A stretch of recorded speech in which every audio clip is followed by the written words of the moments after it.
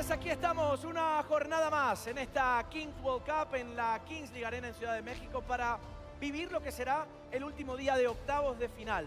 Una jornada que va a ser muy completa, que va a tener partidos muy atractivos, habrá equipos Wildcard, habrá equipos Kings League Américas y habrá equipos de Kings League España. Muchos le dirán adiós a la competición el día de hoy, pero poco a poco iremos desglosando una jornada, Manu, que ha estado, buenas tardes, con un poco de liqueo, de adelantos. ¿Cómo está, mi querido Gonza? Fuerte abrazo para todos. Primero, 4 boletos disponibles en cuartos de final. Para 8 equipos que tienen el sueño de seguir avanzando en esta Kings World Cup. Y sí, hoy me levanté, me puse a ver las redes sociales y empiezo a ver gratas sorpresas. Gratas sorpresas. Esto para el próximo 8 de junio en la ciudad de Monterrey para el Final Four en el Gigante de Acero.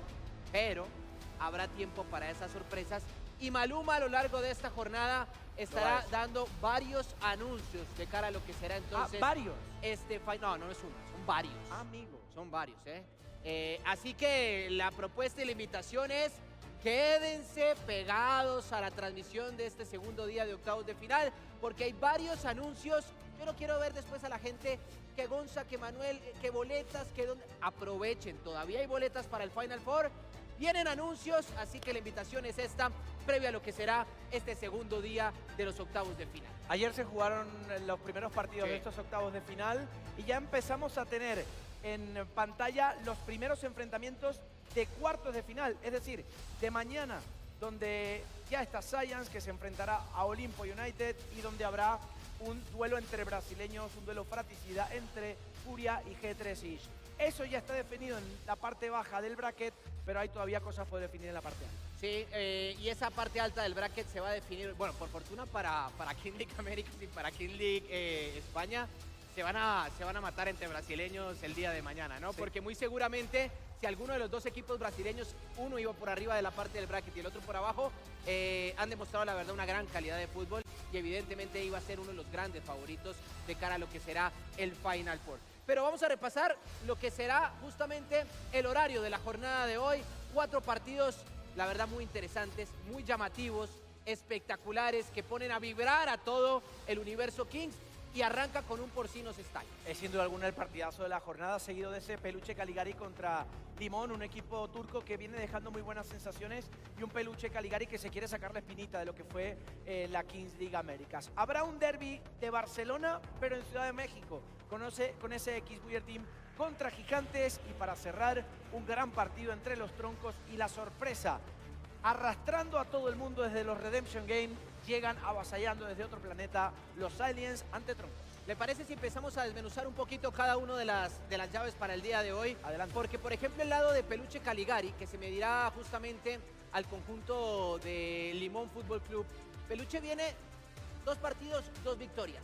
Sin lugar a duda, uno de los equipos favoritos en esta Kings World Cup por su popularidad.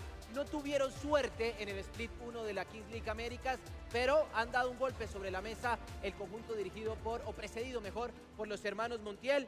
Victoria frente a Deptostra, y en shootouts terminaron por dejar en el camino a Foot de Rue, y con un Furby que viene marcando muchos goles, ya son 4 en su cuenta personal. Y yo creo que precisamente ese último partido ante el equipo francés que mencionabas, Manu, es clave para Peluche Caligari para no llegar a repetir los errores en ese encuentro. ¿Qué pasa? Para graficarles un poco, si de repente no lo han podido ver. Peluche llegó a estar 5-1 arriba en el marcador. 5-1, es decir, 4 goles de ventaja. Tomó la iniciativa el equipo mexicano de resguardarse, de protegerse, de tener un bloque bajo muy a destacar, pero le pasó factura. Empezó a recibir goles, empezó a ser un poco endeble defensivamente, y esto lo capitalizó el equipo francés. Por fortuna, a la hora de llegar a tanda de penalty shootout, Peluche Caligari fue el equipo que mejor puntería tuvo y le permitió avanzar de ronda. Y enfrente tiene a un Limón que comenzó con victoria frente a Gigantes, luego pierden y terminan por dejar en el camino en el last chance al equipo de Murasha, los japoneses. Tienen a Alp Arda, 3 anotaciones, el goleador, pero es el guardameta. Ahí es donde debe haber una cierta preocupación dentro del cuerpo técnico del conjunto de Limón Fútbol Club, pero también nos hace entender que si el arquero es el goleador, es un equipo que o en el dado o en la escalera marcan diferencia. Sí, y se ha demostrado, ¿no? En esta Kings World Cup el tema de la salida escalonada como el minuto 18. Han sido puntos de inflexión en 80% de los partidos, me atrevería a decir, porque si haces una buena salida en escalado y te tiras a favor o te metes en la mochila una diferencia de 2, 3 o hasta 4 goles, ya tienes el 70% del partido hecho. Claro. Lo que le va a quedar al equipo que tenga esa ventaja es terminar de afianzarlo, de reafirmarlo en el dado y luego en la ronda de 7 para 7, en los minutos regulares de partido, ser bastante contundente.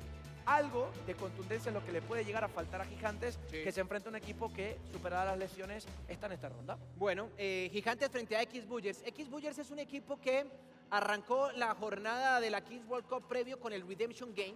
Golea a Atlético Parceros marcando 7. Sí. Luego le marca 7 a Galácticos del Caribe, que venía de ser un equipo de Final Four en el Split 1 de la Kings League Américas. Y viene de sufrir un poco, si se quiere, pero ganando por la mínima frente a SXB, el conjunto árabe.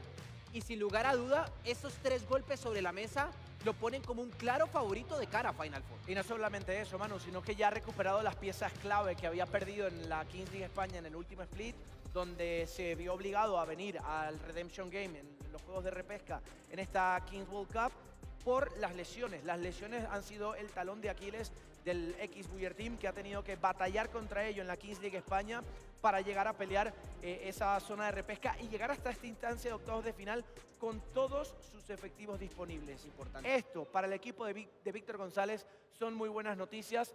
Ahora, del lado de Gigantes, y lo comentamos fuera de directo, el tema de si el descanso por esa incomparecencia de Five beneficia a Gigantes o le perjudica el no haber tenido ritmo. Puede tener 2 lecturas ese partido para el equipo de Gerard Romero. Sí, puede tener esas 2 lecturas, pero sobre el final creo que, más allá de no tener la aceitada de la máquina frente al equipo de Five, creo que enfrentó a Raniza en el Last Chance y termina por eliminar al vigente campeón del Split 1 de Kings League Américas. No sé si me atrevo a decir que fue un fracaso del equipo de Raniza o fue sin duda alguna una sorpresa de parte del equipo de Gerard Romero, que venía con ese contexto complicado por no haber jugado ese segundo partido de la primera ronda, pero que a la postre le deja una victoria contundente frente a Raniza y que hoy evidentemente es uno también... tiene todas las credenciales, por supuesto, para enfrentar a un X-Buller Team. ¿Se atreve a dar algún favorito o lo ve muy parejo? Es muy difícil porque de repente si estuviéramos hablando de una ronda regular, de una jornada cotidiana en Kings League Américas o en Kings League España, te diría, bueno, aquí puede pasar esto por la previa que traen, por el jugador 11, 2 y 13 que de repente viene bajo de ritmo o han perdido el 12, pero es que aquí no hay mañana. Aquí es este partido y se ha visto con los equipos que, entre comillas, eran favoritos, Manu, y que se han terminado despidiendo de esta competición. Hablamos de el vigente campeón de Kings League Américas, está fuera. Equipos que vienen con muchísimo peso, finalistas de Kings League España, Ultimate Nostres, ayer se despidió. Es decir, poco a poco se han quedado en el camino algunos equipos. Es que aquí no hay mañana. Aquí tienes que tener un buen día, te tienes que levantar con el pie derecho para seguir justamente en camino. Y tendremos un duelo interesante también entre troncos frente al equipo de Aliens. Un equipo que sin duda alguna viene haciendo pergaminos, viene haciendo las cosas de gran manera, derrotando a niveles, a equipos de gran nivel como lo fue Titán en algún momento, como fue Ultimate Monsters, para avanzar esta ronda de octavos de final como cabeza de serie. Y del otro lado, bien decías al inicio de la transmisión, Aliens, que sin lugar a duda es un equipo que sorprende, pero que anímicamente está muy crecido por los resultados previos, más allá de que en el split terminó como penúltimo en la Kings League Américas, pues viene a dejar en el camino a equipos como Real Titán y como Club de Cuervos, que son equipos populares.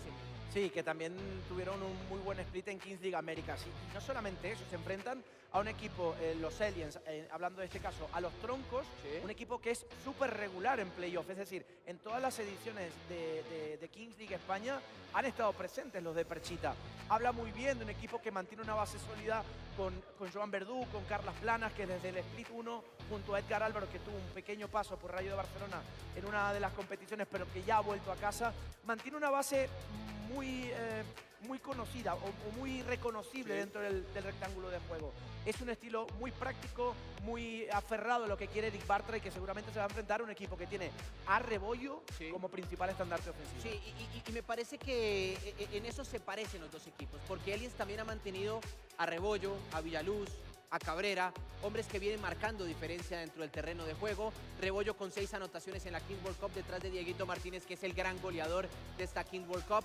Y es un equipo además que suma 14 goles. Es el cuarto equipo más goleador de la Kings World Cup, detrás de Ultimate Móstoles, que es el gran goleador con 18 tantos, con Science, que tiene 15, y con Muchachos, que también tiene 15 anotaciones. Este partido del que estábamos hablando es el que cierra, pero Sí. hay uno que abre y es un partidazo. Es este.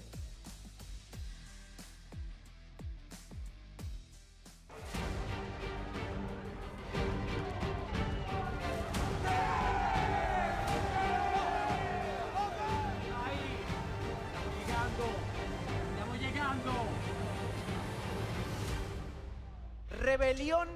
Rebelión en la granja. Se enfrenta el equipo de Ibai Llanos contra el equipo de Blues. Se enfrentan los cerdos contra los caballos italianos. España-Italia para abrir la jornada. Sí, sin lugar a dudas será un espectacular partido que abrirá esta jornada, el segundo día de los octavos de final. Porcinos con 13 goles, otro equipo de gran goleador, y un Stallions que no va a contar con Francesco Totti. Veremos si en la dinámica de juego el conjunto italiano demuestra lo que viene haciendo entonces en jornadas anteriores.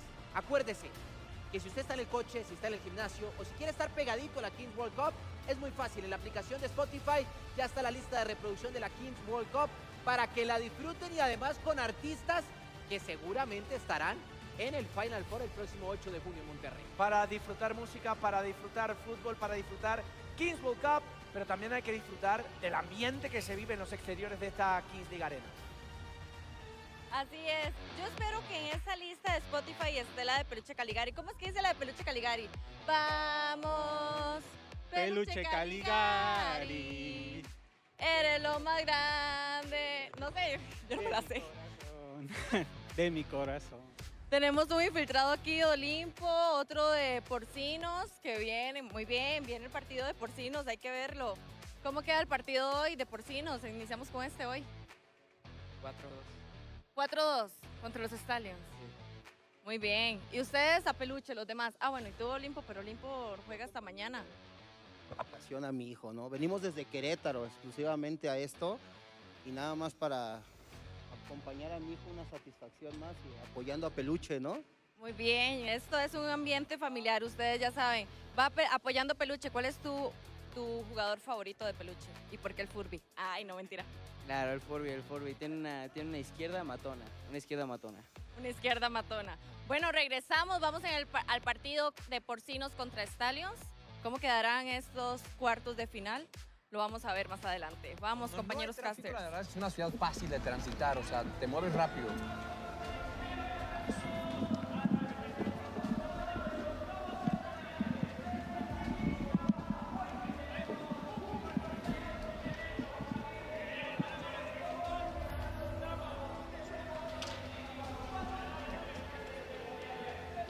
Good afternoon, everybody. Welcome once again to the Kings League Arena in Mexico City. Day 2 of the last 16. We've already got 4 teams in the quarterfinals. We're going to see which other 4 join them today. A couple of wild cards have gone all the way through to that final 8. 2 Brazilian teams qualified yesterday. We've got a wild card in the first game here today. Stallions, no Francesco Totti, of course. He played the first couple of days, but we think he's gone back home.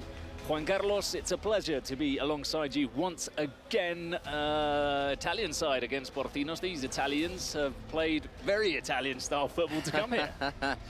Bruno, great to be with you today. Yeah, let's see what we have in store. Great games yesterday, and it's getting more and more exciting as we go on, getting ready for that trip to Monterrey. Stallions against Porcinos. Very European match here for this first match of 4 that we have for you in store today. It should be fun, and as you said, I think Francesco Totti came.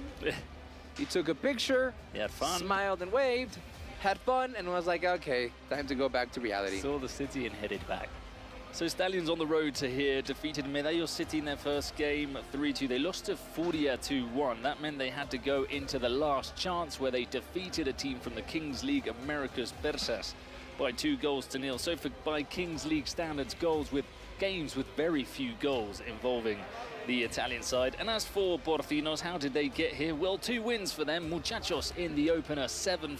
Sayans, that was a bit of a surprise. One of the strongest teams in this competition, the current Spanish champions. They beat them 6-5, so they're undefeated heading into this game against Stallions. There is their president, Ibai Llanos, blur for Stallions representing Italy. Guarda, sta tutto fresco.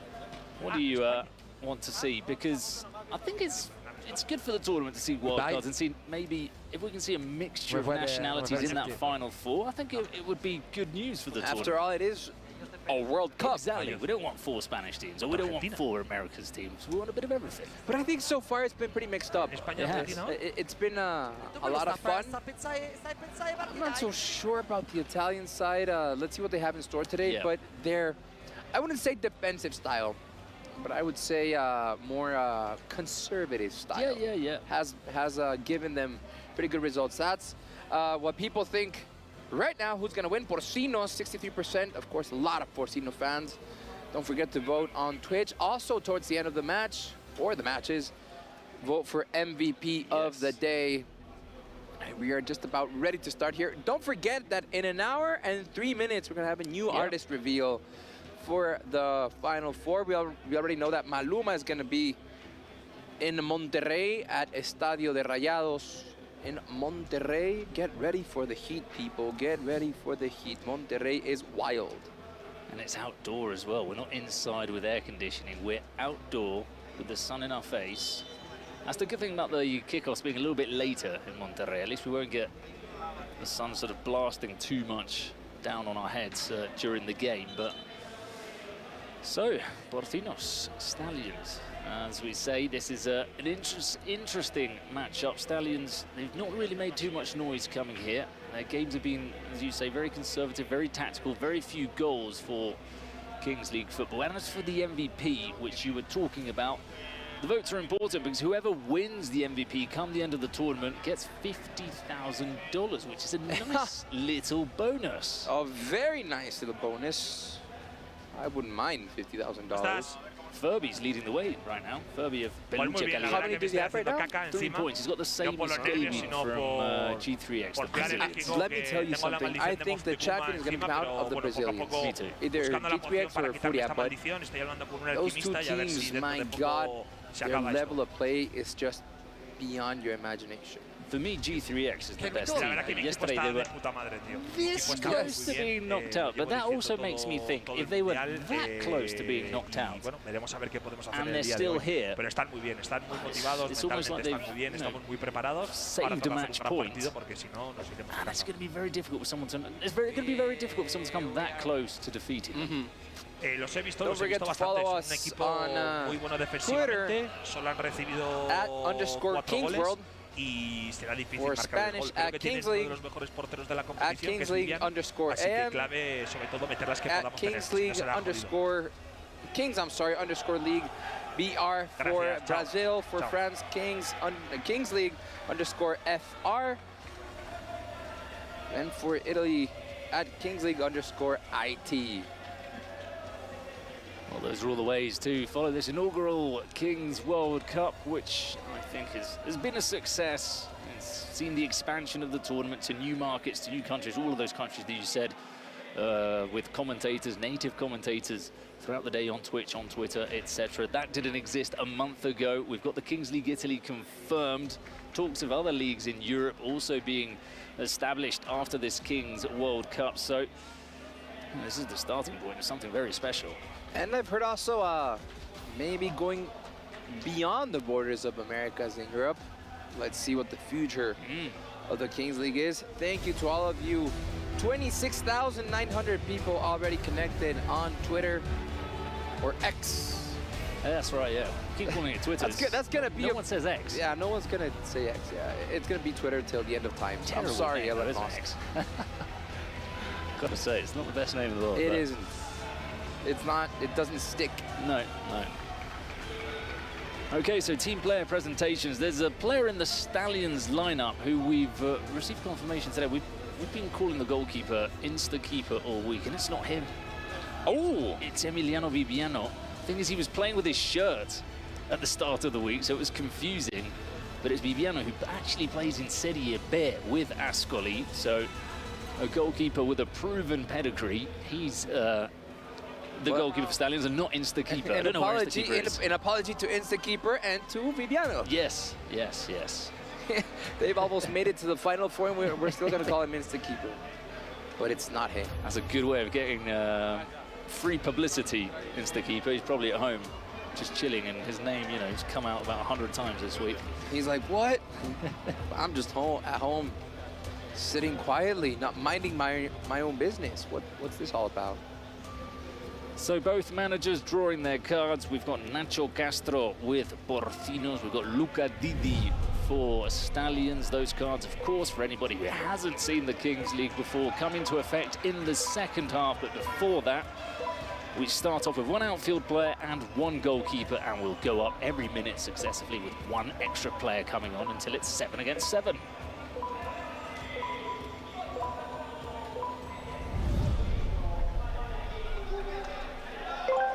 So it's going to be the pacey and powerful Guti for Porcinos, and Leon Baldi, who's a defender. I know he impressed you last time we saw him with Stallions. He's got a good physique, the defender. He's tall, he's strong, young, and also has very good skills. Yeah, he's got good mobility for a player that big. But look, Guti's turning him inside out early on, and the first goal of the evening, just 16 seconds into it. Porcinos take the lead against Stallions. 15 seconds into the game, and already Porcinos are letting Stallions know that they're here. They should be taken seriously in this round. And now, let's see how Stallions can get back into the game. Well, we know he's a very good defender, Leon Baldi, but it didn't take Guti too long or too much to get past him there and score. This is where maybe he'll struggle a bit more, trying to get past Guti. Yep, he plays it directly out of play.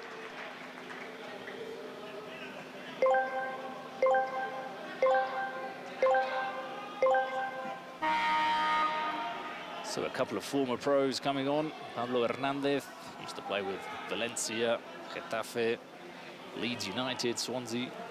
We've got Nainggolan, Roma, Inter, Belgian national side.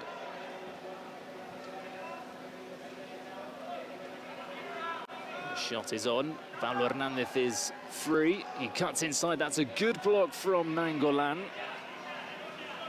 That was a good set of skills by Pablo Hernandez. Oh, he was a great player back in the day. And that falls to Bibiano. Not Insta-keeper, Bibiano. Sorry to Insta-keeper again. Already 41,800 people connected on X. Thank you so much. It's been a wonderful ride, a wonderful tournament so far. It's really interesting to know where these people are from as well. Connecting to the Kings World Cup. Pablo Hernandez gets past Nainggolan. That's a brilliant save from Bibiano. Nainggolan thought about the long-distance shot. Instead, nothing says the referee as Andrea Tarasco goes down. I think the ball was already a long distance from the player. That's why it's not a foul. He didn't complain either, did he? Yeah, just get up and keep playing. Come on. So Briones, Nadir, another of the star players in this team. Woody through to Nadir. Oh, you can't miss those. Oh. You cannot miss those. Wow, I thought that was going to be buried. I thought that was his bread and butter, but he slices it wide. What are you doing? Yeah, I thought it was maybe offside or... That was such a clear chance. You can't miss those, especially at this stage. No. This is the stage where the goals normally come as well, isn't it? 2v2, 3v3, 4v4. Nainggolan with a power shot, saved by Briones. You didn't see him coming, did he, from behind? Nope, he was completely surprised. Pablo Hernandez, the cross for Adrigedo. Well, we talked about Stallions' strength in defense, but right now, Porcinos are creating a lot of chances. I think their strength comes when they are in the larger part of the 7 against 7. Yeah, 7 against 7, 6 against 6. Maybe not against 5 against 5 because they need to regroup. Yeah. In the defensive sector, Ibai Llanos hasn't sat down for a second. Well, there's $1 million on the line for the winners. It's not that much. Not that much for Ibai. Oh, Ibibiano saving now from Nadir. How many chances have they had already? That's 3. Within 4 At least minutes. 3. Yeah.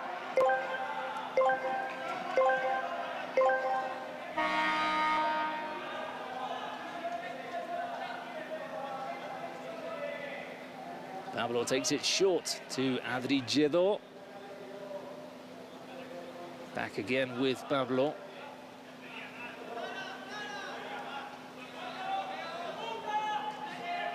Still find the free man at the far post.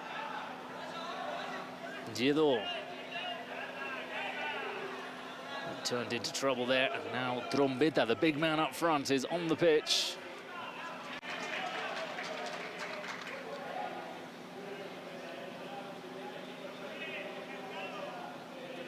I see 487 people connected through Twitch, so big shout out to everyone connected through Twitch. I can see on the chat, so if you guys can leave for us where you're tuning in from, we'd be glad to know. That'd be great. So is that 7? Yeah, that's 7 against 7, 5 minutes into the game. This is where you think maybe Stallions can sort of calm things down a little bit. Right, yeah. But it's still Porcinos who are attacking. Adri Jedo. Pablo Hernandez open on the right-hand side. You know what? I was also very impressed by Giovanni Bartolini, number 8 by... oh, what was that? Number 8 for Stallions. Yeah. Very good player. Yeah, they've got a couple of interesting players. Bartolini, Spera as well. Lefster 10 on Twitch is tuning in from Austin, Texas. Ooh. Great food in Austin, Texas. Great barbecue in Austin, Texas. Yeah, Hook 'em Horns. Hook 'em Horns, that's right. Yeah. Great city, Austin, Texas. So shout out to Lefster 10.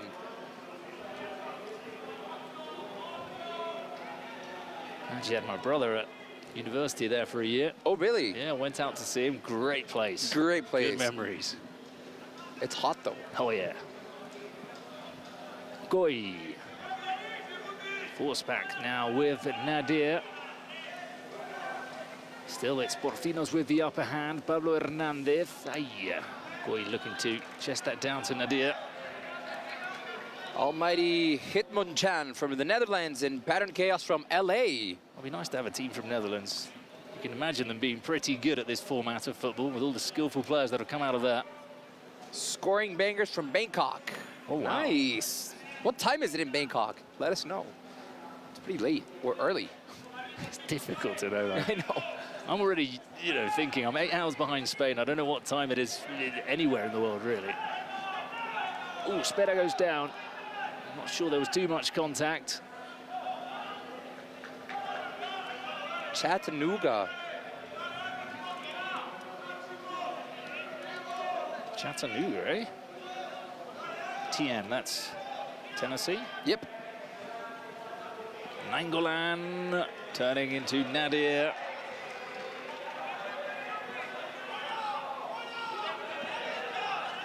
Oh, a lot of nationalities I'm seeing there on the Sammy list. Sud, UK rooting for Los Aliens later. Oh, man, I love Los Aliens. Los Aliens have fans in the United Kingdom? Yeah. That's awesome. I think he's a big Man United fan, Castro, and he's got a bit of a presence in the UK, and he's a great guy as well. He's a fun president. Scoring bangers. It's 3 in the morning in Bangkok. Wow, All right, good effort. Get that coffee going. Good effort. Pablo Hernandez. Ooh, that was well done by Spera there, letting the ball just run behind him.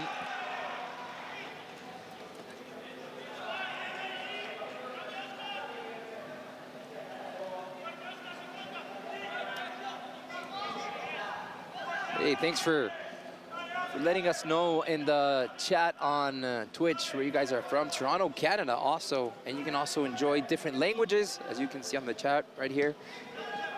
And also, if anybody has any questions regarding the format or anything, and if they're new to Kings League, we'll be very happy also to try and answer them. I'm not guaranteeing we can, but we'll try. They were asking about the pitch, if it's a carpet. It is sort of like a carpet, but it is artificial like turf. Yeah, yeah. For those in the UK, sort of Astro-y.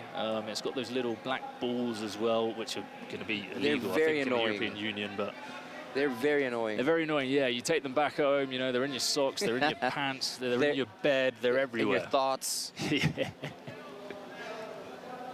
Maybe they're from Amsterdam. Gido.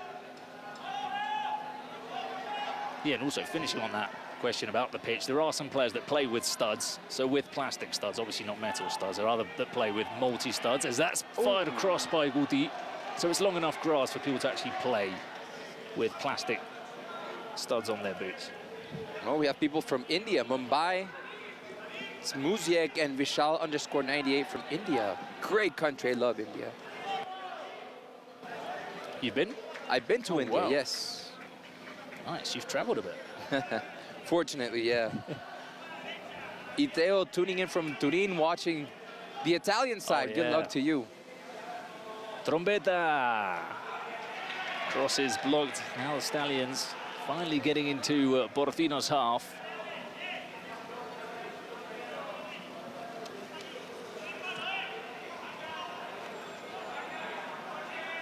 They're asking, can this be played in a basketball arena? It looks a little wider than that. I think it can be. Yeah, similar. It's seven-a-side football in Spain. Hang on, here's the counter-attack from Adri Gido. He's got Pablo Hernandez to the left. Leon gets back and cuts it out for a throw-in. Yeah, it's quite similar in size, I'd say. It's, you know, seven-a-side football in Spain is quite big. It is larger. It's a thing. Yeah. So I think it's a bit bigger than basketball. Yeah, it is. A little bit. I mean, it could definitely be fitted into a basketball arena. But yeah, probably, for sure. People from Norway, Callao, Peru. Must be cold now. Hernandez, Adri Gido, saved by Viviano. There were two chances there for Gido. The final effort fired just wide. That came in from David Soriano. And there's Ibai's reaction to what could and probably should have been a second goal for Porcinos. Again, Porcinos are missing real important opportunities, and they can pay the price for this later on in the match, maybe. Let's see how Stallions react to this, but you can't let people off the hook in Kings League. Oh, there's the cross. Trombetta, saved by Briones. It was offside, but still, you know, the message is there from Stallions. We're here. We can also create and cause some clear chances. What teams do the commentators support? Oh, I support Athletic Club from Bilbao in Spain. And yourself? I know the answer, but... I'm a Tigres fan here in Mexico. But as for Kings League, I think I might say I'm a Raniza supporter. Yeah, I'm not entirely sure if, you know, we can show our allegiances, but... I mean, they're already out of the competition. Yeah, I was a big fan of Raniza as well. They're a fun team to watch. But we've got a president penalty. It's going to be for Porcinos, so that means that Ibai, who's in the arena, is going to step down from his booth and take a penalty. And what is probably one of the quirkiest and most fun little elements of Kings League. For sure, he gives the Kings League a lot of color.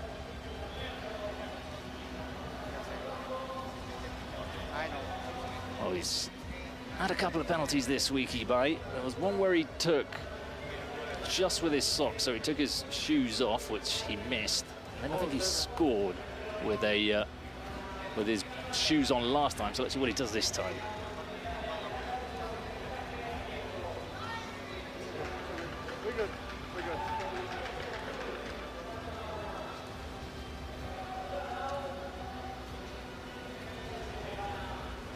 Taking a while, as tends to happen from those booths down to the pitch. They've got to go out of the arena and back in, so it was a slight stoppage in play when a president penalty is locked in.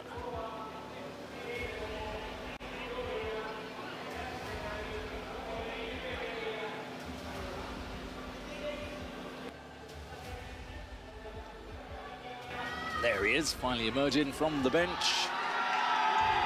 The crowd are really cheering him on. I think he's definitely one of the presidents that's been most identified with Kings League. Oh yeah, he was one of the founders really, alongside Gerard Piqué, and he's a very, very big name in Spain, at least I think in most Spanish-speaking countries. He likes to dress all in black, Ibai. despite the heat. Yeah. Wants to dress like a referee. Let's see if his shooting ability is a little bit better. So Ibai against Bibiano is to make it 2-0 for Porcinos. Oh, that's a brilliant save from Bibiano. That wasn't a bad penalty. That was not a bad Ibai. penalty, but I don't know if he telegraphed it too much. Maybe a little bit, but that hand from Bibiano. Let's see. Yeah. It looked like it was a bit more in the corner. Hard to say. Nah, it's one of those, if the keeper goes the other way, you're saying it's a brilliant penalty, but...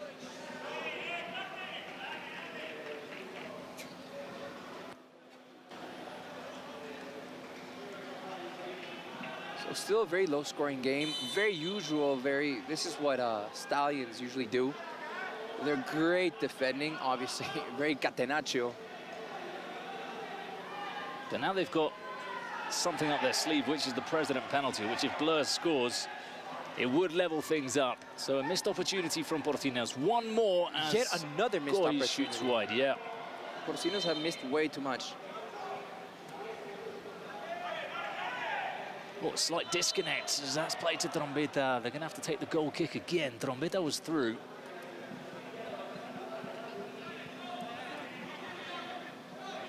So good, so good. Just play. So it's 583 people now connected via Twitch. Thank you so much. Almighty Hitmonchan asks, have both teams President penalties? Yes. Yes, they do. They do. So if you see in the score and the game clock, you can see a blue sort of triangle next to the name of the team. That means that team still has their President penalty. And sometimes teams take shootouts because the President isn't here physically at the arena, or sometimes the President doesn't fancy his chances and he prefers a player taking a shootout, so where he runs from the middle and has 5 seconds to shoot. But today in this game, and every game we're going to do, both Presidents will be taking penalties. Exactly. So President penalties for all the games today.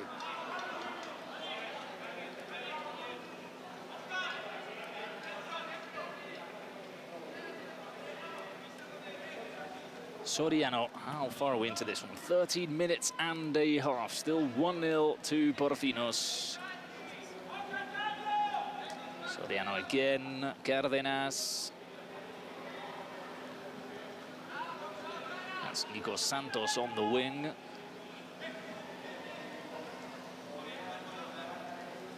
Good defending from Marin on Dorkis. Cárdenas to Nadia, and he shoots miles over the crossbar.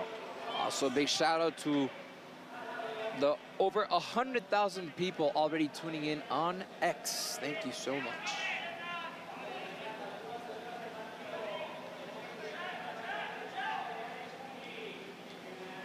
Marin, the only non-Italian player in the team, from Romania, the number 3. Tarasco. Spida.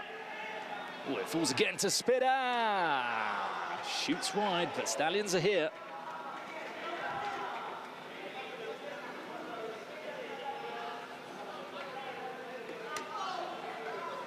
I think they're going to give them a scare here, Stallions, I think.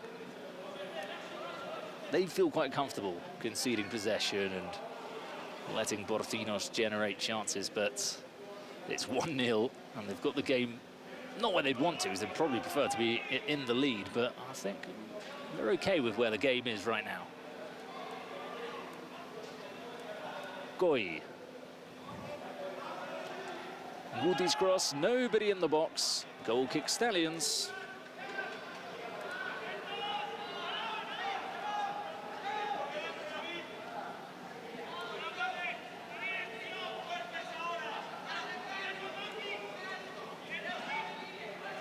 Leon. Baldolini, see what he was trying there to connect with Trombetta.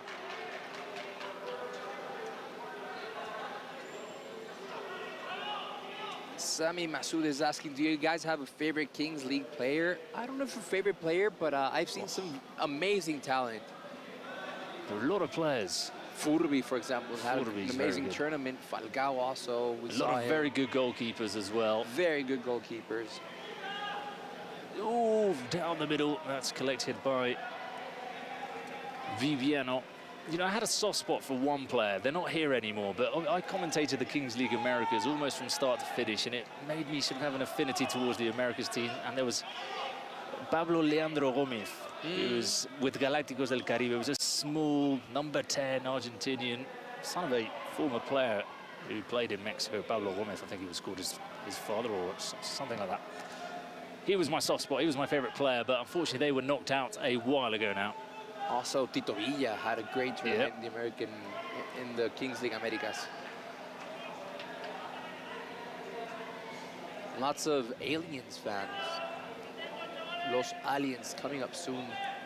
Oh, they got some good players as well. Rebollo, he's been on fire in this World Cup. And a huge fan base. Look at Trombetta turning, it falls to Valtolini, saved by Briones. Another warning sign there from Stallions. Trombetta's so good at just out-muscling the defender and turning.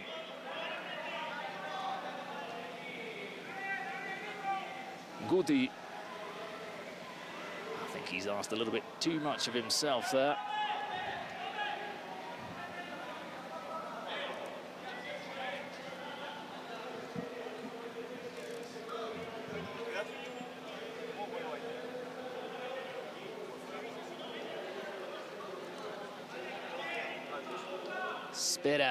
Spera shot, a lot of power, not that much placement.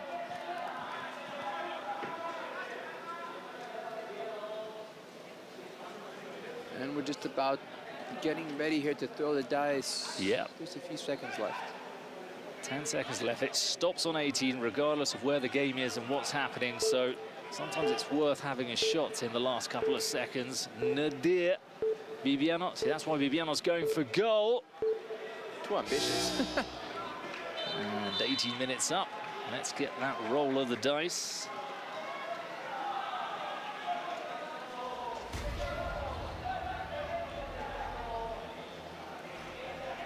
So this is Espe Borràs, the president of Aniquiladoras, the Queens League version of Aniquiladores. They were knocked out yesterday. Voy a por un 3. A ver. She wants the 3. Let's see what we get here.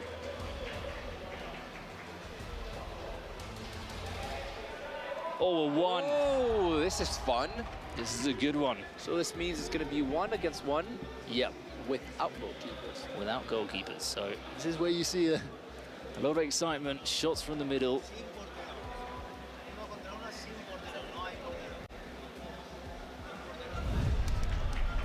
No goalkeepers for this 1 against 1, and it makes it very fun. And just a reminder that they can't use their arms in goal when they're blocking the shots, which normally leads to a few stingy shots to the legs, a couple of daisy ones, hazy ones to the head as well.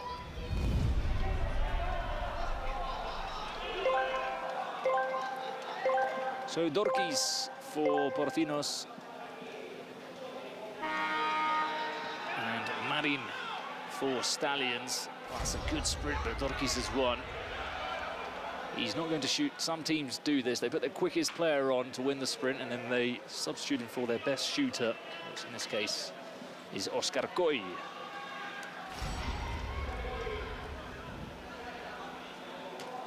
Coy shot. There it is. It's a powerful drilled shot from Coy past Bani. 2-0 Portinos. Let's see if Stallions can get back in the game. They're going to bring on Viviano. So they fancy him as their best striker of the ball. Obviously, they have to restart from the midfield mark, and from there go.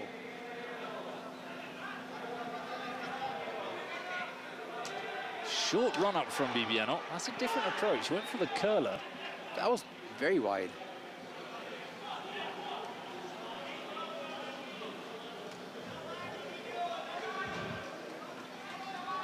So another opportunity for Oscar Coy to extend Porcinos' lead.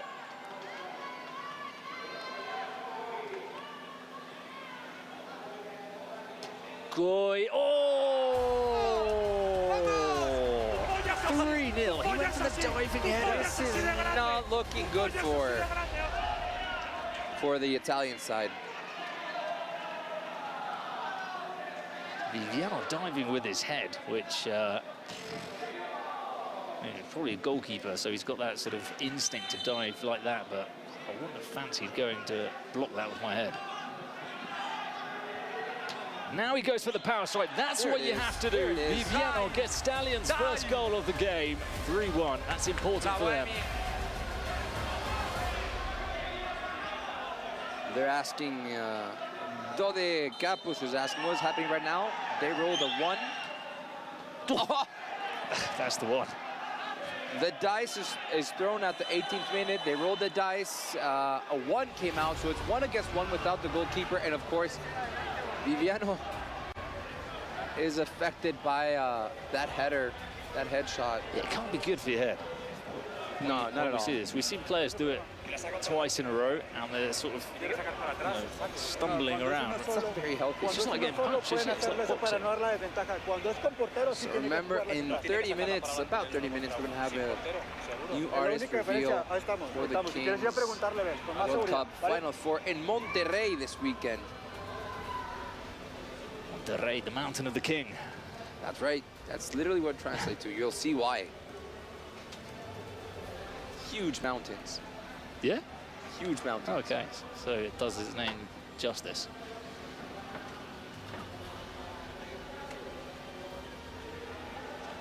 So now that we head into the second half, those secret cards which were randomly drawn at the start of the game can now be used in the second half.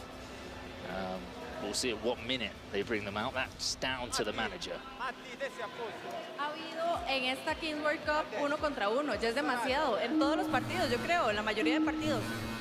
Me encontré, ¿qué está pasando? Porque arma secreta y una secret card de Porcinos. Vamos a ver qué pasa. ¿Hace cuánto eres fan de Porcinos y de Kings League? No, desde antes de que existiera la Kings League, desde que jugaban en FIFA. ¿Sí? ¿Desde ahí eres fan de Porcinos? ¿Algo que quieras decirle a Ibai que falló su penalti? No, pues que hay mucho ánimo, que es muy difícil estar aquí, pero es importante tener el valor para tirarlo. All the Mexican fans. Mucha suerte. A ver, ¿qué crees que tengan de arma secreta ahí los de... So now Porcinos have played their secret card, and the secret card is top player. What does this mean? That they're going to choose one of the players, obviously, and they're going to give him a special armband. And what that means is that if he scores the goal, that goal that he scores counts double. Yeah. But he can only do that for one goal. Exactly. Oh, I see a Adidas jersey in the stands. You can always spot those out, can't you? Well, that was Pame with the halftime interviews with some of the fans. And who's been given the star player? Adri Lledó has been given the armband. So as Juan Carlos pointed out, any goal scored by him, well, the first time he scores, if he does score, it will be worth double.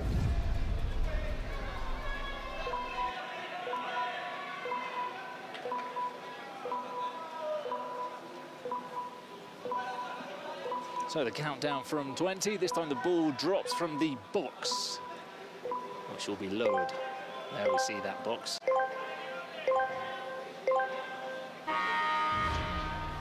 Down it comes, Trombetta using his arms, using everything he can to try and gain an advantage.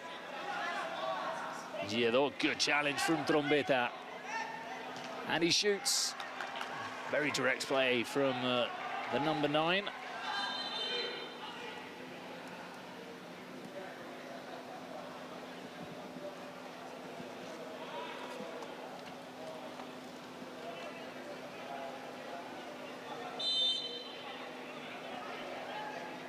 So corner from Spera. Leon, it's back to Spera.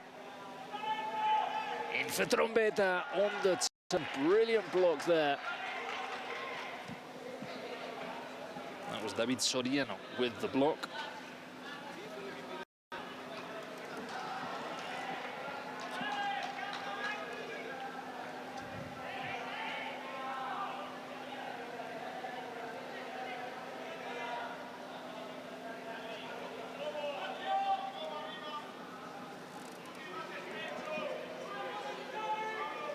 asking if we are live commenting from the arena or our studio or at home. We are here at the arena. Very fortunate. Very fortunate, yes. Thanks for the question, mi Vido. Ooh, that's a lovely pass from Pablo Hernandez. Figueredo was looking to play it back to the tricky former winger, Pablo Hernandez. He's been a very active role of the Kings League this year. Played in the entire competition. He's actually been part of the Kings League for a couple of seasons, Hernandez.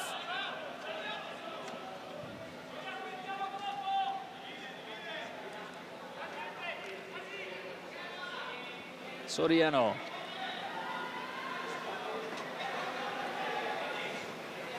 No pass available for Jacobo. Ends up playing it to Pablo Hernandez. His cross to the far post, and it's into the hands of Viviano. They look to counter. Nainggolan.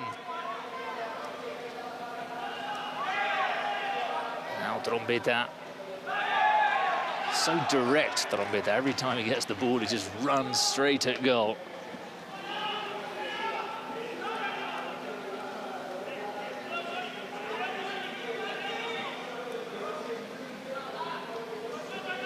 Stallions are, well, they need to go against their philosophy a little bit and start to be more aggressive. Usually a very well-organized team in defense, but not too explosive when it comes to attack. But now that has to change. So here's Cárdenas. Guti. Nainggolan now further forward. It's Trombetta who's perhaps in an anti-natural central role in midfield. That falls to Jacobo! Curls it into the back of the net. 4-1 Porcinos. This is looking very, very positive for the Spanish side for Porcinos. Now 4-1. It's going to be very hard for the Italian side to come back in this match. I believe the team presided by Ibayano are close. But hey, president penalty for Stallions. Makes sense. You gotta get back in the game. Yeah, makes a lot of sense to play it now. And they need to reduce that deficit, Stallions. So that president penalty will come in the next stoppage of play. Meanwhile, the Italians look to go forward. Spera for Trombetta. Nainggolan. Nainggolan's ball across. Finds the hands of Briones.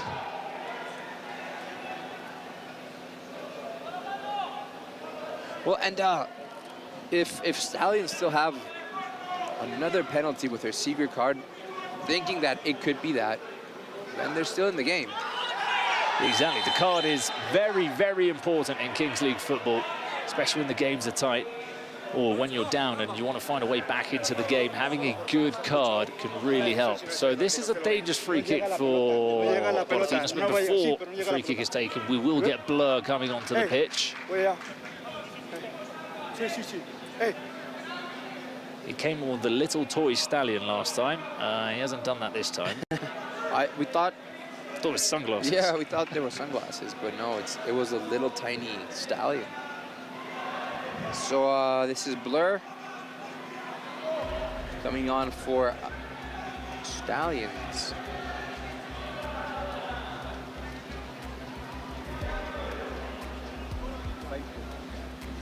So tying up his boots. I think he scored his last one. Remisino is asking, will the Final Four be played on grass or on the synthetic? It's on grass. It's grass. And it changes, because the Final Four in the Americas was played in the Aztec Stadium. You can see obviously it's different, because the ball here, you can have players who are like futsal players who really step on it. And in the final in the Aztec Stadium, it rained a little bit, so it was more like conventional football. So Blur against Briones, you really think they need to score this to have any chance, Stallions?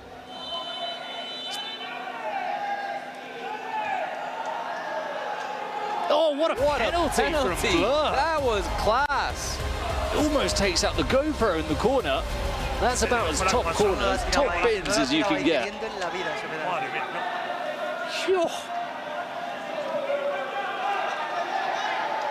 And now the game is going to restart. Oh, look at that, he did hit the camera.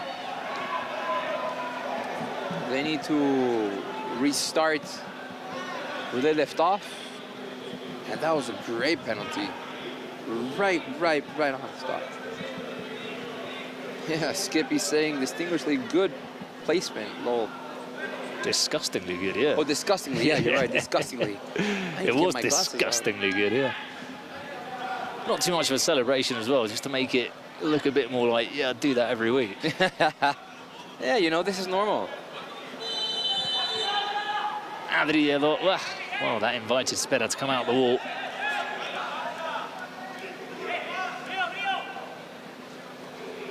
Guti. Pablo to star player Adri Djevo. Jaco, who scored the 4th for Porcinos, and Spotify's secret card locked in now for Stallions as Guti looks for Jacobo at the far post. Viviano will have to volley that away, and it ends up being a good pass for Nainggolan. Drops the Trombetta, takes it a long way around Briones. And what was almost a promising chance, I think, has... Oh, I was going to say it vanished, but Trombetta continued to battle away and hit the side netting. So let's see what their Spotify secret card is.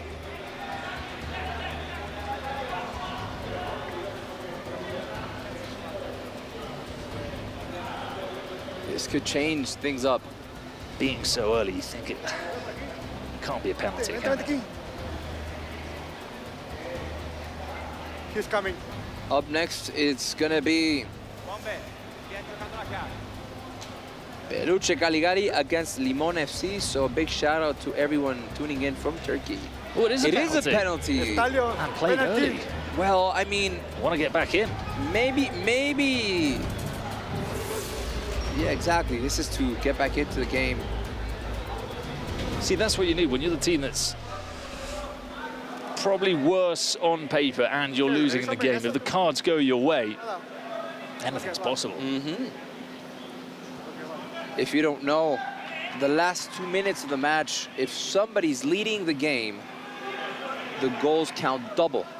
And if it's tied, it's a golden goal. So Trombetta has already scored a few in this tournament. Will take the penalty.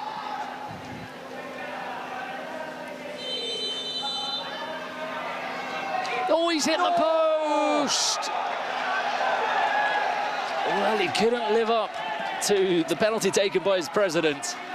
That's gonna be complicated now for Stallions. Oh, that would have made it so tight coming into the end of the game. Unfortunate for the Italian side. It's gonna be hard for them. Well, they've run out of all cards and external factors. Now they're going to have to win it on the pitch.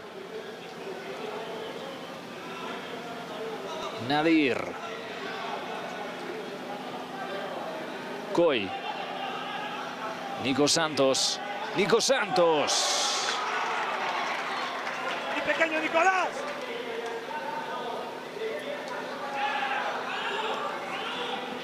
Almighty Hitmonchan says he didn't pay attention to his president, and you're right. Yeah. Well, I don't think anybody could have taken that was great stuff by Blur. As Blur. That was great stuff by Blur. Well, one back by Spera. Oh, he slipped just as he looked to shoot there.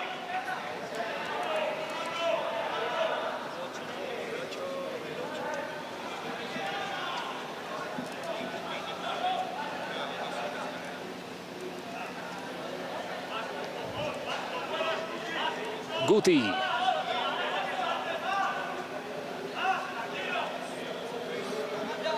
Briones.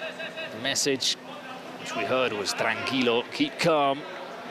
No need to rush for Porcinos. Yeah, Porcinos are in no hurry whatsoever. I mean, it's almost 10 minutes to the 38-minute mark. And it could change, but Stallions have really missed important chances.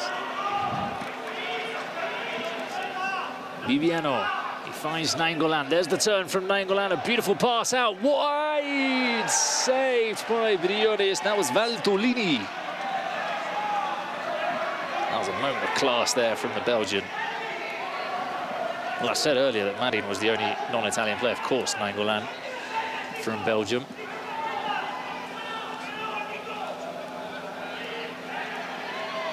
Loose touch from Trombetta. Adri Giedo. He was looking for Pablo Hernandez. Game starting to open up a little bit. Nico Santos. Pablo Hernandez, he can turn into space. Here's Oscar Coy. Pablo, the run from Gudi. Drags the marker. Frees up some space for Nico Santos. Nico Santos, well defended by Spera. Still the ball remains in possession for Porcinos. Pablo Hernandez over the crossbar. Next Lemon says, sir, I had no idea the casters read the chat, lol. Here we are. Anthony 813. Hey, how are you doing? Mibido says he loves that we're reading the chat. It's the minimum we can do. Casters need appreciation too. Big love, brothers. Big love to you, Next Lemon.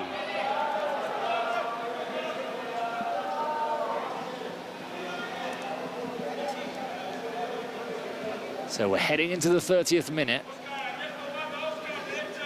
Still only 2 goals, which is the distance that you want to be at least coming into the double goal window in the final minutes.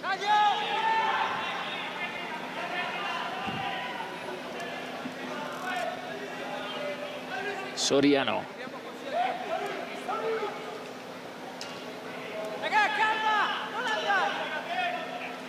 That will run through to Nico Santos. Adri Giedo. Didn't quite find Nico Santos. Mistake there from Benedetti. Nainggolan screaming at him. Goy. Save from Viviano. Well, saying there was a high foot there from Nadir.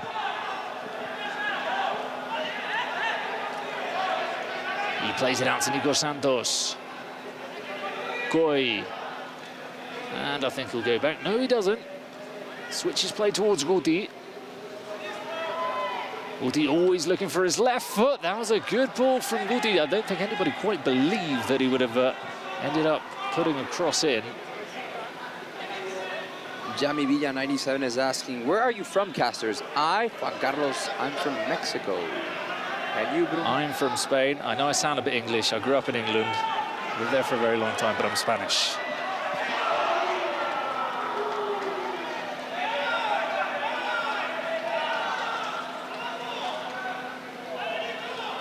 Nainggolan.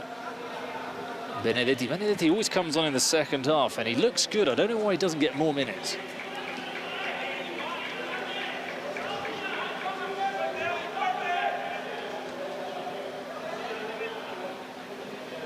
Benedetti. Oh, Valtolini. Very important. That's 2 for Valtolini now. You know, I think there's just a slight touch from Guti in front of him.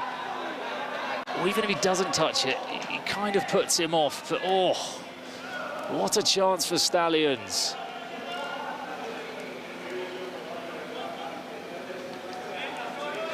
Soriano.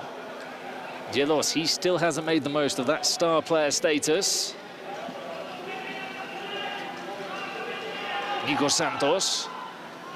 Still Nico Santos. Oscar Coy, saved by Viviano. Now they can run a bit. This is a good question by Rosalino. If goals are worth double in the last 2 minutes and a star player scores, do they get 4 goals or how does it work? No. The star player is only until the 38th minute. All of the secret cards work up until the 38th minute. Starting the 38th minute, everything changes. Exactly. How long do they play? It's 2 halves of 20 minutes, so 40 minutes.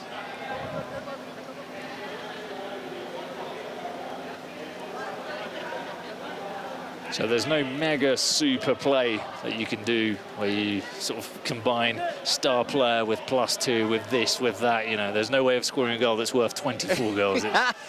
That'd be too good to be true. There's only so much you can do. Soriano, he's just gone over Nainggolan. Valtolini saying he got caught, the referee allowing play to continue.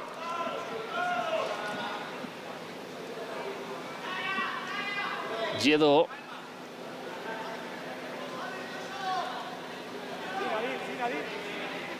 Soriano.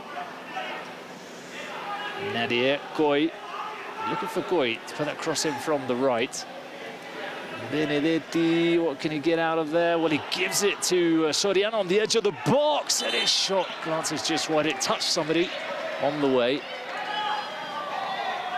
So it's okay if it's your first time watching Kings League. We can explain as we go. Trust me, you are going to fall in love with it. It is so much fun.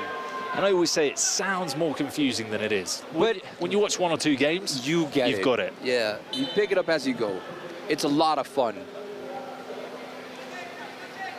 Santos. Adri Giedo.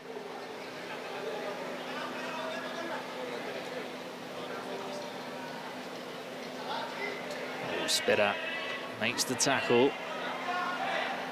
They're hounding Adri Giedo. They're forcing him to play it backwards.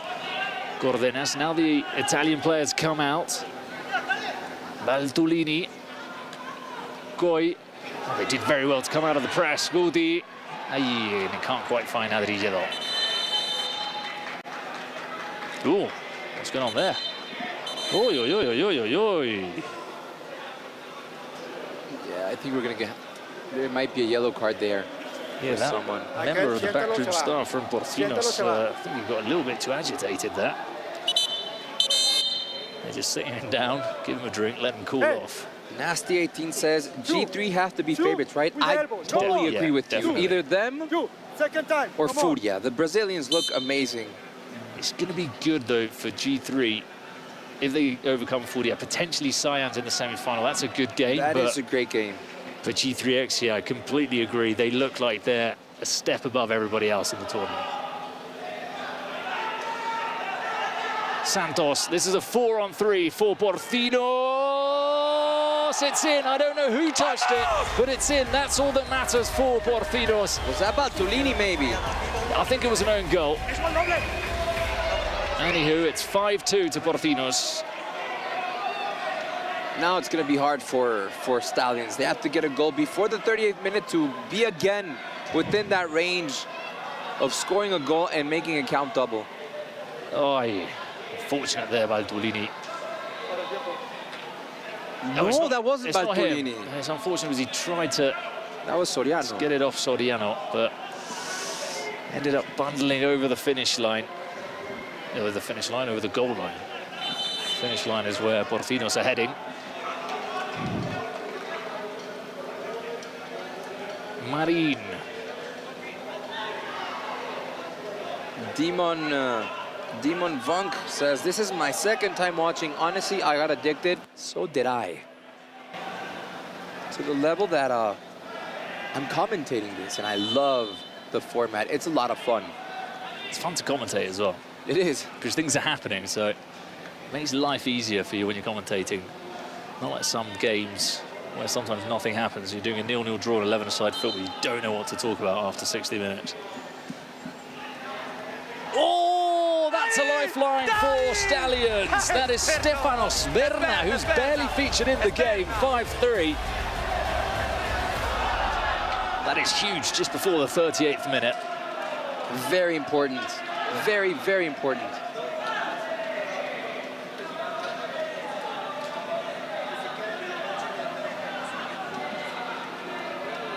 They're checking for something in the VAR. Let's see what it is. It looked okay, though, didn't it? It looked like it came sort of off his thigh or knee.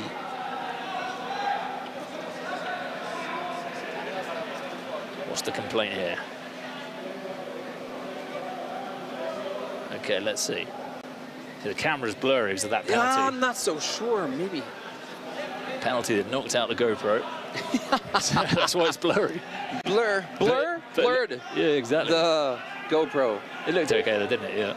It is. So now we're about to get to the 38th minute. That means we'll probably get a shot here from Nadir. Oh. So starting now, since Porcinos are winning the match, whoever scores that goal counts as 2. So imagine if Stallions score a goal right now, It's 5-5. they're going to tie the game, and that makes it very exciting. Corner kick. Who is the most famous player in the Kings League? In the World Cup? In the World Cup, well, we had Francesco big Totti, names, yeah. we had Eden Hazard, Yep. Nangolan now on for Stallions. Falcao, arguably the Falcao. best futsal player of all time. Those are probably the biggest names. Vladimir says, it is mad that this channel only has 800 viewers and the Spanish channel has 37,000. They need to promote this channel more. Well, you can help us with that. Spread the word. And it's true that it's been established in Spain for a few years. It's quite big over there, so there's a big following in Spain. Even here in Mexico, you see people, you actually see people, I know people might find this a bit crazy, I find it a bit crazy as well, but you see people on the street with Kings League team shirts. They come into arena, they watch their team play, and they go home. Yeah, they don't even stay for the entire game. So there's proper fans over here. So last couple of minutes. Well, this is a tight ending to the first game of this session. 4 games in store for us today. 4 last 16 games, the final 4 last 16 games. Guti to Pablo. Oh, Guti's got a bit of space in the middle. He's going to tee it up to Oscar Coy. Yay, Oscar Coy. Trombeta. He's a threat. Oh, he goes down. It's end-to-end stuff now. Guti. Pablo. There's acres of space for Guti in the middle. Nangolan's saying to Viviano, just play it long to Trombeta. He'll make something happen. Here he is, turning. Oh.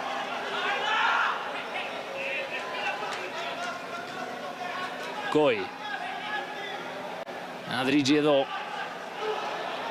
Oh, down by Nadir.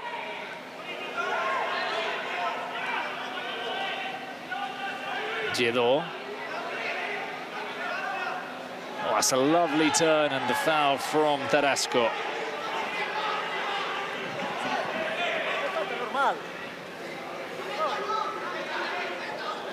Well played there by Nadir.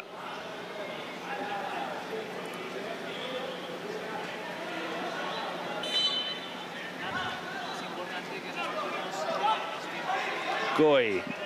Pablo Hernandez. Hooked away by Andrea Tarasco. Remember, you can vote now for the MVP of the match. Foul on Adrigedo. So we'll see how much we've got of added time. 2 minutes. You know, I've enjoyed Stallions throughout most of the tournament. I know it's a different approach and different kind of play, but I don't know, I like to see it. It's a proper team effort from them.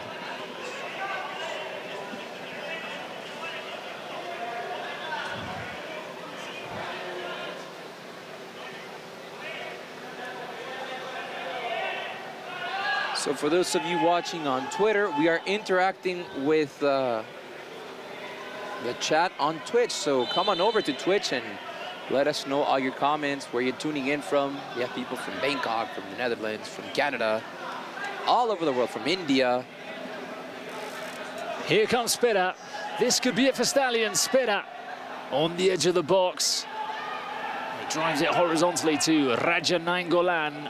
Nangolan over the top. Oh, they were looking for the turn there. Tarasco looking for the volley. Pablo Hernandez comes away, skips past Valtolini. Is it going to drop to Coy? It's Trombeta, the number 9, tracking back. Not only does he put it behind, but it's also come off a Portinos player, so it's possession for Stallions.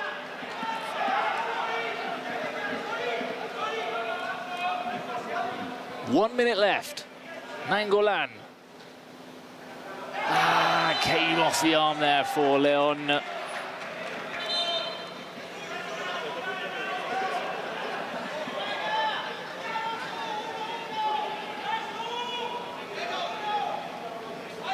Javier_T is watching from Singapore.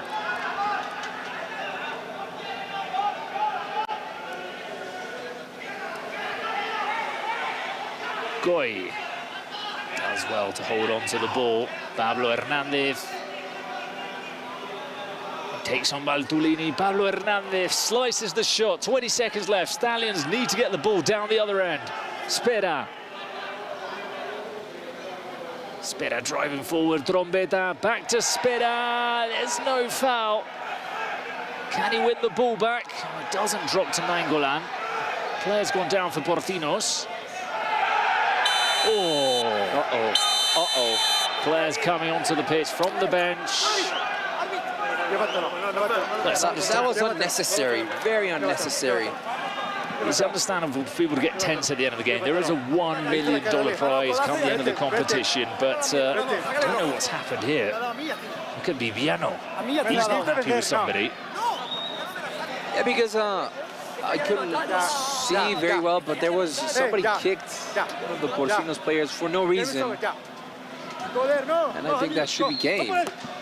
Yeah, it looks like they're saying here in our VAR booth. Oh, okay. I think he's gone in with his forearm there, Trombetta. That's just frustration. and then there was that. Then he's caught out That was double for Trombetta. But Trombetta is a tall guy. You don't want to mess with him. But look, handshake from Viviano with all the players. That's nice to see. He's diffused the situation.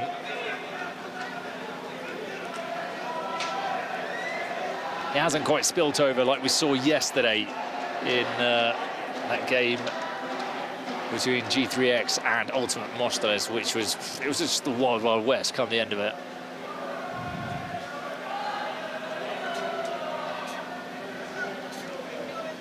Well, he hasn't blown the whistle yet. I'm pretty sure he will once play is resumed.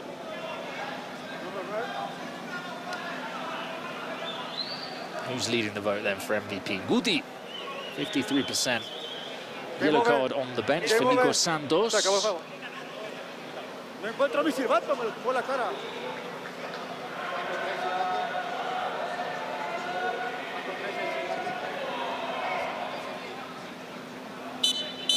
And final whistle. And that's it. Porcinos are through.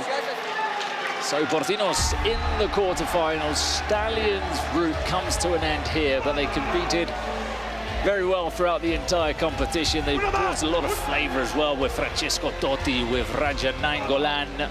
But they've been defeated, I think, by slightly the better team today in Porcinos. We lose another of our wild cards, but there'll be Kings League in Italy this season, so I'm sure Stallions. I'm pretty sure Stallions, and with the experience they gained in this World Cup, they'll be a step ahead of the rest. They will be a step ahead of the rest. Sí, partido sufrido, creo que hemos fallado demasiado. Con el gol hemos tenido dos clarísimas antes del final del gol doble también. Creo que el gol de córner nos ha hecho mucho daño, porque con el 5-2 estaba el partido completamente controlado. Ese gol nos ha hecho mucho daño, pero bueno, lo hemos conseguido aguantar. Creo que de hecho el gol doble hemos atacado bastante más y hemos tenido muchas más ocasiones. It's only symbolic, it is actually quite useful to get rid of team sheets that we're not using anymore. Gol play, Y nada, a la siguiente ronda será jodido, esto cada vez es más duro. Los italianos son un equipo durísimo, tienen mucha calidad con Nainggolan y con Trombetta. Y con este chico que se llama Spera también, pero bueno, contentos. They've been a big team here. They've made a lot of noise. Gracias. They've made a lot of noise. Vamos. It's going to be interesting to see them today. Really looking forward to that one. But here are your stats, if anybody's interested in stats. Porcinos against that. I don't tend to read too much into stats, I must say. But Porcinos won that one 5-3. I think we're going to get the MVP interview now with Guti. Before that, I thought we were going to have a look at the draw.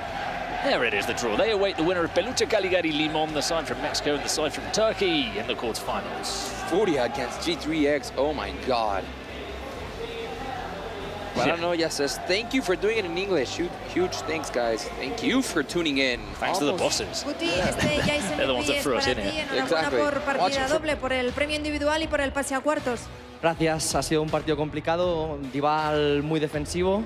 No nos han puesto las cosas fáciles, pero aquí hay que ganar todos los partidos para llegar a ser campeón. Os esperan cuartos o peluche o limón. No sé si tienes algún favorito. El que sea, nos da igual. Vamos hasta el final. Pues enhorabuena. Gracias. ¡Dale, Woody! ¡Dale, Woody!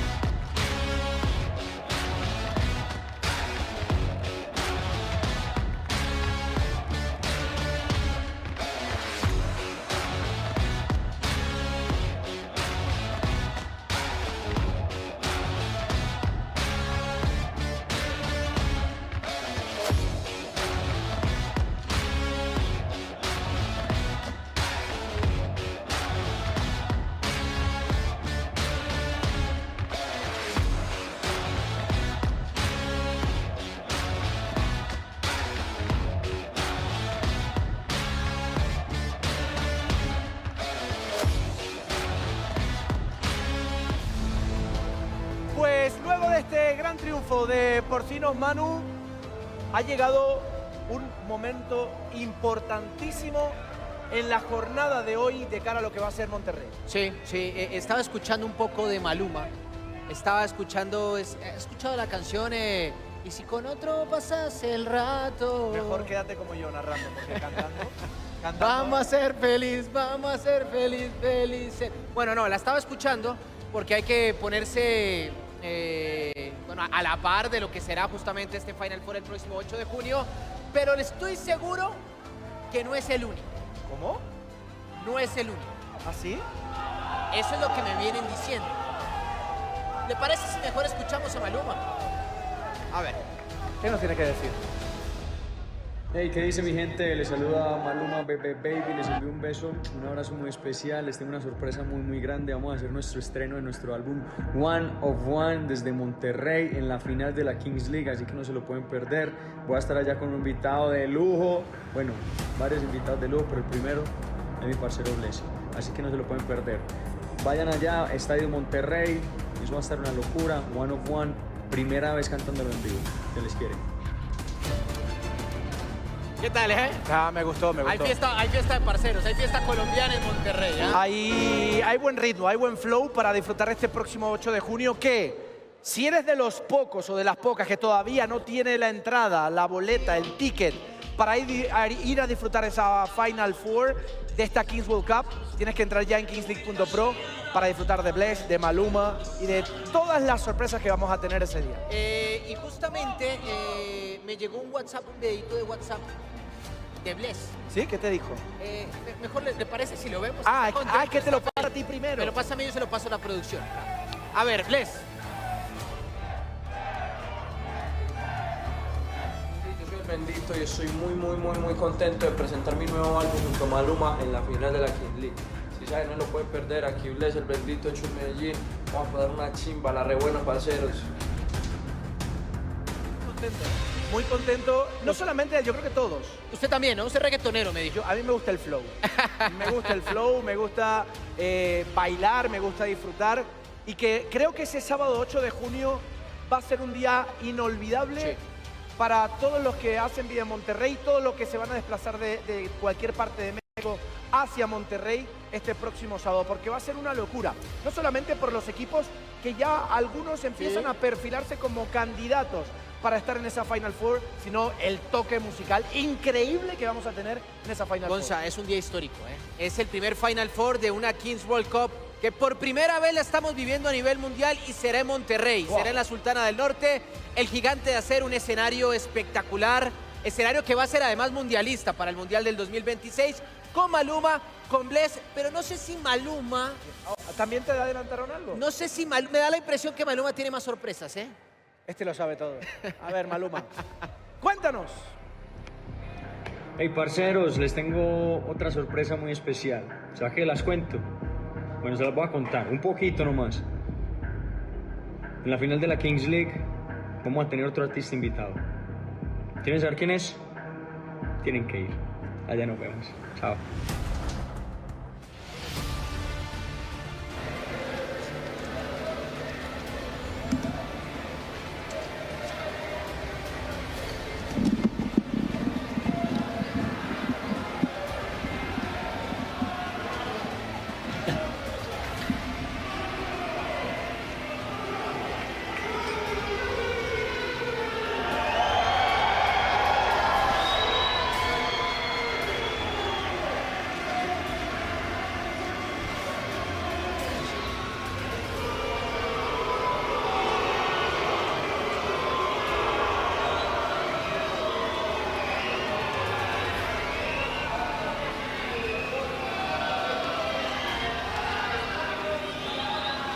So hello to everyone tuning in from Turkey. We see a lot of lemons in the chat.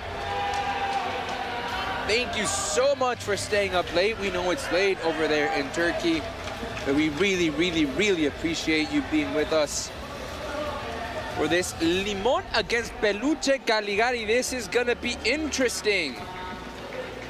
Limón have played a very good World Cup, but Peluche Caligari, they are the local favorites. Russell_Junior00 says Furby. Yep, he's the star for Peluche Caligari. Not only the star for Peluche Caligari, he is leading in MVP points. And whoever wins MVP of the tournament at the end, of course, of the Final Four will take home $50,000. We'll see El Rain on the right. And Gabriel Montiel, president of Peluche Caligari. No Golden today alongside him. Remember, if you're tuning in on Twitter or X, you can come on over to Twitch and interact with us. Let us know your any doubts you have, any questions you have, any comments. You can now vote. You can see in the chat, you can vote for who you think is going to win. And also, please don't go hard into us for how we pronounce the Turkish names. We've tried. I've been sent some voice notes by Turkish friends to say them properly, but it's not easy. You need to understand, it's not easy. So Porcinos just won the other match, went into the next round, and the winner of this plays Porcinos. Exactly. I can see a lot of Turkish fans already voting for Limon FC.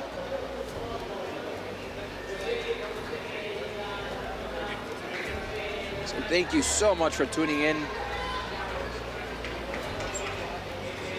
And not many Mexican sides left, you know. Peluche, this is important for Mexican pride as well. I suppose for people going to the Final Four as well, who'll want to see a home side. We've got Olimpo United, who is still Peluche and Los Aliens are still. And Los Aliens, yeah, it's a mixture, isn't it? Castro's Mexican from Chicago, so I suppose it's sort of a shared flag there for the United States and Mexico.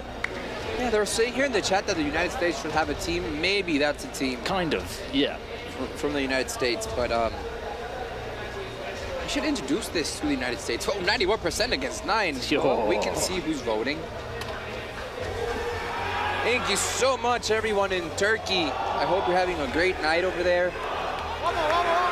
And it's been really good having a team from Turkey in this tournament. They've brought a lot. They've been fun to watch. They've got some very good players. You know, Mohamed Sosej in midfield has been incredible, as has Mitigan. Mitigan's been one of the best players in the tournament. They're really technical. They've been a fun side to watch. And we'd like to see the wildcards coming here and doing well.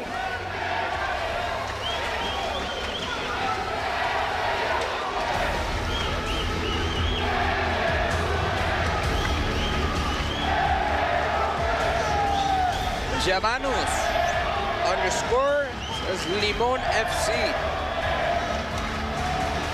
Keep sending your questions. Yeah, you see they say that the whole team is from Mexico. That does happen a lot. Look, a lot of teams in the Kings League Americas, as the tournament is based here in Mexico, you know, you've got Galácticos del Caribe from the Dominican Republic, so the president's from the Dominican Republic, you've got muchachos from Argentina, but 90% of the players in every team are Mexicans. They're here. Exactly. It would be very costly every week to fly in people coming into Mexico. Maybe that will start changing and evolving, but for now, yeah, he's right. The majority of the players in Los Aliens are Mexican. So the temperature here in the Kings League Arena in Mexico City is dropping a little bit. It's been very hot in Mexico City.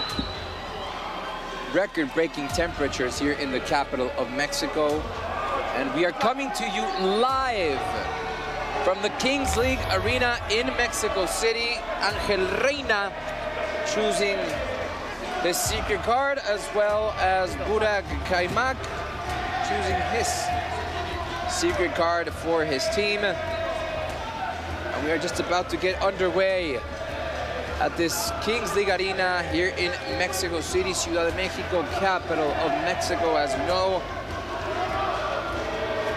And a lot of fans in here today for Peluche Caligari, so it's going to be a real away from home feeling for Limon FC.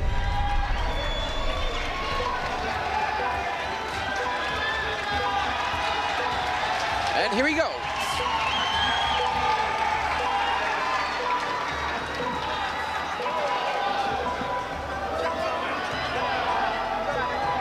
Three, two, one, and off we go with this Peluche Caligari against Limon FC.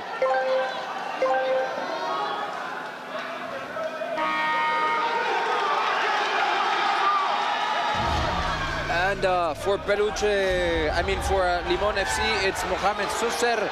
And for Peluche Caligari, it's Lozoya Jackson with the shot, just wide from opening the score for Peluche Caligari. Huge favorites here in Mexico against Limon FC, which I can see are the favorites in the chat. Look out for Sausage here. He's such a great player. He's done a great job in this Kings World Cup. Steps on the ball, tries to show a little skill, but Jackson takes over. Processes. Midfield says the referee no foul. Susser tries to get a shot in. But Jackson doing a great job defensively. Oh, you can tell his strong leg is his right leg. Oh, this is exhausting for both players. Oh, just close. And you've got to be careful not to make a foul, where we saw there that Sausage almost made a foul on Lozoya. If you foul somebody and the referee blows their whistle on the one-on-one, it's a shootout.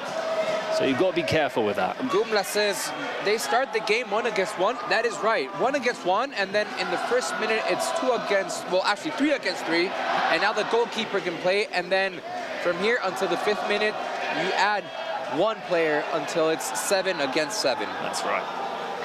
And this part of the game is crucial. Here we go. Metegan by himself. Let's see. Is this a tie? Oh!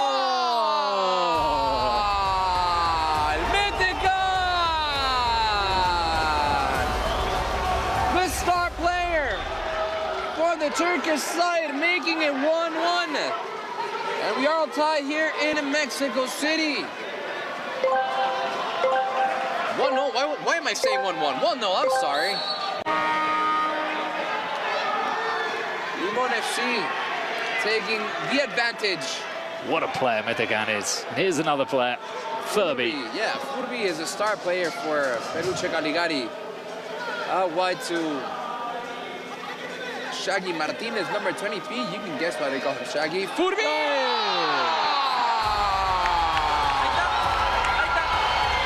Furby! The MVP leader for the Kings World Cup, making it now 1-1. The Mexican side have tied the game in the first few minutes. And look at the crowd, they're going nuts. Furby! Furby! That's what they're shouting over and over. But let's see what Limon FC can take back. Metegan. Metegan with the ball. Back to Alparda, also very good keeper. Great goalkeeper. Has had an amazing job. Metegan. It's a shot in and over the crossbar.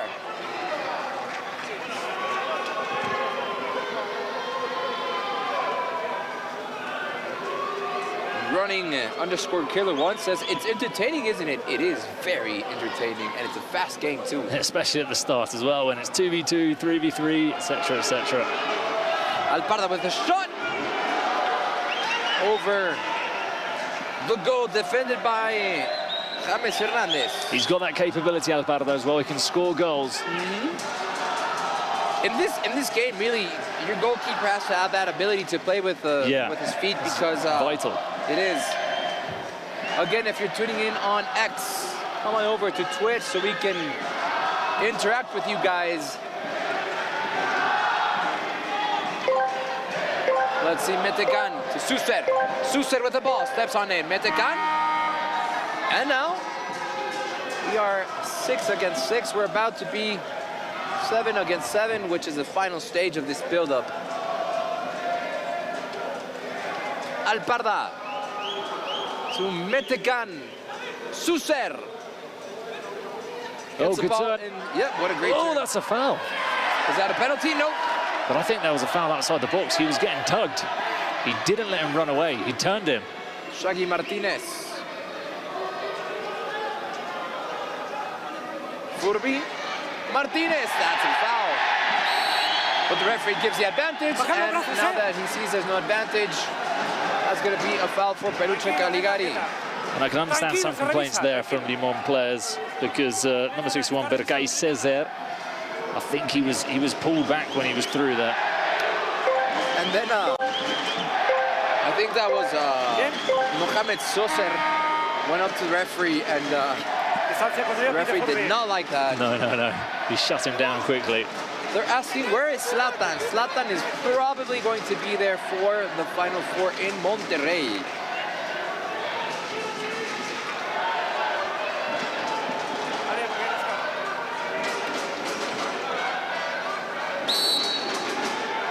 So Furby with a shot, and it's over. The goal defended by Alp Arda.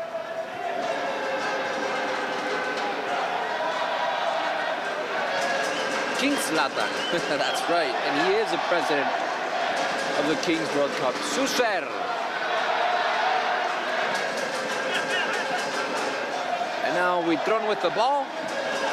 Tries to play it out wide to Shaggy Martinez. Shaggy can't control, but that's going to be a throw-in. Huitron's a good player as well. You see him there. He looks small frame, not very big. He's got a good leap. He's a good centre forward despite his size. The referee says no foul there on Shaggy Martinez. Metecan with the ball. Metecan with the ball. He is all by himself. Tries to get the ball into the box. But can't really make it in. Huitron trying to get it out to Furby. He is all by himself. Yeah, he gets the ball over to number 7 by Peluche Caligari. Corona gets a shot, and that was nice and easy for Alp Arda. Vizca _Artigas. What team is Zlatan in? He is not on a team. He is the president of the Kings World Cup.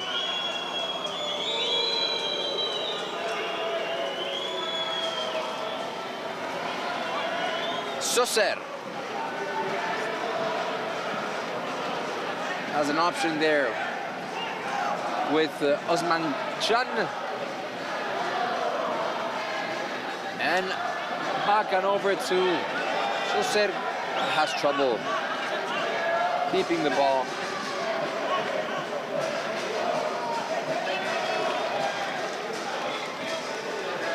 And that's going to be a throw-in for the Turkish side. Once again, thank you, and a huge shout-out to everyone in Turkey tuning in. Never been to Turkey. I have. You have? Yeah. I've heard it's beautiful. 11 days in Istanbul. I was there for work. Oh, good ball. Oh, that was nice by Suser. But just couldn't quite get to it. Yeah. And I recommend going to football. I went to Fenerbahce Galatasaray. Incredible atmosphere. I mean, you can't speak to someone 1 meter away from you. I also went to Besiktas, and I went to Başakşehir. So got 3 games in there, and it's a good league, the Turkish league. It's fun, and a lot of things happen. Oh, Metecan. Oi! Wide.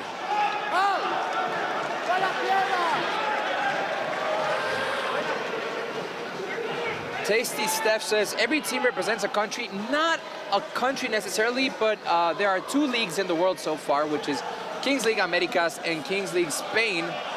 So there were 12 teams from each of the leagues, and then there were 10 wild card teams invited from different parts of the world. So it's not necessarily every country, because there are several Mexican teams, several Spanish teams, and teams from all over the world. But they're representing the different leagues and also those wildcard teams. Yeah, it's not a World Cup per se, so this isn't Turkey, but I suppose Limon, they are representing Turkey. It gets a foot in. Shaggy Martinez, not a foul. That was clean. Kings League UK would be crazy. I think it would be crazy. And I think that's the plan as well for the World Cup in future years, to be a bit like the Champions League, where you're going to have leagues all around the world, and maybe the top 2 teams qualify, so it's going to be more nations represented. Now, obviously, it's a little bit top-heavy with a lot of Spanish teams, but that's because it's been established there. That's where it came from. That's where it's been functioning for a couple of years. But I think over the years, we'll start seeing more of a World Cup where there are fewer teams from more countries spread out. So this is Suser. Metecan tries to cross it in, but it is cut by the defense. Oh. Careful. Good pressure there by the Turkish side. Somehow we turn with the ball. Oh. That is a throw-in. The referee says no foul. Huitron was asking for a foul, but the referee says no. Play on. Suser. Metecan. Suser. And that is very long. I like what Limón FC are trying to do. I've seen two or three long balls. Yeah, they've got different ways to play because they've got Mitegan, who's got bundles of quality, Soser as well, but they've got very strong defenders, so they're difficult to break through. And then you've got Soser, who's everywhere, so it's a very well-balanced team.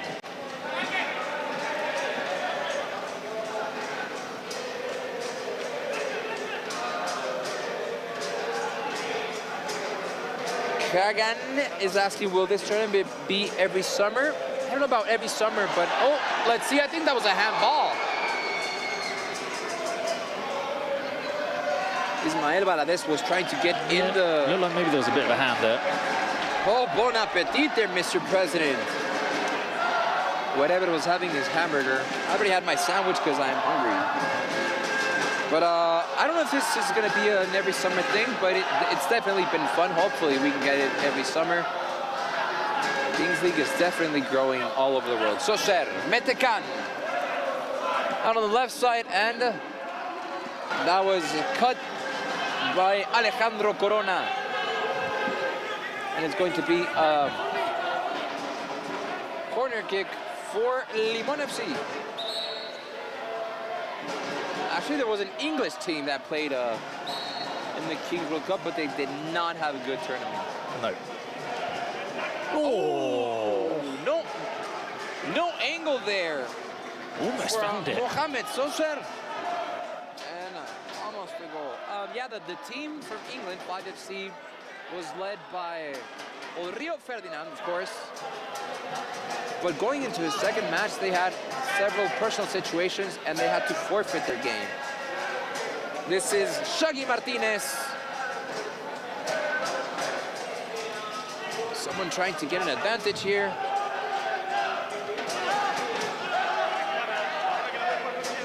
Running killer. One says volume is low all of a sudden. We'll try to make Is that outside. A penalty? Yeah, it was outside. That's a yellow card. So that's 2 minutes in bin. So if you get a yellow card, that means you as a player have to sit out for 2 minutes.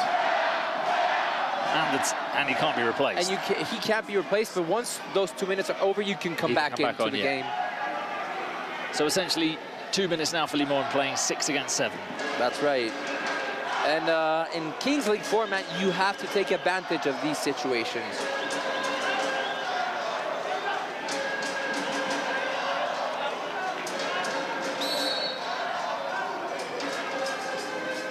Here we go with a shot. Let's...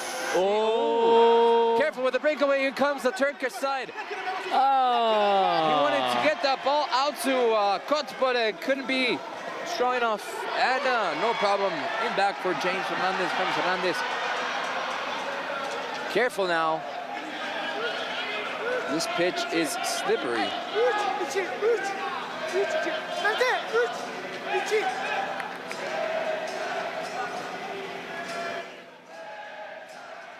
And now back to Furby. The star player, I would say, so far of the tournament. Is that a foul? Handball. That was on the ground. The ball from Serhat Kot. Ismael Valadez is going to take the shot. Or Furby. It's a good distance. It has to be a strong impact. And great save by Alp Arda. A lot of people waiting for Los Aliens also.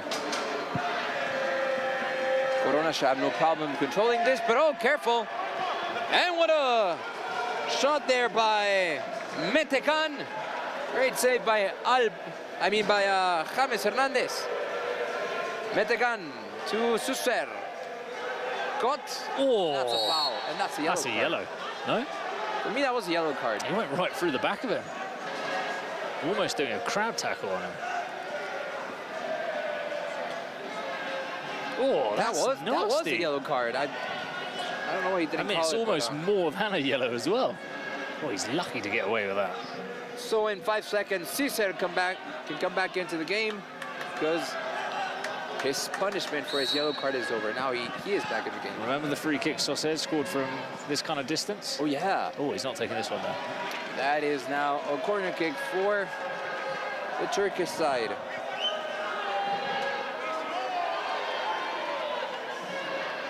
Meo Pasha says, ref, that was a yellow. I agree with you, Meo Pasha. That was a yellow card.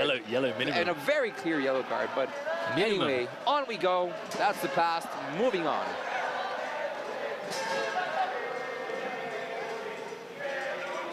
Jackson needs to get a crossball into Huitron, but had no chance. Furby back to James Hernandez. Hernandez to Corona. Corona has great pressure by Limon FC, but Furby with the ball out to Shaggy Martinez. Shaggy Martinez. That's going to be a throw-in for the Mexican side, Peluche Caligari.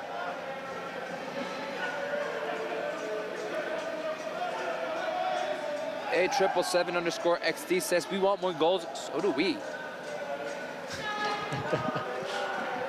Believe me. Look at that strength bringing out the ball. Feijão Verde Zero says, hi guys, from Portugal here. Great. Oh, yeah. We need a Portuguese team as well. We do need a Portuguese team. I totally agree with that. Limon FC have had 62% of the possession. Makes sense. Great ball to Saucer. Let's see what he can do. Great control. Has Metecan available for the pass. Sort of got there. Metecan with a cross, and that is a ball for Limon FC.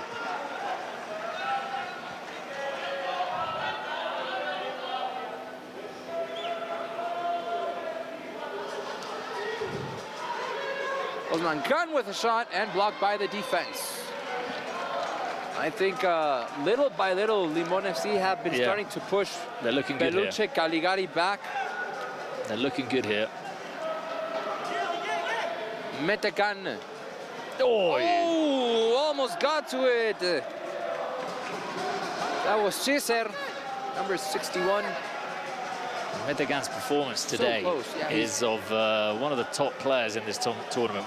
We've seen him play well in the previous games, but not to this level as we're seeing him today.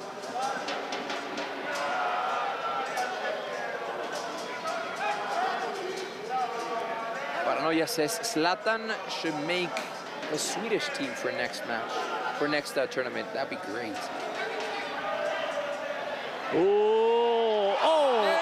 Onside! It's a goal! That is a goal for Peluche Caligari! Mauricio Campos Huitron scores the 2-1 for the Mexican side.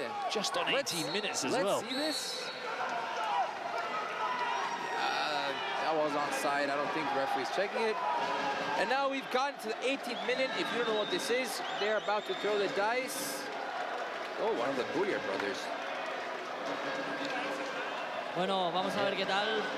Contento por este último gol de Peluche Caligari. A ver si ahora llegan unos cuantos más. Quiero un dado abajo. It's not a good moment to get scored on, but this can change anything. So the dice has been thrown, and we're gonna have a powerful throw. 4 against 4.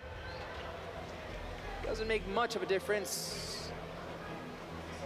His team will be in action afterwards. Xbuya taking on Gigantes.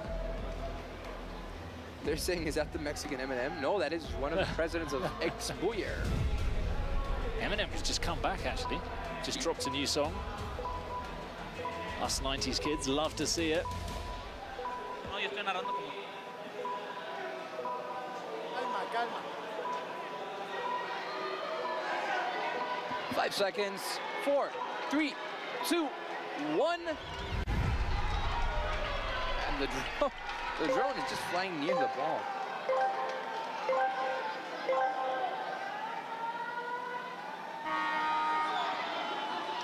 And off we go. Here comes Furby. Forward. So the ball has to be played backwards. Which is not easy. To get to it first, you have to play the ball backwards. And it's not easy because you're coming at full speed and it's hard to stop. And there's someone running at you at full speed as well. So you gotta be careful in both ways. Anyway, here we go. Last 2 minutes of the first half. Furby! Close! close for Peluche Caligari. Could you imagine if that would have been 3-1? 2 goals in the last minute or so. Alparda. Can he get a shot in? Again. Oh, Slips. Careful, careful. Into the light. That hit the lights. And it hit it quite hard. Quite hard. They're asking, are there any French teams? There was a French team, Faute de Roue, but they got eliminated. It's a slightly touchy subject. It is. Given how they were eliminated. Metecan. Uy. Almost hit one of the... Almost hit Pamela. Pamela, yeah.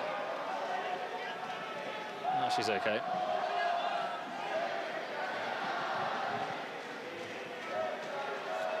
They're asking who's the favorite to win the tournament. You gotta watch those Brazilians. They played incredible football. Well, it is true that they were seconds away from being knocked out yesterday, and that's true. Maybe they allowed play to go on for a little bit too long, so they got away with murder there, G3X, but it's going to be difficult to stop them. Serhat Got was hit in the face. Doctors are saying to it. Shouldn't be a problem. Do you think Messi could be a president?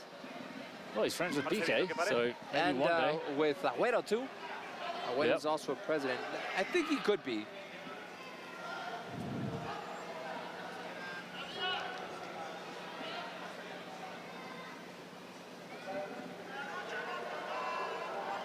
So we have 819 people connected through Twitch. Thank you so much for tuning in with us in the English channel. Keep sending your questions. We are here to answer them. Furby. Wide to Shaggy Martinez. To Furby. Plays it back to James Hernandez. Only a few seconds left in his first half. Let's see if there's any injury time. There should be at least a minute. Shaggy to Furby. Careful with Serhat Got. Can he get a shot in? And it's blocked by this Furby. is the danger. Careful, 1 against 1. 1 against 1. Aye. Unfortunate, trips himself with the ball. Cesar. Look at Alp. Serhat Got. Look at Alp on the run. Alparda is just another outfield player. Oh.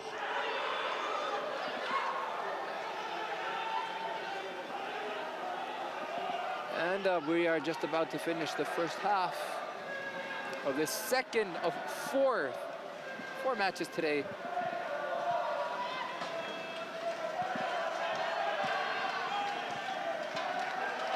And this is James Hernandez starting out from the back. And that is the end of the first half, with the score already 2-1 to Peluche Caligari, beating Limon FC, the Turkish side. And let's see what the second half has in store for us. Well, Limon, I think, looked better for the majority of that half, but that late goal from Huitron just before the dice, I think that really hurt them. Let's see how they come out in the second half. Let's see the Spotify secret cards. I wonder what everybody tuning in, the Turkish fans, I wonder what they think. Can Limon turn this around and win it?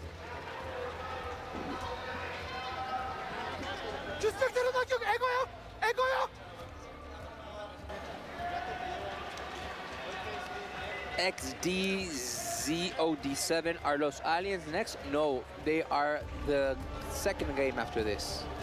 So the final game of the day. That's right.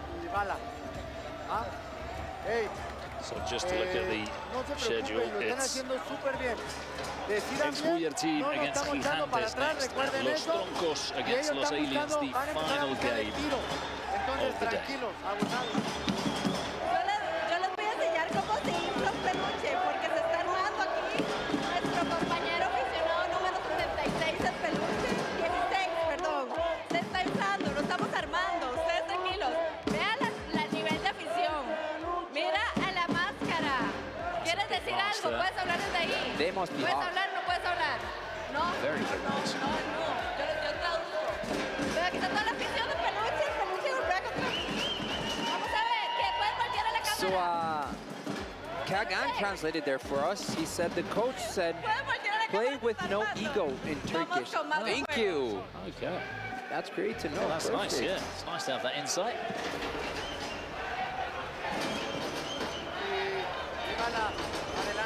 I suppose they can hear better than us at home because we've got the drums in here and it's very difficult to hear those interviews from Pamela or when the managers are speaking to the players. We can't really quite hear what's being said. 10 seconds until the start of the second half. 3, 2, 1, and off we go. Valadez looks injured after that start of the match. Cesar tries to get closer to say sorry, but Valadez is not looking happy. I'm not so sure. I don't, yeah, there's a little bit of acting there. I don't really know what happened.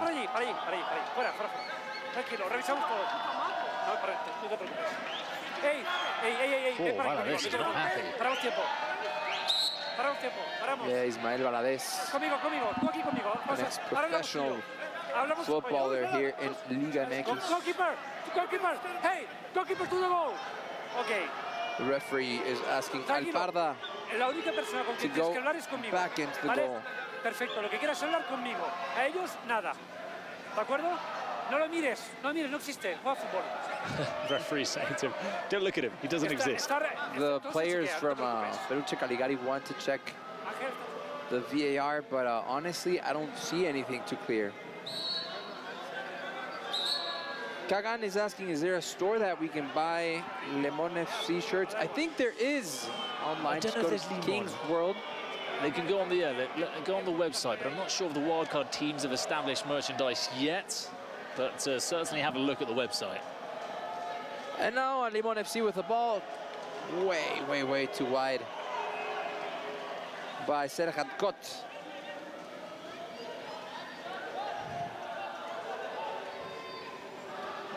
There is an official Kings League store, so just log on and hopefully you find Limon FC, their jersey.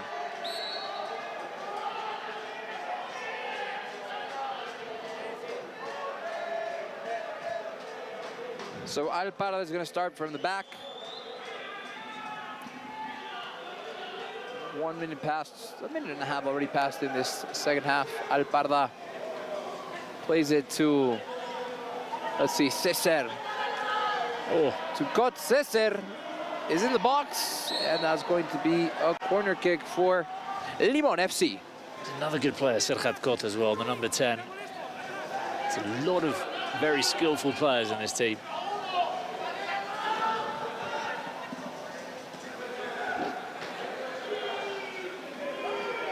Alparda. Berke.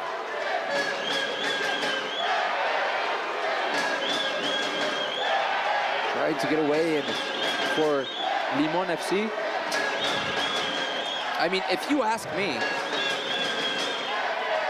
this Limon FC have played a better game overall. I think so too. They've had a more possession, but I mean, I guess this works for Peluche Caligari. Valadez all by himself. Valadez. Oh, great save. Way to stop that in the back, Alparda, and whatever knows that his team cannot miss those opportunities because, as you know, this is not, you cannot miss those because going into the last few minutes, everything can change. Everything can change. Let's see what Peluche Caligari can make out of this. That is a very strong ball. And here come Limon FC, Serhat Kot. Oh, is that a penalty? Yes. That is a penalty. Yes, there was contact. Penalty for Limon FC. I think that was a very clear contact. Quick feet from Serhat Kot. Yep, Serhat Kot got in the box. And that is a penalty. Let's see the replay again. Serhat Kot gets, that is a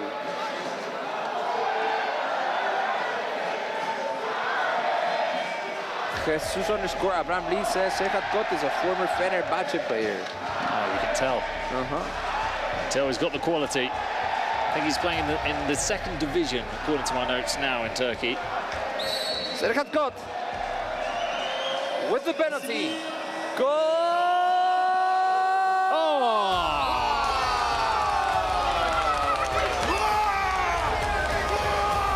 It is tied in the 24th minute.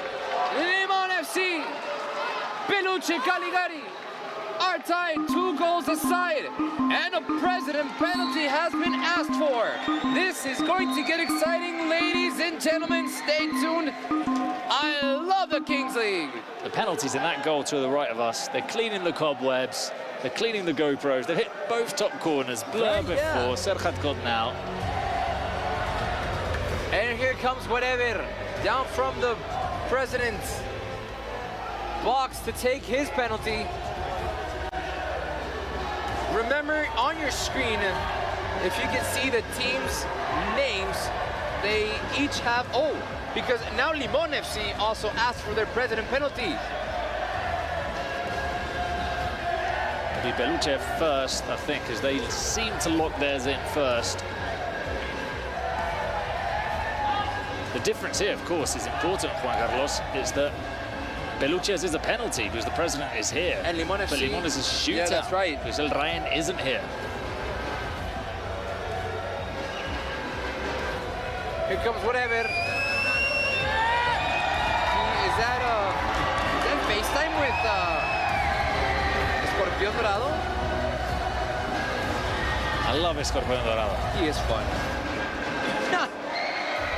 Is he gonna take the penalty with his iPhone in his hand? Come on.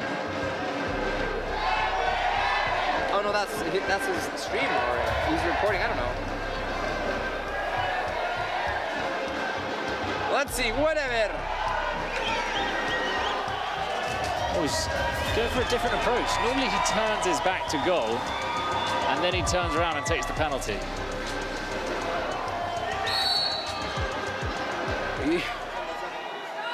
Look, he's doing the old trick. Yeah, he always does that. He always does that. You are crazy, whatever. You are crazy, and obviously the Turkish side are not liking that. Mentecan was like, what? What are you doing? He always does those things. This is madness. He always looks to surprise him, like taking the penalty quickly, turning his back as if he's not looking. Ryan is not happy. I mean, I think legally in 11-a-side football that probably wouldn't have been allowed. But here, you know, we bend the rules. We let them do it, yeah. Some of the Turkish players are actually laughing. I mean, there's a guy taking a penalty with his phone in his hand, you know. The rules are there, you know, they're so-so. Nasty 18 is like, wow. That was next level. Cheeky says PC Santos. Sneaky shot. Yeah, that's right, sneaky shot. And now, it's gonna be Mohamed Susser with the shootout. Remember, he has 5 seconds to score. 5 seconds to shoot. To shoot, yeah. If the shot clock goes off and he hasn't scored, then it's no good. Oh, that's calm. And that was it, yeah, he scores. That is ice cold. Mohamed Susser, number 31, puts it in. And we are 3-3 here. Oh, I cannot wait for the end of this match. You're asking, what kind of penalty is this?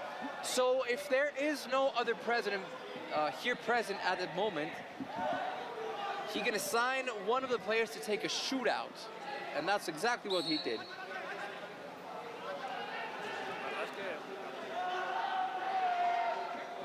So yeah, as you can see, this is a fun version of modern football. So we are tied 3-a-side. And remember, Peluche Caligari and Limon FC still have their secret cards to be played. So I insist anything can change in the last few minutes.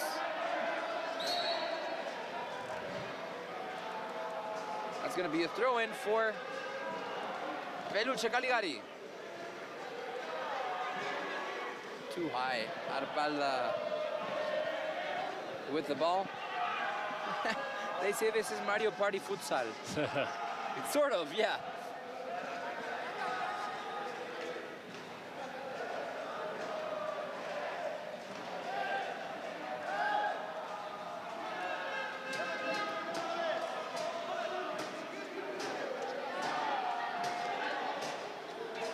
So they're asking, on these, I can't read that because it could be inappropriate, but what were those 2 last penalties? So you can ask for a presidential penalty before the round of game starts. That means each president has the chance to take a penalty.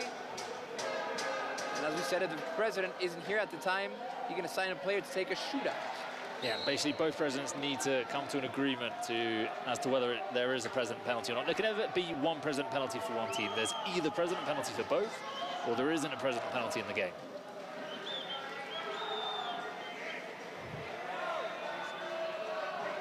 Confusion there for a moment. And now it's Limon FC's ball. And they're asking, are you sitting in the arena? Yes, we are. Here we are.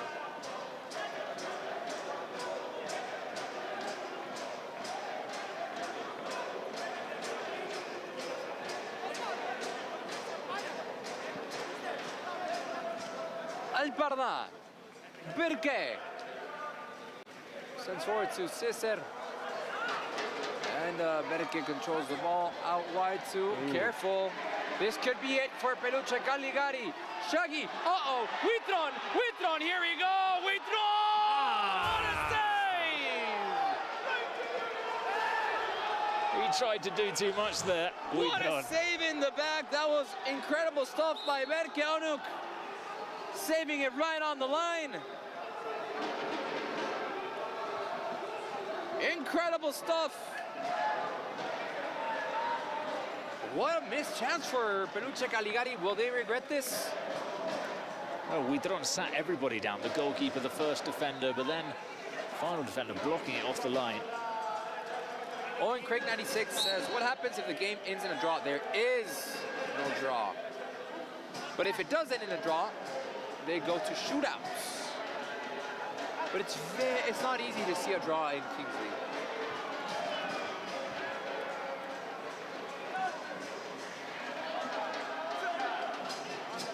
Starting out from the back, Limon FC. This is Mohamed Soser on the ball to Metekan.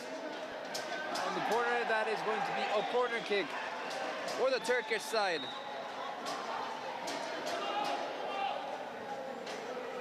This is Mohamed Soser with a shot, and it's blocked by Diego Flores.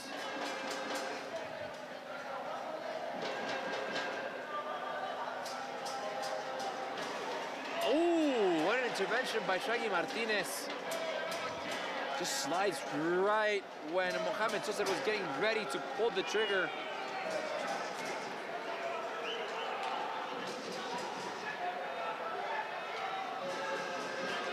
Cut to Soser.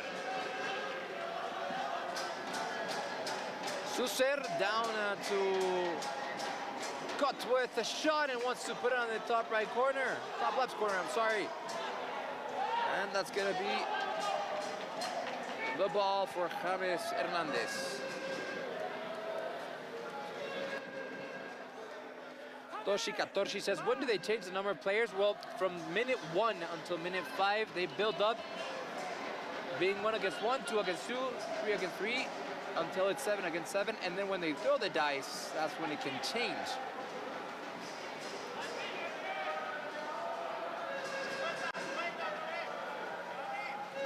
Almost to 1,000 people connected here on Twitch. Thank you so much. Let's pump up those numbers. Balades. Jackson.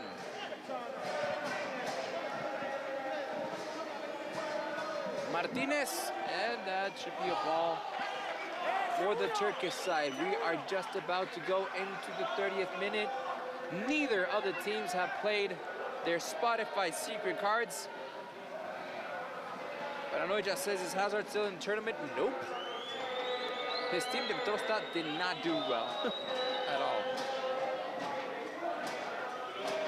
Tight game so far. Cesar. keeps the ball. Careful with Serhat Kot, and great intervention, defensive intervention. Furby, here comes Furby. It's hard. 4 against 1. Steps on the ball. Is that a foul? What is the referee going to say? No foul. He keeps the ball. Furby. Furby with the cross. Oh. Careful. Alvarado was losing that ball. How did he create that out of nothing? Metekan. Serhat Kot.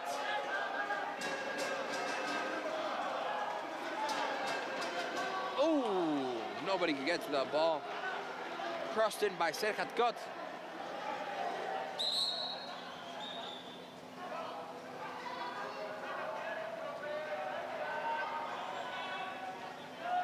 They say, Jesus _ Abraham Lee says 122,000 watch on El Raen's stream. On the first day we had simultaneously 1 million viewers, which was very, very good.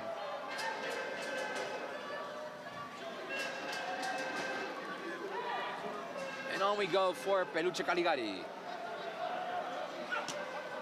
Oh, off the post! What a shot by Jackson! That swerved.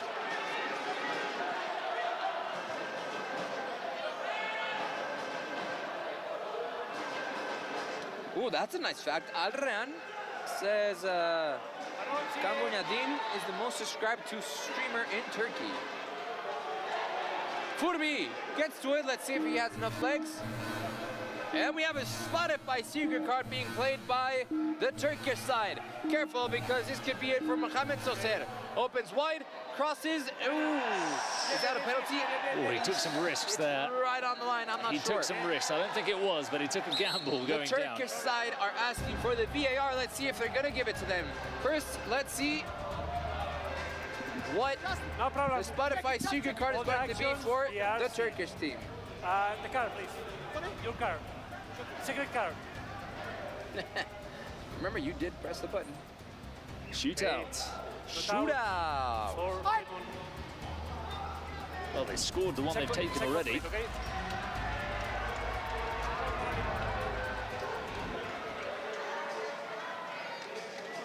A big thank you to everyone tuning in.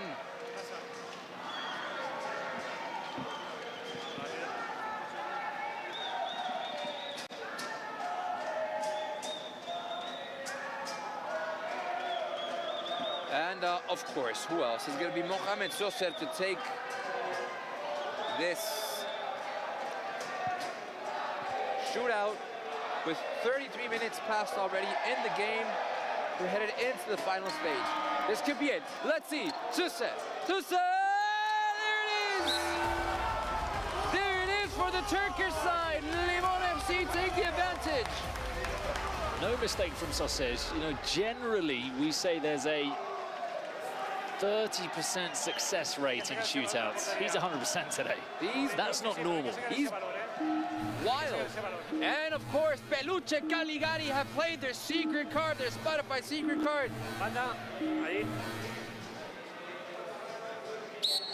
Toshi, when do they draw the secret card? Whenever they want, after starting the second half and before the 38th minute. Soser, what a player, what a tournament he's been having. With a shot and it's blocked by the defense, we're gonna have a Spotify secret card for the Mexican side. Peluche Caligari, Angel Reina is preparing to shoot. Let's see what it is. Penalty or shootout, what do you think? Ooh, goal Ooh, times double two. goal. So what does this mean? Look at the time. A little bit late. They played it late. A little bit late. They've lost about half a minute of this. From now on, if Peluche Caligari score a goal, it counts double.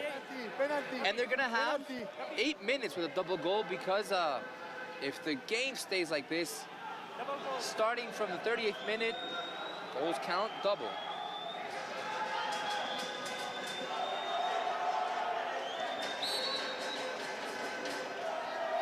Thank you, Mibido, for the love. Handball. Handball, yep, for sure. No way denying it. We saw Outside it. the box, yeah, we got a good view, didn't we? Yeah. No, all the defenders right here.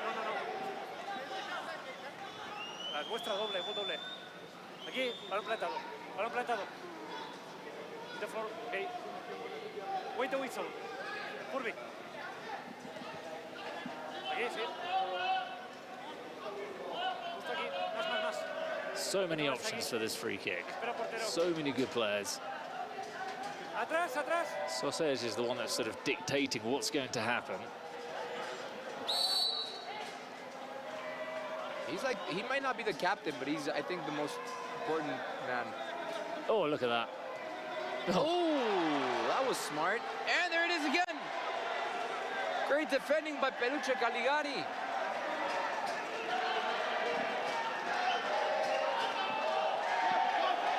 So the Mexican side are asking for something for a lifeline.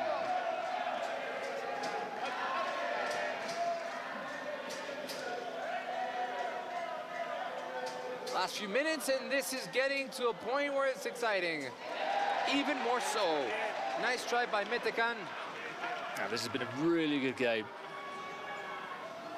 I think Limon have raised their standard today. They've been good in the whole tournament, but today they've taken it up another level.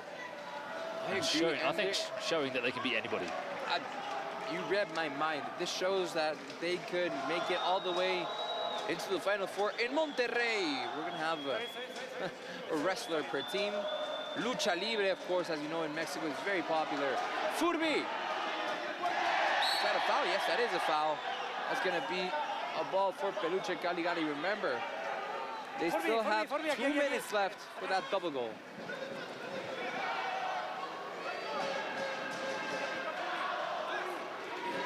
Sir Foggy 92, Lemon FC is in the Kings League, or did they just enter a team for the World Cup? They are a wild card team, which means they have not been in any league, and they were invited to this Kings World Cup. Furby with a shot. Ooh! I think that hit someone's face. Hopefully they're okay. Cesaria.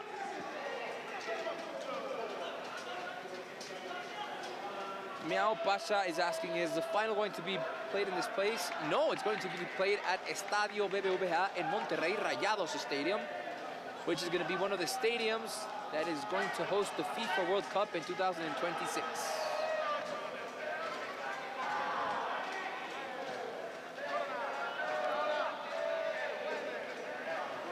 Going into the almost 38 minutes, so 10 seconds almost to go here before that 38-minute mark. 5, 4, 3, yeah, that'll be that. 2, 1. So, ladies and gentlemen, starting from now on, goals count double. Why? Because Limon FC do have an advantage in the scoreboard. So, a goal for Peluche Caligari will mean they are going to turn this around. And we saw that precisely yesterday with G3X. Scored in the very last second to turn it around against Ultimate Móstoles. I want to see how many people are watching us on X.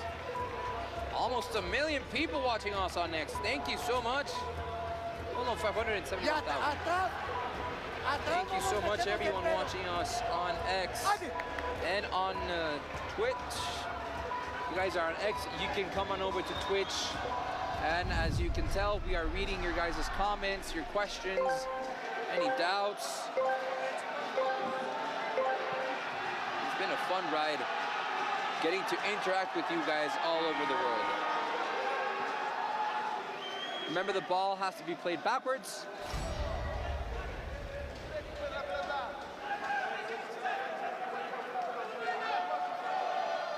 And this is Metecan.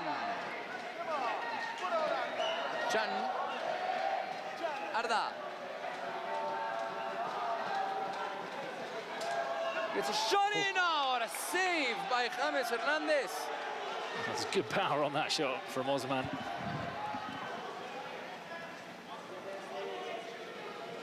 Sosa is leading the MVP Pope by a very long way right now. Let's see what Limon FC can do here. If they score, that's going to be very hard to turn around for the Mexican side. A minute, almost 2 minutes, almost 1 minute left. And 10 seconds.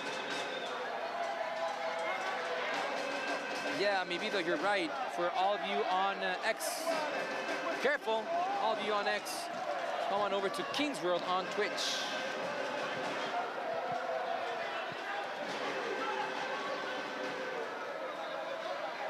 Last chances for the Mexican side.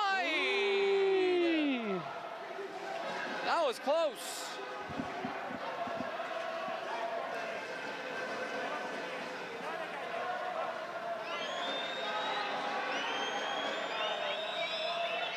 There are a lot of presidents who are not players.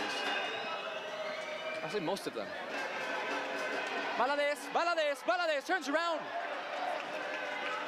And gets blocked, careful.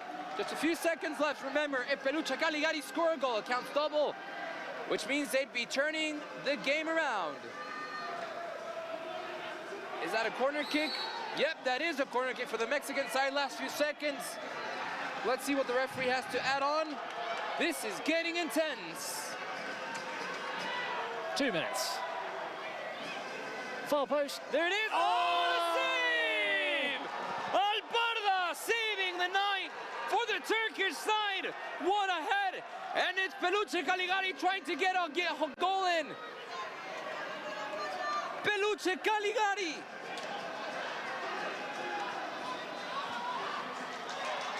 People here in the arena are going crazy. No one can believe this. 2 more minutes. Cross and Alparda.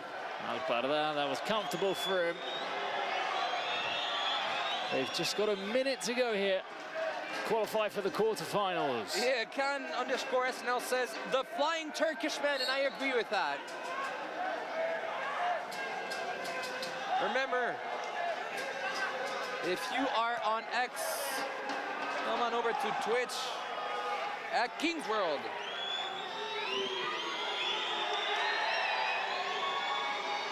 Almost 1 minute, and Limon FC are gonna make it to the quarterfinals of the first ever King's World Cup.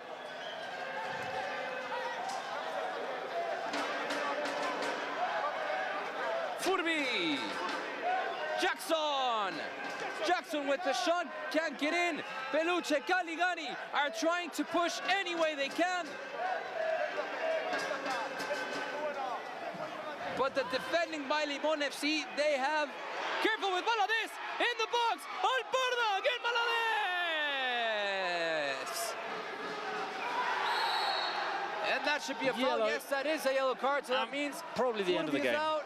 That's 5, 4, 3, 2, 1. Let's see if the referee decides to end the match here. He'll probably let them take the free kick and then blow the whistle, I think. Not even that. Ladies and gentlemen, the Turkish side have made it through into the quarterfinals of the first ever King's World Cup. Congratulations to everyone in Turkey. Your team have made it through. Look at that celebration from El Rey. He's been watching every single game with that group of friends in that room, religiously watching, despite the difference in times from Turkey to here in Mexico City. But I think it's a very well-deserved win for Limon. I think they were the better team. Peluche Caligari is one of the strongest teams in the Kings League Americas, but I think they look second best today. Limon, they've got so many elements to this team that make them such a difficult proposition, and it's going to be really interesting to see them against Porcino, because I think there is no reason why they cannot advance to the Final Four. Yeah, some problems there with Furby and Metecan. Furby is not happy. Metecan, of course, is responding. I think this is not gonna go any further. Security people on the field. And these are the stats for this match. A lot of possession by Limon FC, and that was reflected on the score. And of course, the MVP of the game today was Mohamed Soser, and let's see if... I think that's his third MVP. And if you guys watched the previous match, we have a little ritual here where we rip the team sheets, and here we go. And that's it for Peluche Caligari. Thank you for participating. Until next time. Wrong one, Bruno. I ripped the wrong one. Sorry, Paul. Guys, MVP, congratulations, and you scored 2 penalty shootouts. Thank you very much. First of all, I want to say, Alhamdulillah, this trophy and the win is for my family, for my wife and for my daughter and for my Palestinian brothers and sisters. And now you go to quarterfinals against Porcinos FC. Yes, I think it will be a very hard match. They are a very tough team, but I think with this team we can achieve something. I'm sure. Do you want to say something in Turkish to everyone that is watching? I didn't understand again. Do you want to say something in Turkish that everyone is watching? I say only Alhamdulillah. Thank you. Congratulations.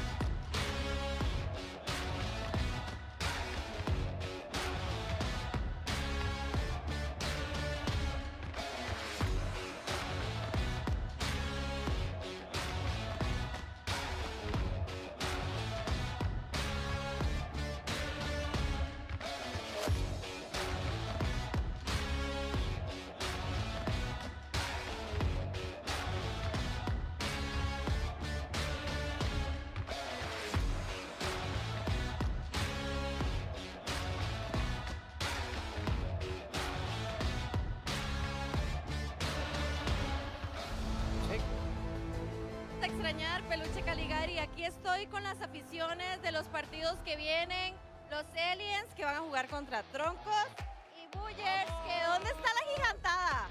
No veo gigantada por aquí. Romero, ¿qué ha pasado? ¿Qué ha pasado? A ver, dicen que ellos no cantan, entonces vamos a preguntar marcadores. Aquí yo estoy con un Tronco, ya está firmado por Pechita, de hecho. ¿Cuánto va a quedar el partido entre Aliens y Troncos? 5-4, favor Aliens. 5-4, ¿tú qué dices? 5-0 favor Aliens. 5-0, muy bien. ¿Y ustedes? Respóndanme. 4-5 favor Troncos. 4-5 favor Troncos, más cerrado, muy bien. Va a ser 5-3, favor Troncos. 5-3 favor Troncos. Y está el otro encuentro entre los Buller y Gigantes, que no veo la afición de Gigantes por aquí, les estoy diciendo. ¿Cuánto va a quedar? 3-0 favor Buller. ¿Cuánto? 3-0. 3-0, ¿tú qué dices? Yo digo un 7-5 con MVP de Capi. De una vez, el MVP de Capi. Vamos a ver cómo van estos juegos. Se viene la segunda parte, se vienen 2 juegos más para ver quiénes son los próximos a clasificar a cuartos de final. All right, why not? While we start, we answer some questions from the people tuning in. Let us know your questions. We are here looking at the chat.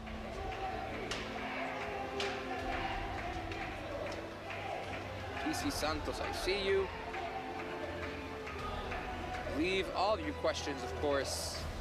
We are more than happy to answer them. Okay, there we see the team sheets then for Expire Team and Gigantes. As we say, 2 teams from Barcelona. Gigantes, their president Gerard Romero, who's a journalist that's covered Barcelona for a very long time. He launched his new Twitch channel, Gigantes, which has been doing very well, in fact. And if anybody wants up-to-date Football Club Barcelona news, it's a good channel to get your information from. Expire Team, well, they're Barcelona fans as well, the Bayer brothers. So a bit of rivalry in this one. Just looking up their results heading into this one. Expire Team, well, they had to come through the redemption round, of course, defeating Atlético Barcelos. Then they got the better of Galácticos del Caribe. Then they beat SXP on penalties, the team from Saudi Arabia, who were very impressive. And that's brought them here to take on Gigantes. So, Jim Messi say, why is the pitch so bad? Well, it's actually a new pitch compared to the one from the Kings World Cup Americas. Correcto. And it's not bad. It's slippery though. Pues un partido bonito. Dev Kitten says, when's the finals? The finals are this weekend on Saturday. Y nada, al final ya no solo amigos, somos compañeros, somos vecinos de habitación. Monterrey, Nuevo León, which is a city in northern Mexico. For you football fans, that is a city where Rayados del Monterrey, you know Sergio Canales, that's where he plays, and Tigres. the team where André Pierre Gignac plays. Yo lo he despertado y él a las Those are the 4 de la two teams mañana of the cuando ha city llegado algún día al of puta. Monterrey. The last match, the final, is going to be played at Estadio BBVA, which is the stadium for Rayados. It's a beautiful, beautiful stadium, and it's one of the stadiums that will host Pero bien, vemos the ahí a Eric que FIFA está World Cup aprovechando para probar un poquito su 2026. penal presidente. Nada, pues con muchas ganas. Una hora Mexican fantástica. M&M again. Aquí con el buen fresquito. Hostia. It's Javi Bayer, A las or Buyer, father of Eric, 12 who's currently en Barcelona, pues nada. taking penalties on the pitch, because he'll be taking one later on. He's practicing his shots. Y que gane el mejor, insisto. Una de las cosas, a mí me gusta jugar contra ellos porque sabemos que gane. Slim muchachos, es para Rica. So vote now for who you think is going to win the match. Ex-Boyer, 69% against 31% from Gigantes. Rey N2. Once again, A ver, let ahora. us know where you're tuning in from. Que va, no me llega, da igual. Te quiero mucho, Gerard, te quiero mucho, que gane el mejor, tío. Mucha suerte, Javi. They're good friends. They I are. like that. I like saying that.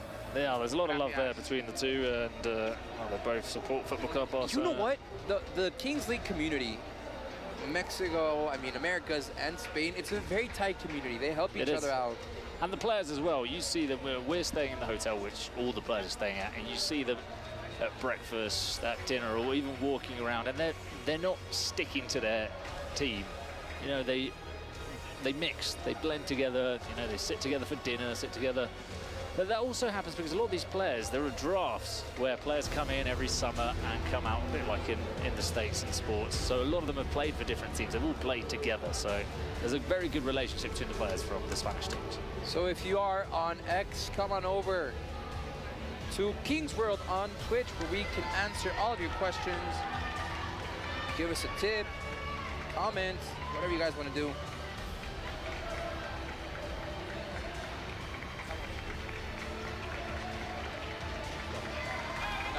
So there we see both sets of players. For anybody new to the competition, the team in blue and yellow are Expire team. The team dressed like Football Club Barcelona are Gigantes. Players to look out for, well, Nando Quesada, he scored that wonder free kick that knocked out the Americas champions Ranita in the previous round. Diego Diaz, he's currently playing in Spain's Segunda Ref, so the fourth category of football. He's a powerful winger, pacey player for them. And as for ex-Buyer team, we've got the always trustworthy and reliable Fernando Belillas in midfield, Roger Carbó and Pablo Beguer, maybe their two most skillful players. And you've got Fouad El Amrani, who's also a bit of a handful. So a lot of players to look out for in both teams. Oh, wait, I managed to open the chat on X. Wow. Now we can do both. Hopefully some nice friendly comments on X. Hopefully, So- yes. X is a bit complicated. more, yeah.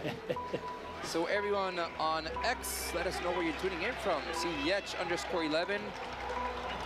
I read you. I hope my battery doesn't die.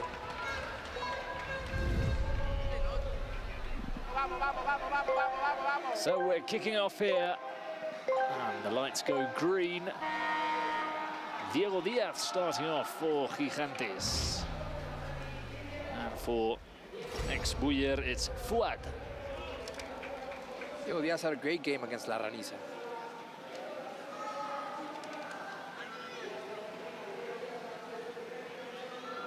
Here he is, Diaz, taking on Fouad. Salamdo says, tweeting from X. Ooh, Diego Diaz! There it is! Goal for Gigantes! 28 seconds into it. Here's Diego Diaz again, who's really growing into this competition as he gets used to playing Kings football. This is the first time he's featured in the Kings League.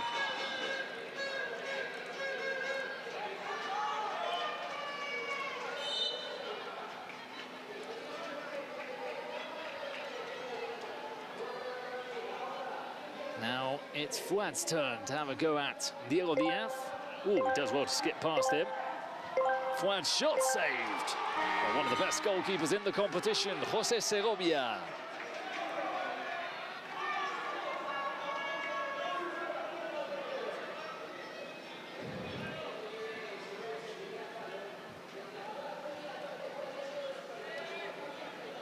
Now we're up to 3 versus 3, 2 outfield players apiece. Nando Quesada's come on for Gigante, Roger Carbó for ex-Buyer.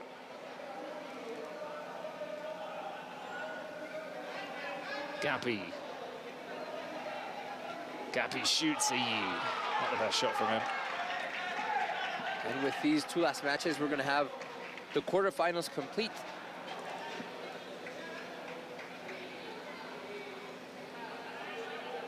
Segovia.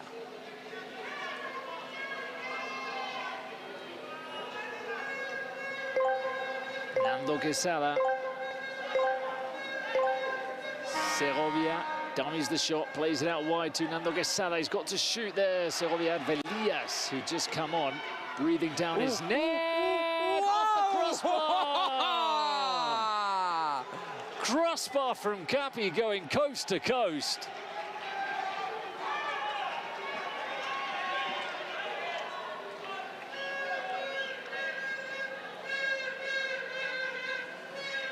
Luis Harrington 123 on Twitch is asking, when is Los Aliens? That's next. That's coming up next. Don't worry, guys. We're leaving the best till last. Contreras.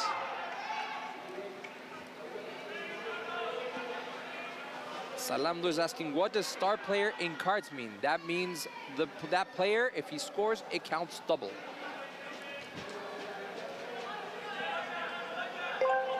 Roger Carbó looking to get onto his left foot. The interception from Diego Diaz. He's got the pace to get onto the ball. Oh, look at that, look at that. Belía, still Diego Diaz. He's starting to grow out of his shell, Diego Diaz. Steezy Drew is asking, when's the next Limon match? That should be tomorrow. Tomorrow, yeah. All quarterfinals are tomorrow. It'll be Juan Carlos and Paul on commentary. Where are you going for your... Look, here's Paul. Oh, there he is. Look what we did, Paul. We got the people going on the chats.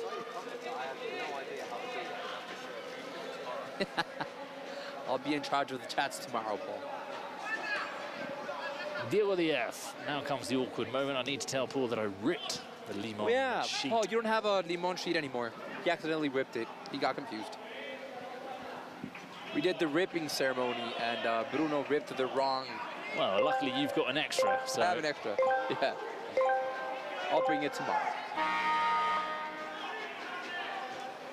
So 6 against 6 now. 1 minute left until it's 7 against 7. Shot from Carbó blocked.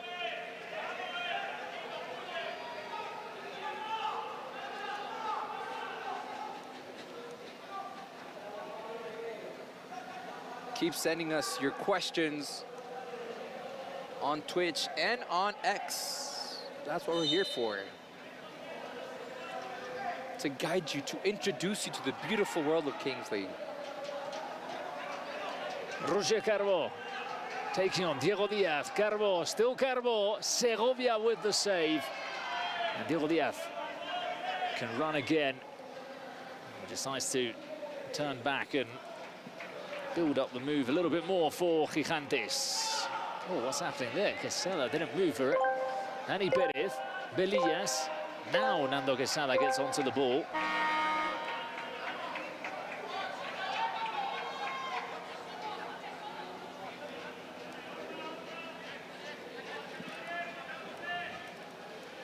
Juste. Quesada. What a player Nando is. I think he's had a great World Cup. Yes. And you can tell, you know, he came through the academy at Football Club Barcelona. Anybody that comes through that academy knows how to play the ball. On Twitch, Goldthorn4 says, Vamos los Aliens. That is up next.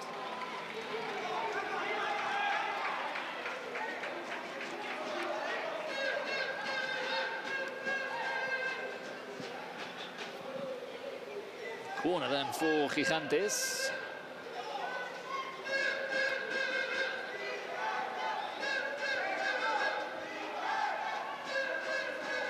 Well, takes it short to Frutos. He drills in the shot. Ends up at the feet of Segovia.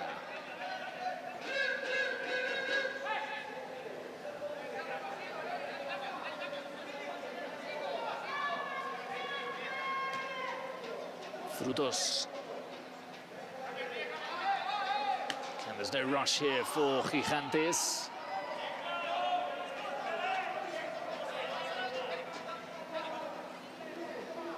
Contreras. That's a good ball towards Quesada. There was a bit on that.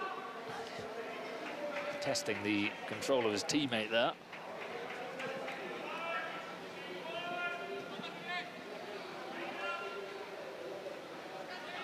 Carbo.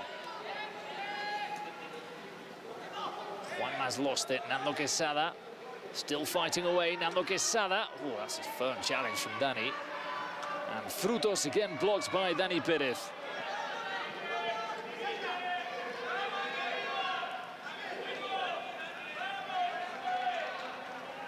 Segovia. IDK_Marlu is asking, when will the next Kings World Cup be? We don't know, but hopefully soon. Yep, we've got no confirmation on anything yet, but hopefully if the facts and figures all add up for the bosses, then can get another one next season. Alibaba 43856 says, Vamos los Aliens.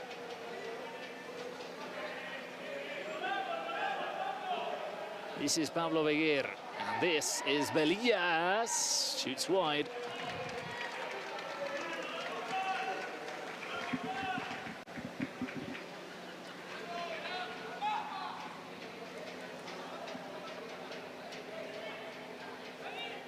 Frutos.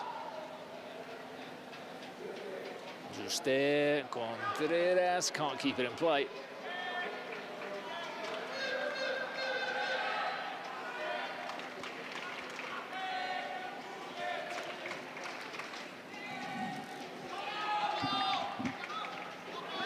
Carbo, he thought maybe he had a bit more time as Espinar came from behind.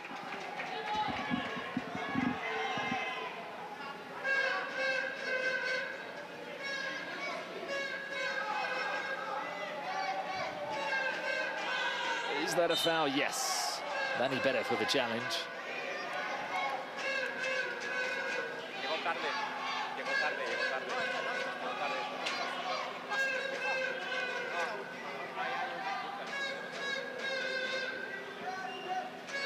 Adrián Espinar, who went down there. So Contreras and Diego Díaz having a look at this one.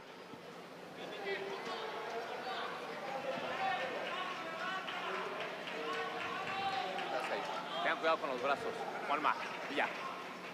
Cuidado con los brazos. Seen a lot of love for Limón FC. Huge fan base. They'll be very happy after having qualified for the quarterfinals. Diego Díaz straight into the back of the wall, and Frutos into the hands of Capi.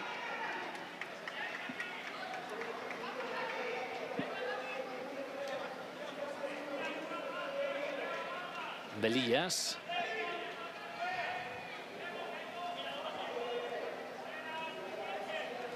Pera Martínez.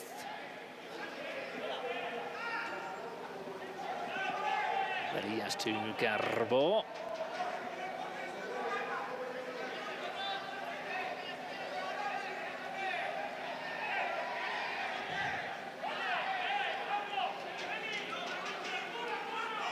Pelaz, he's come on to the game now. Espinar, again, the Gigantes players making sure, or at least the message being sent from Justen defense is to not have any urgencies in possession. They've won it back here. Espinar. Great challenge from Pera Martínez. Not that it's been a slow start to the game, but they're both very equal in quality. Juanma.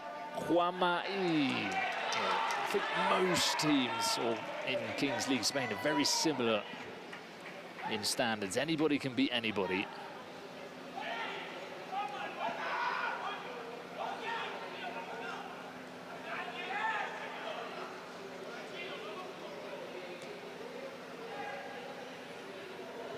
Espinar.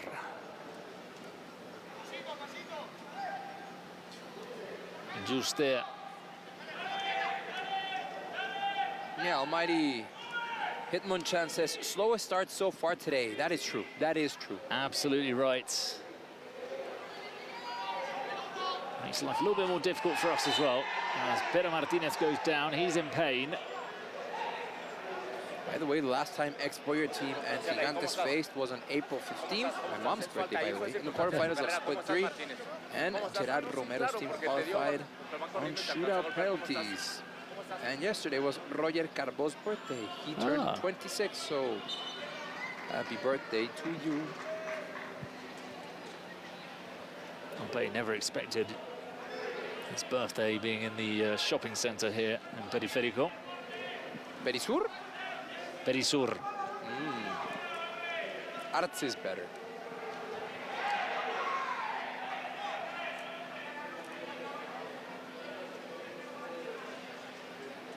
Manny Perez. We need a little bit of life being injected into this game. Pera Martinez into the hands of Segovia.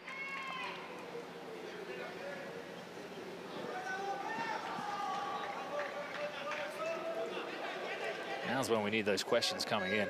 All right, send us questions. Help us out. Send us questions. We will answer them, even if, I don't know, what's your favorite drink? Frutos. To Juste, Espinar, turning in the middle. Back to Frutos. Espinar. Oh, through the legs, Pelaz.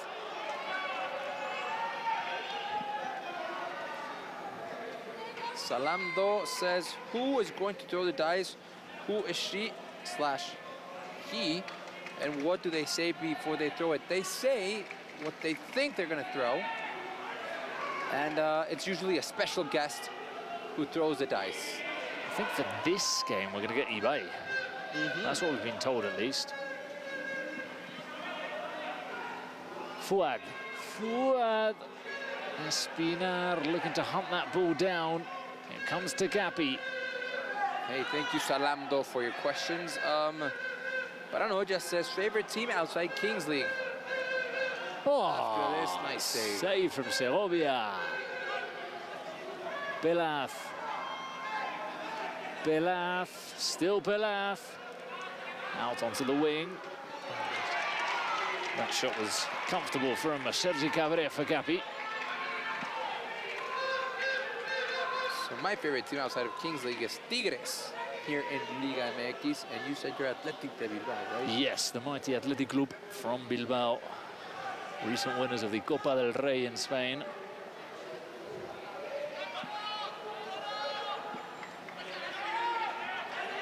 One of the teams with most tradition in the world. It's nice of you to say it.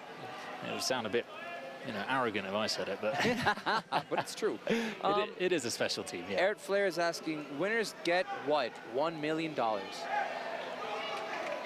That's a prize for winning Kings World Cup. $1 million. Yeah, $1 million for the team, so they'll share that out, and 50,000, of course, for the MVP at the end of the competition.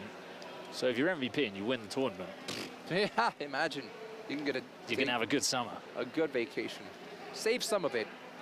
So if you want a jersey, you can go to kingsleague.pro and buy your favorite team's jersey. I want to get a Ranisa jersey. Yeah, I haven't been able to get it. It's sold out everywhere.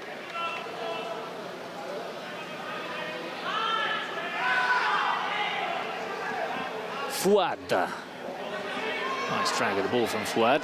Oh, he's still Fuad. Oh, it's a powerful goal for ex-Buyer team. Fuad getting past everybody in the Gigantes defense. 1-1.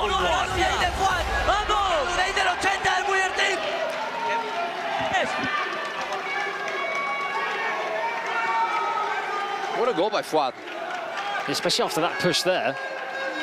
He's tripping up and he still manages to boom there.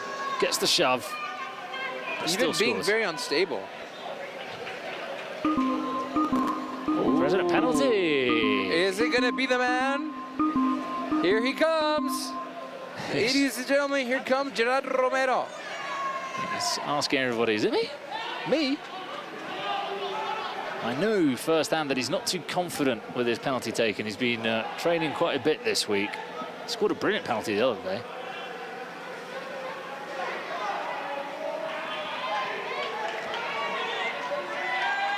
We're almost to 700,000 on X, so thank you so much for tuning in.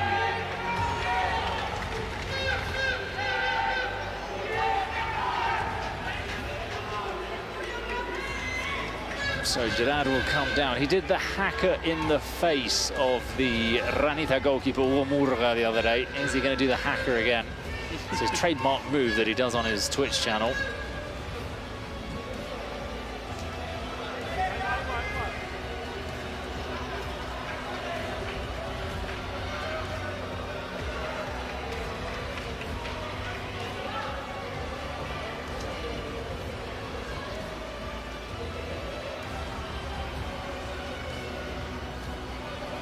I see all those bottles of Prime down there in the corner, and I never find any in there. I always say, I want to try one of those. I don't find any around here. Of the Prime drinks? Yeah. There are so many there in that box. What do they taste like? I don't know. Fascinated to know, but every time I walk around here, all I see is bottles of water in the fridges. So if anybody out there listening is in the arena, let me know where the Prime bottles are. You know, after 24 bottles of water, it gets a bit boring. Antonio! Here comes Gerard Romero, of course, with his peculiar style. Jesus _ Abramli says he'll miss. Let's see if you're right. Is he going to do the hacker? That's what I'm interested in.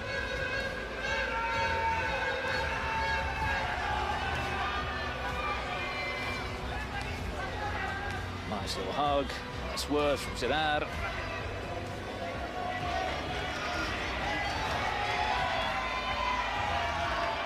A little look at the fans behind.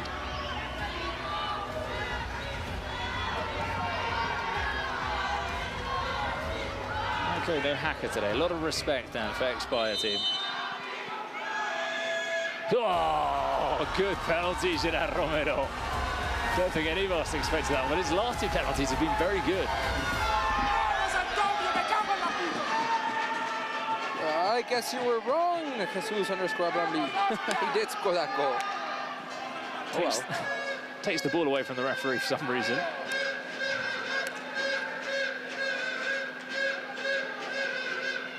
Is he going to keep it?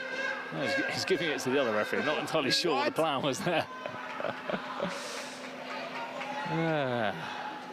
So we're back with a corner kick for Gigantes. A little over a minute left. Off the head of Pere Martinez. That is going to be a throw-away. Dame lo que sea que no me haga ganar. Cada vez que este tío ha dado, le remontaron a Pío. O sea, Frutos.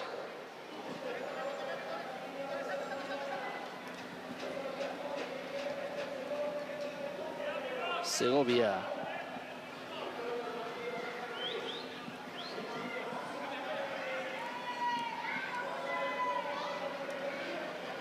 Segovia looks for Diego Diaz.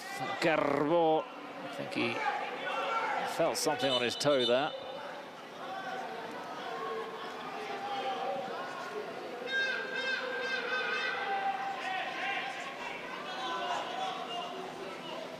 Gerard Romero looks tired. Out of breath. It is a long way up to the booth.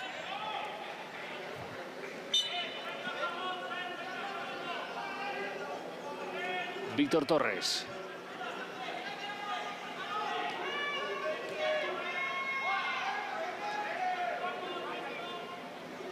Fuad, the goal scorer for ex-Buia team, who's looking to nutmeg Adri Espinar. Torres now. Carbó. Oh, surprised everybody with the shot, and Segovia, well, it slipped out of his hands. It's 18 minutes, so fortunately for him, there won't be a corner kick because we're going to get the dice, and it is, in fact, Ibai Llanos.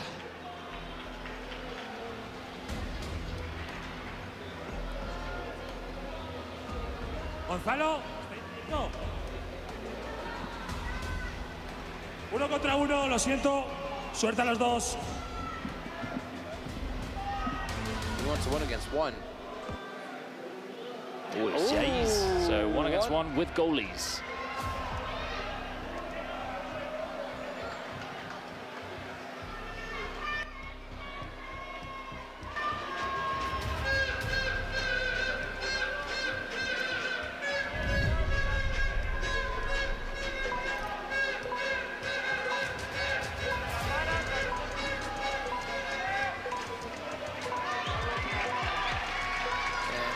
Last 2 minutes. 1 against 1 with goalkeepers. So Diego Díaz against Pablo Beguer.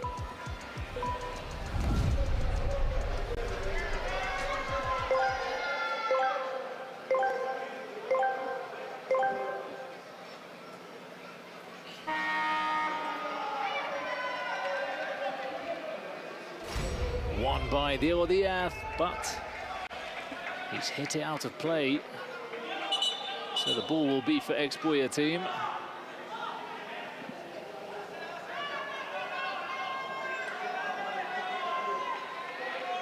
Beguer.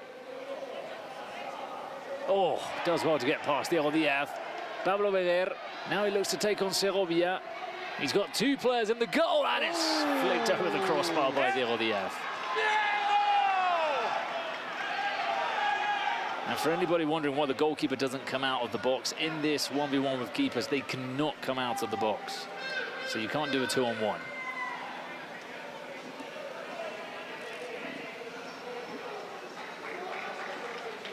So Justes come on for Diego Díaz. Pablo Beguer to take on the defender. That's a good challenge. Still in possession for Beguer.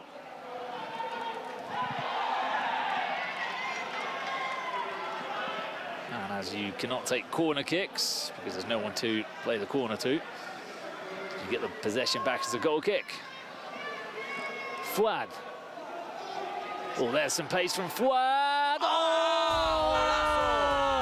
Golazo! Ex-Buya team, 2-2. What a goal. Fouad, look at that skill saving, going to the corner and just putting it in. No angle. No angle. No angle. Body turned the other way.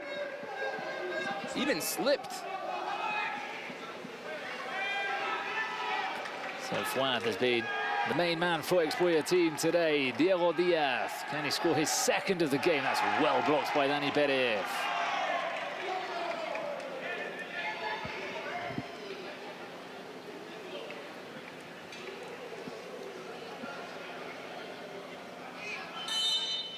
And that'll be half-time.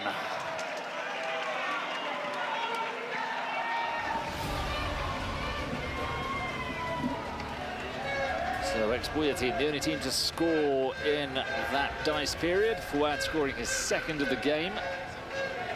Dale, dale, dale, dale, va. Diego, ando. Vamos, va.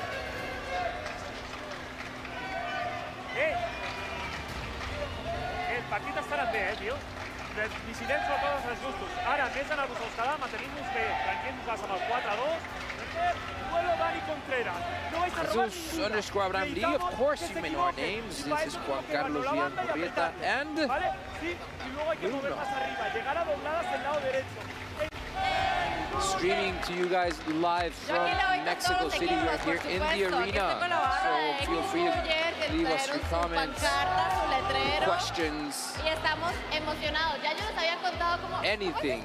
And I am starting to see lots of Los Aliens fans coming up here in the stands in Ciudad de Mexico. Nosotros aquí vamos con X Buller y estamos dándole porras ahí a los hermanos Buller. ¡Vamos! You want to know more about us?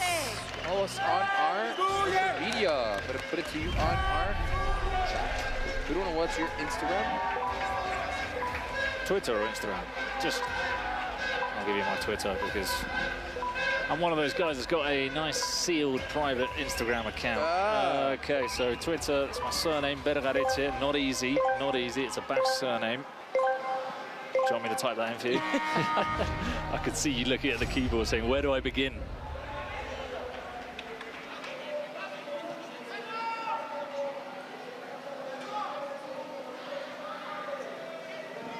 They've got it to 1-4.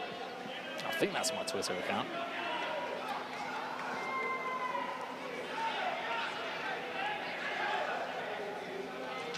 Into the back of Contreras.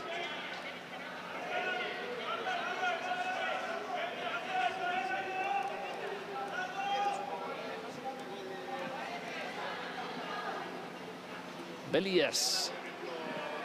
Long volley all the way to Segovia.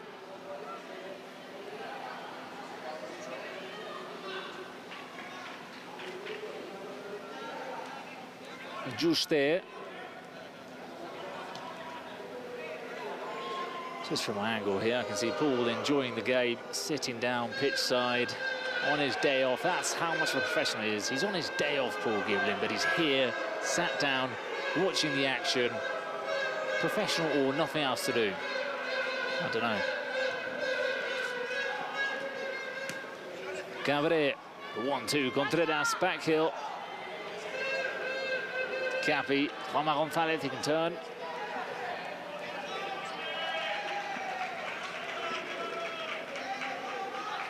So feel free to follow us on our social medias. I put in the chat. I'm sure Juan Carlos more interesting to follow than me. I can say that. I don't upload much stuff.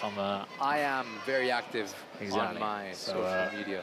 Follow him, guys. Follow him. Especially on Instagram. X, not so much. I don't like X that much anymore. Oh, Juste. Good run. Juanma González. Frutos. Heads the ball about 7 times there. Nothing, says the referee. Kept in play. Nice No. I thought he saved that. I thought he did as well.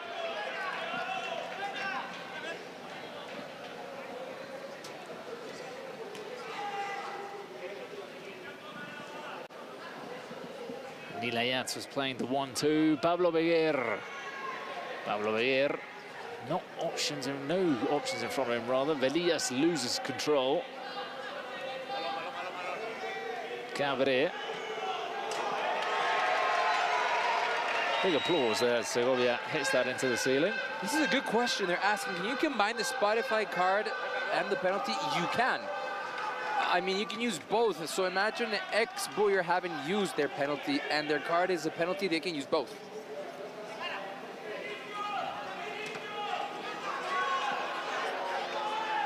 Juanma. Pablo Beguer, saved by Segovia, was offside.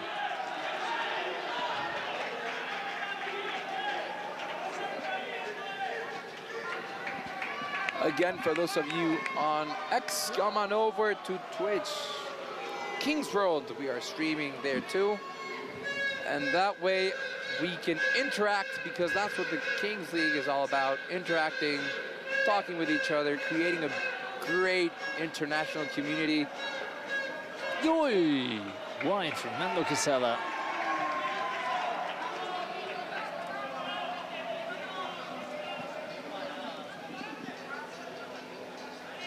Pablo Beguer. Couple of step overs from Pablo Beguer. That's why his nickname is Samba. Belías. Ayats prevents the corner kick.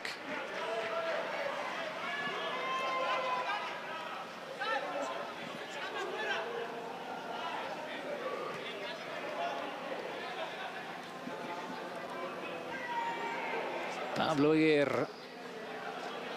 Pera. Juanma. Pera goes down. Huge screams from the ex-Buyer team bench, which was just a couple of meters away from that. But they're quite friendly with each other, or at least that's what I've seen. Yeah, that was aimed at the referee, I think. Oh. Not enough for me for that to be a penalty, but Pera does get his leg across.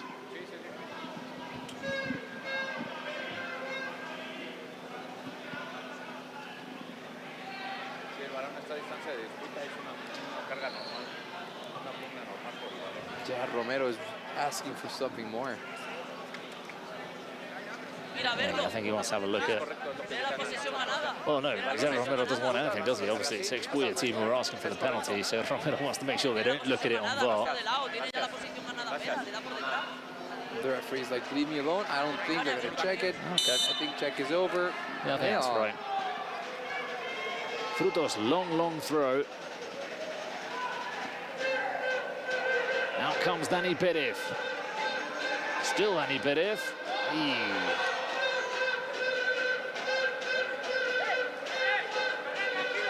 Beguer. Pera comes forward, leaves it to Belillas. Roger Carbó. Dani Perez.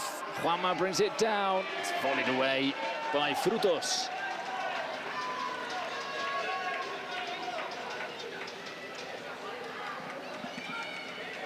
Capi. So we're 26 minutes into it. Gigantes still have their Spotify secret card. Expuya have their Spotify secret card and their president penalty. So that could be very interesting.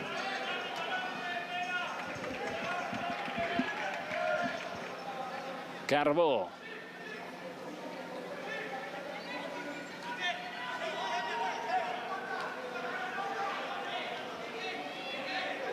Belillas. Beguer. Ooh, a number from Beguer. Still Pablo Beguer!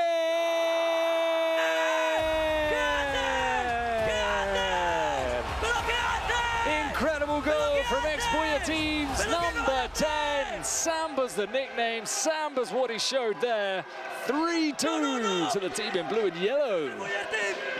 Way to score. This is important for Expuya.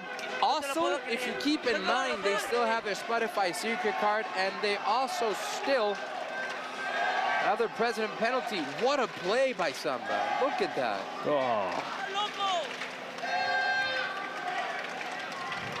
Yeah, luck or skill. Doesn't matter, it's a goal. I think it was skill, combined with a little bit of luck, so if you get both of those, might as well score. Nando. Now it's Gigantes who took the early lead. Now, if to fight back. If you were Expuya, would you take your president penalty now? I would.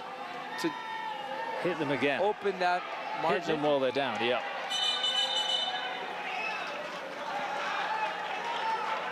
Are they going to do it? Let's see.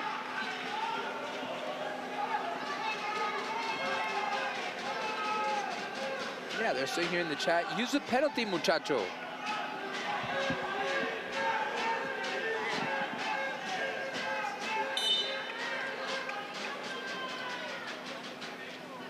Veliascuna somehow gets to Pera Martinez.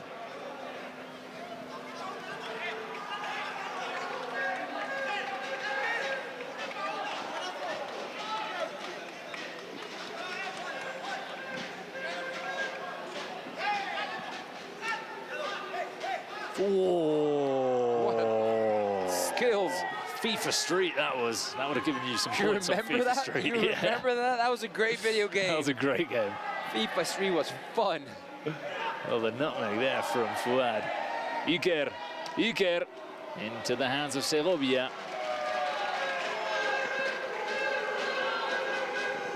Replay, oh, here we go. Yo! Bye-bye. Contreras through the legs.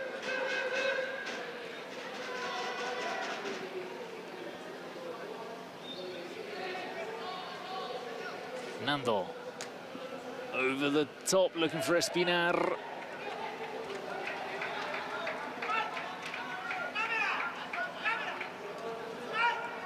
Pilaf.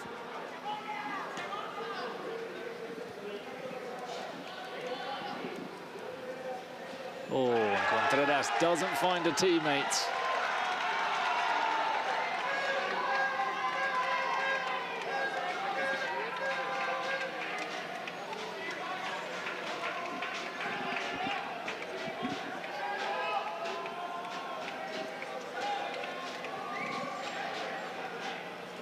Not many more teams left here. They're about down to almost 8. 32 that started this. Well, a couple more if you count the redemption round. So the hotel's gone from being absolutely packed to a few more gaps appearing. Secret card, Spotify secret card locked in by Gigantes.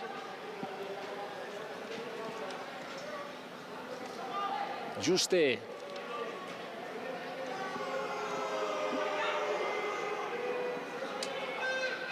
Nando. Juste. One back by Diego Diaz. One back this time by Roger Carbo. And again, Diego Diaz.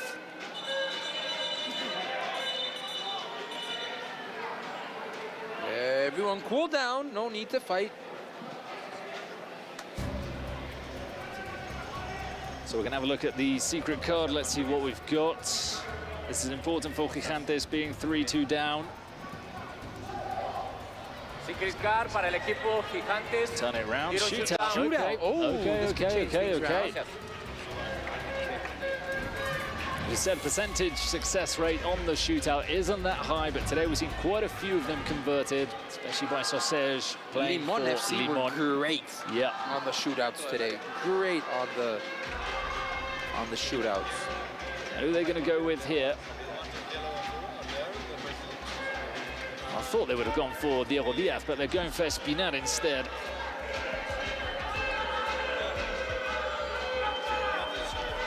So Espinar up against Capi. This is absolutely vital for Gigantes.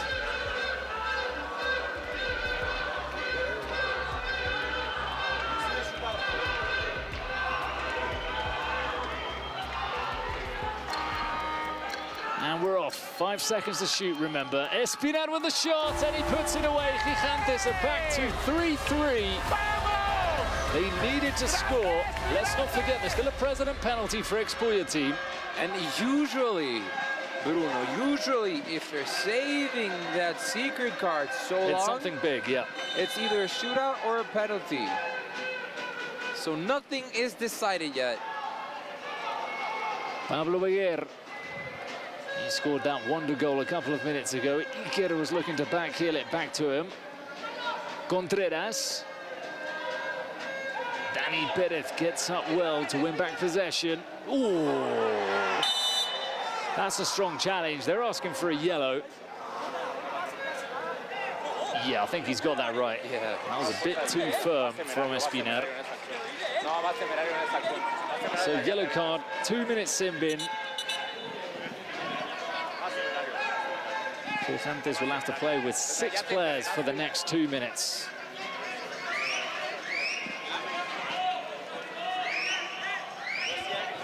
That is a great question by Gene Messi. What happens if you have 2x goal and call present penalty or secret card penalty? If you have? You can't, no. If you have 2 times goal. Yeah.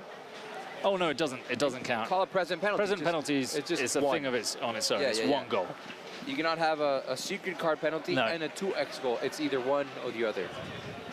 But that is a good question. And the president penalty, if you score it in the 2 times It goal just counts as period, one. it's 1. Yeah, Exactly. it's never 2. Exactly. But good question, Jim Messi. No, good yeah. question. I mean, when I started off with this, I thought the same thing. I thought president penalty, 2 times goal window, and then probably it's worth 2, but no. So Iker Alcarazo being helped back up onto his feet. Oh, he's in pain. You know what? I thought maybe he was just rolling around to try and get the yellow card. Maybe he did it by himself? But he's definitely struggling there to put weight on his left foot.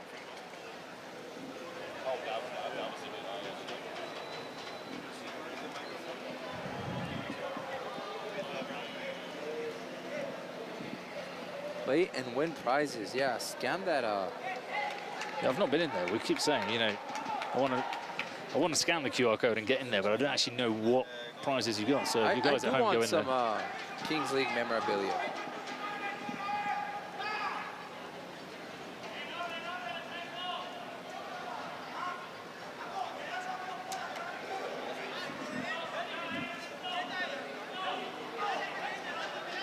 So after that lengthy stop in play, we're back to it, and it's 7 against 6 now for Expuya. Espinar out for a couple of minutes.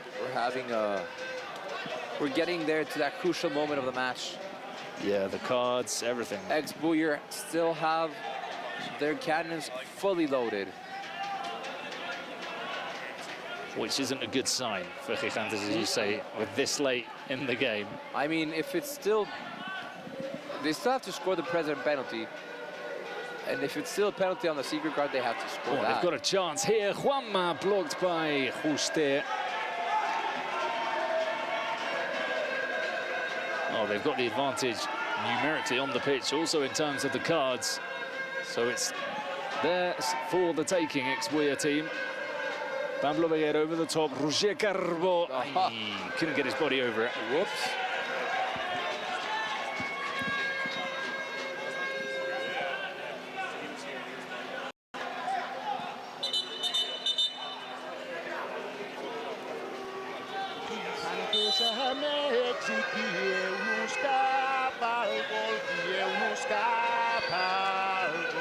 What is Gerard Romero singing? Iker. Belías. Belías, it's back to Dani Pérez. Pablo Beguer. Got two options on the edge of the box, intercepted by Belaz. He telegraphed his pass.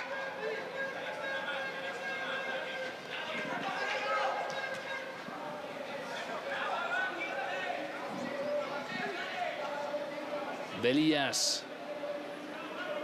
Beguer. Plenty of bodies forward now for ex-Buia team. Belías. Out wide to Beguer. Four players in the box. Beguer shoots. And that's sin bin over. So 7 against 7 now. Oh, Espinar, this is the player precisely that's back on the pitch. Roger Carboy's defended so well today. Espinar coming up behind him. Oh, the ball over the top for Juanma. Here we go. President penalty it is. Here we go. Eric Buyer gets a kiss on the head from his brother Javi. So he's one of the better penalty takers.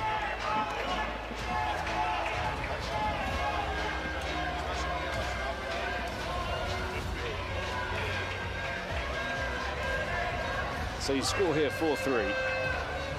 You've got another penalty, imagine, up your sleeve, and you make it 5-3 suddenly. And you go into the 38th minute with a 2-goal advantage, making Gigantes score if they want to take the pass.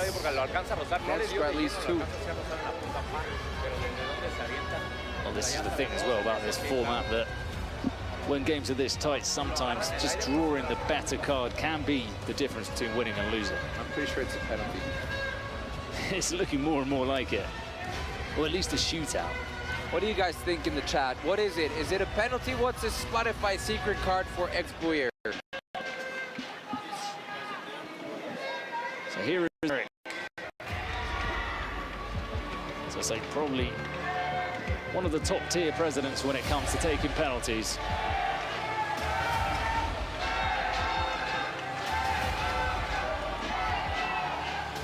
Ooh, Defkin says they have a joker. Maybe it could be a joker.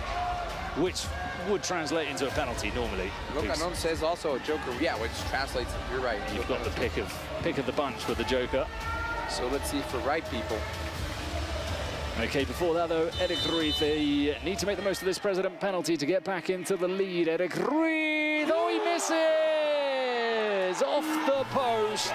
So Gigantes scored there, ex-Buia team missed theirs. Now the Spotify secret card comes into play. Jim Messi, the joker card, you can use any. You can choose any of the possible secret cards. Let's see what it is.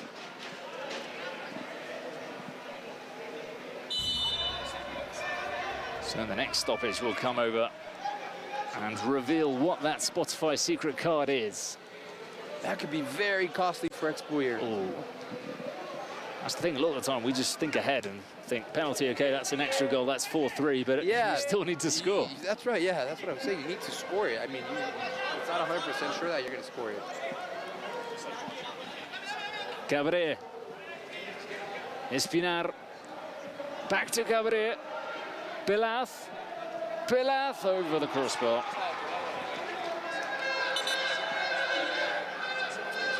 Here we go, let's see. Moments of truth. 36 minutes into the match. It can't be anything that's worth 4 minutes because we've already gone into the 36th minute, so 4 penalty. That is big. Of course. That is big. Of course. My friends from the stream here on Twitch, we were right. It had to be either a penalty or a joker. So a nice bit of sportsmanship before the hostilities between Belias and Segovia.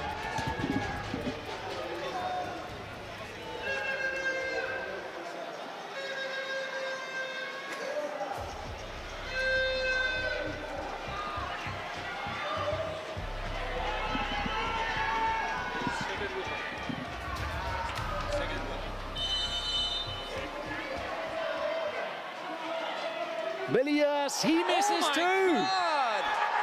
2 penalties down the drain for Expoya team. You know what? They've got a reputation in Spain for being a team that wastes opportunities, that normally has the game there for the taking, and they don't do it. And you always see the brothers just going mad, seeing how the team don't get the win, and they've done it again today. 2 penalties. 2 penalties. How can you expect to go into the next round missing 2 penalties? Oh, can they do it the hard way? Belias.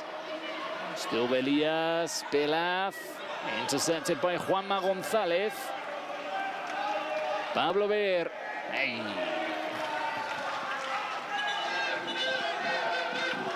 But now also the mentality just switches completely because Gigantes really come. They get a boost from this. They've seen 2 penalties missed and they start to believe. Oh, Segovia. So we're going to get into the 38th minute. And you know what this means? Golden goal. Golden goal. Whoever scores wins the match.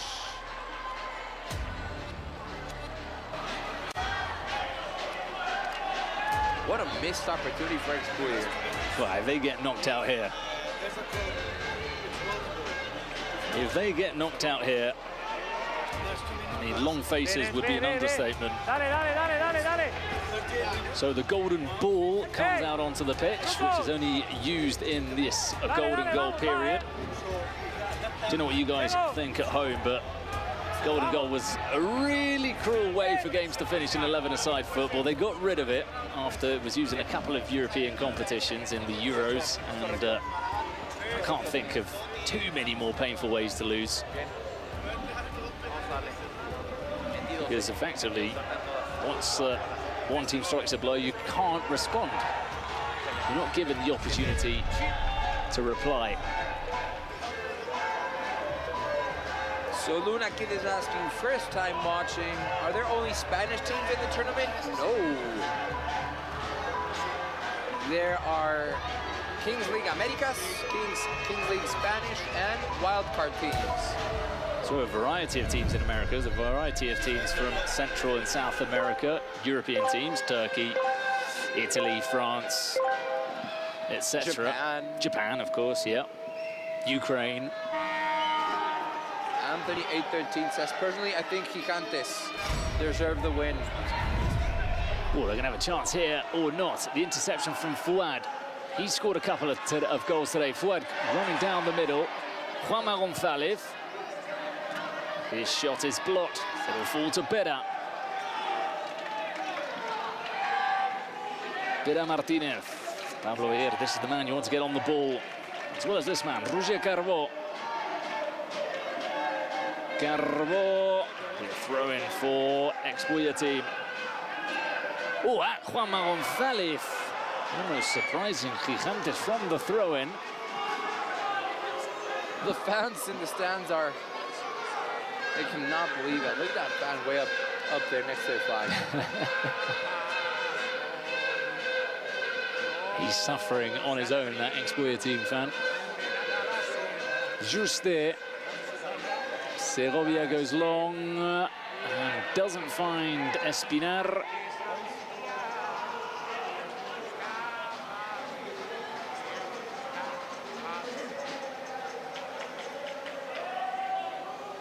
Capi. He also looks for his target man, Juanma González. Belaz. Strong challenge from Carbo. He's been absolutely magnificent in defensive duties today, Carbo. He runs into trouble there. It'll fall to Fouad. Still Fouad, still Fouad. Juste coming across.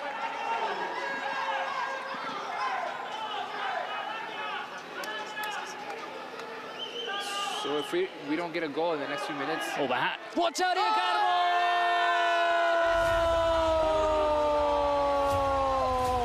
A wicked deflection, golden goal for Expoya team. After missing 2 penalties, they don't have to lament those mistakes because they've scored the golden goal. They will be in the quarter-finals. So we've got 7 teams qualified now for the final 8. Just one more will advance from the final game. But you feel for Expoya team that after those penalties missed, thank God they scored, because else they would have been all the flight back home thinking about those penalties that they missed.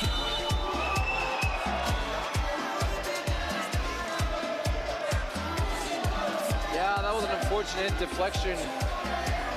It's wicked, but... And this is what you want to see. Look at that. Look at that sportsmanship. All the ex-Boyer players went over to the goalkeeper. You need to shoot. You need to shoot in Kings League football. Especially with so many bodies inside the box. There's always the chance of a deflection. Let's hear what Javi Buller has to say. Penaltis. Vaya puta banda somos. Nos metemos en el arcoíris. Desde aquí, bueno, ahora luego hablaré con Gerard. Partidazo, como todos. Quiero que la gente vea esto, que no se hagan luego virales las discusiones y las tonterías. Que la gente vea esto como acaba un partido, se da la mano, se abrazan, porque esto es lo bonito del fútbol. Yeah. Vamos, He's con la de saying, this is what's beautiful about football. Mañana más y mejor, todo fue la Friends vierneta, hugging each vamos. other, shaking each other's hand. Look at that. Look at Gerard Romero and the field with his players. And then the players from Expoya are being, they're getting close to the Gigantes players and giving them a hand. Also, yeah, let's rip this page. Expoya went from the redemption games all the way to the quarterfinals. What a story. Well, there are your highlights. Oh, Eric Ruiz coming also La verdad que el into poderío arriba se nota mucho. Prometo meter el siguiente. Lo siento, gente. But it is Vamos, nice in Boyetín, vamos. sportsmanship at the end. We've seen a lot of games finishing in really tense fashion, and it's sort of boiled over. So good to see sportsmanship between these two sets of teams. We do know that all the Spanish teams get along very well in this competition. Here are your stats. We're going to go over to speak to the MVP now, who is Fouad, who scored a couple of goals in this game. He's one step closer to that $50,000 prize.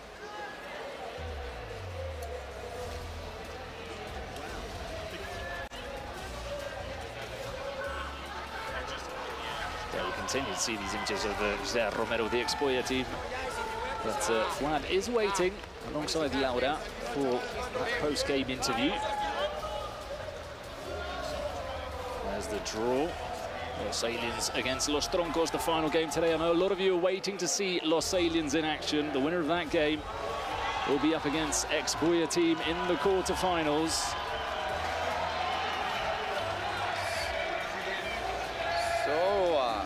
And here we go, finally, the interview. Esto es para ti, enhorabuena por él, ya hice MVP por el pase a cuartos. Muchas gracias. Bueno, esto para todas las familias que nos hicieron un vídeo motivacional y va por ellos. En cuartos os tocará o Troncos o Aliens, no sé si tenéis algún favorito. No, nos da igual, vamos a lo nuestro y que toque el que toque. Ha dicho el presi que toca ensayar penaltis en el próximo entreno, ¿eh? La verdad es que sí, pero bueno, mira, la suerte ha ido a nuestra parte, así que muy bien. Enhorabuena, disfrutarlo.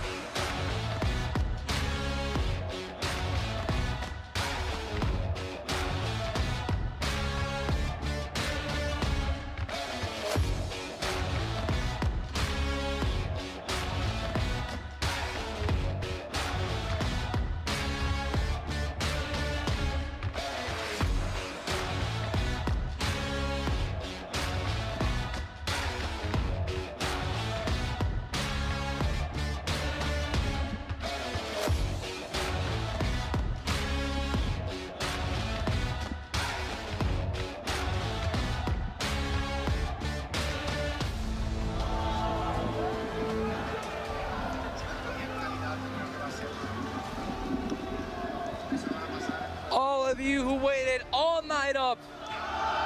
We know it's late over in Europe, but you waited to watch Los Troncos against Los Aliens. And that time has come.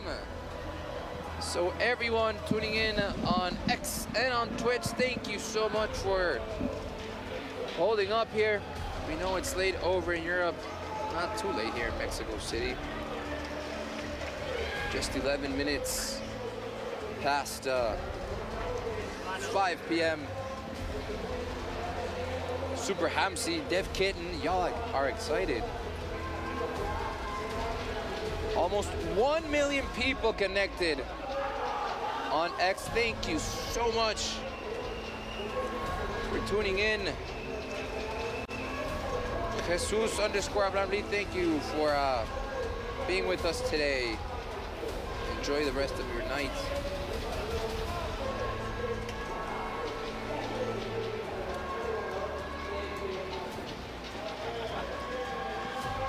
And our last match of today, Los Troncos against Los Aliens, the Mexican-American side against the Spanish side. Getting close to 1 million people on X. Come on over to Twitch. Also, Kings World Cup.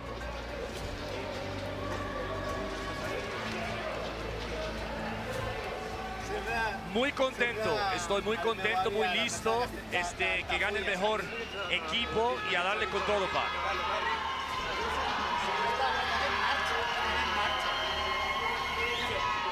Castro saying he's very happy coming into the game.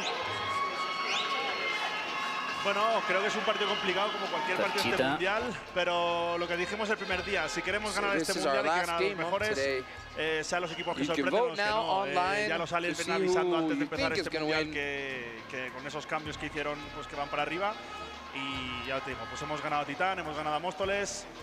Si queremos ganar esto hay que ganar a los mejores, así que vamos con todo. Cassideva was saying that if we want to win this competition, we need to beat all the best teams, and that includes Los Aliens. Anthony A13 says, quite sad for Gigantes. Yeah, sí, creo que heartbreaking.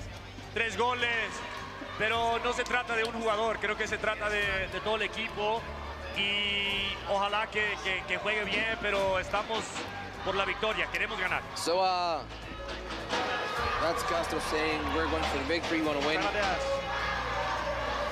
Yeah, well, you were saying they're sad for Gigantes, but imagine how sad they would have felt for Expuya team if they went on to lose after missing 2 penalties. Airflare said Los Aliens will win because of that sick logo. Really nice kit as well. It is a very nice kit.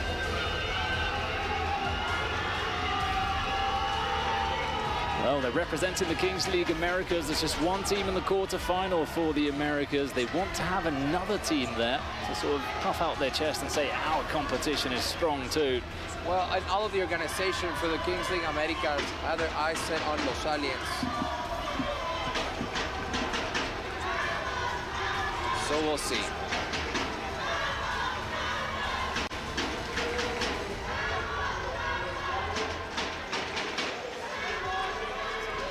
Almost ready to start here in Mexico City with our final match of today and our final match of the round of 16.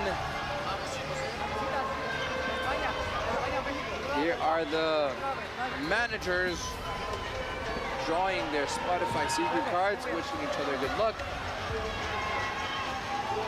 Oh, the alien mask. There are the aliens. Heading down from Mars or somewhere. And we're gonna start here in 15 seconds. 10 seconds.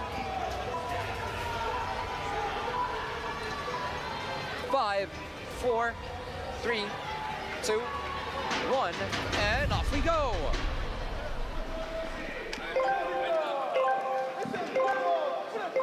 Starting for Los Troncos. And for Los Aliens, here we go. Starting is Max Marcet. And for Los Aliens, That is number 93, Miguel Rebollo. Let's see what Marcet can do. Marcet! Oscar Medina, Plátano, gets a head in. And puts that ball away from danger. Again, Marcet. In no hurry whatsoever. Let's see what he can do with his skill one-on-one. And he gets his revenge. There it is! Marcet! Troncos 1. Aliens, nothing. That was a great definition by Max. Let's see what Rebollo can get back here. Rebollo with a shot. Good defending as well. Great defending. That was a very effective one-on-one for Troncos FC. And now we make it 2 against 2. In no hurry, a team from Mexico. Carles Planas on for Los Troncos, and also David Cabrera, number 7. He's been very good. Yes, a great player also in the Mexican First Division. Played for Pumas. Oh, yeah. That could have been a good touch, but Plátano. And Planas, a very good defender. Another Barcelona Academy. Celta Vigo. He's had a good career. Let's see what Plátano could do. Can he get a shot in? Nope. Back to David Cabrera. David Cabrera. Just too far. Oh, he's kept it in. Rebollo, but that is a great effort for number 93, Rebollo. Steps on it. Oh, what a goal! Great skills! He's turning into one of the players of this tournament, Miguel Rebollo. Rebollo showing some great skill there to make this all tied up. 1-1. And here you go, now it's 4 against 4. Let's see, out on Max Marcet. That was Aitor Vives. Vives steps on the ball, gets a shot in, and just wide. For Los Troncos, remember now it's Carles Planas also on. Marcet and Aitor Vives, which completes 4 against 4 for the Spanish side and for the Mexican side. Also came on Rebollar, Cabrera, Rebollo, the man who tied the match. Cesar Villaluz coming on for Los Aliens. Well, talking of good players. Marcet. And just wide for number 9, Edgar Alvaro.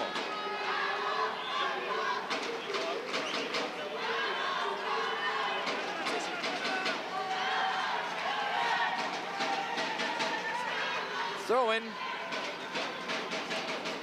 for the team dressed in green and white. Look at that beard by Edgar Alvaro. You cannot confuse him. No, he's easy, isn't he? I was just looking up the stats for Rebollo. 7 goals in the World Cup already for him. Wow. And here he comes again, Rebollo. Villaluz! Just wide. Look at Castro. He can't believe they missed this. And now we're going to make it 6 aside. 1 more minute to go with this build-up. That has already been very effective for both sides, scoring 1 goal for each side. And how important is Cesar Villaluz in this team? You were telling us about how his career maybe didn't go as far as it could have gone because of injuries. Yeah. But you see him here, and he's just the all-around player for Los Aliens. He's brilliant tactically, he's brilliant defending, he can also play, he finds passes, he can score goals. He is a great footballer.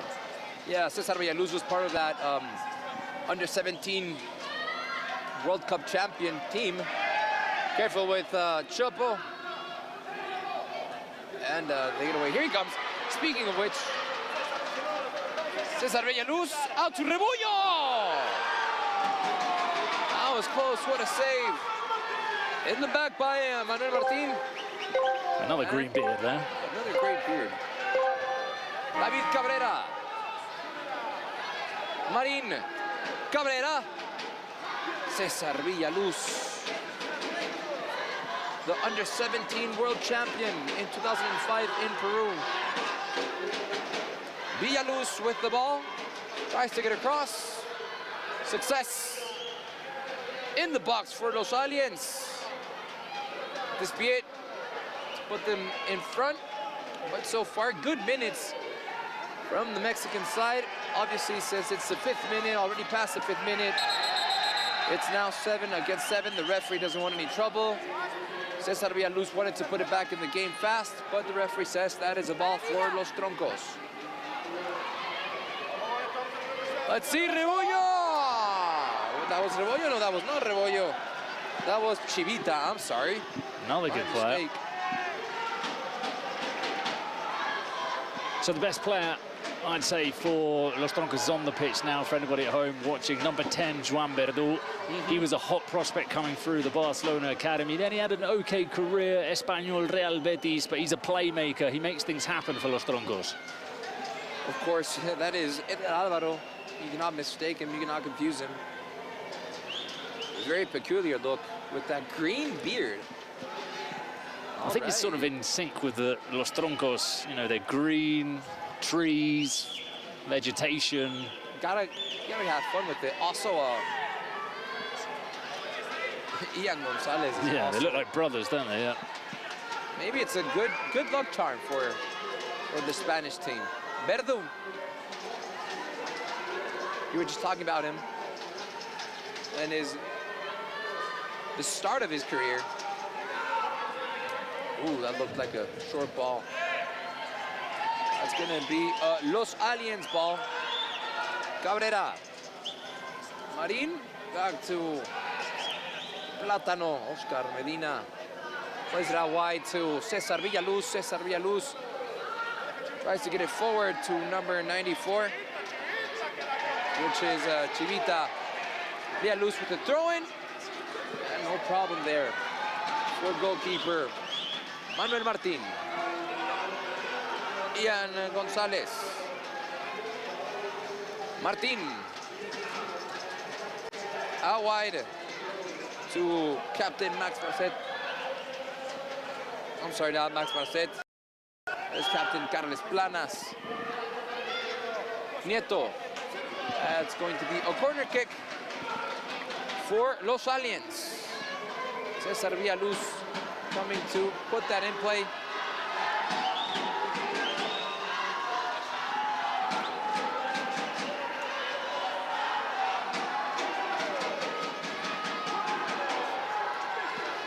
And good agility. Effort. Yeah, good effort by Rebollar. That was Alvaro. He was asking for a foul, but no foul given. As play continues. Last already 8 minutes. Let's see what the people have to say on Twitch.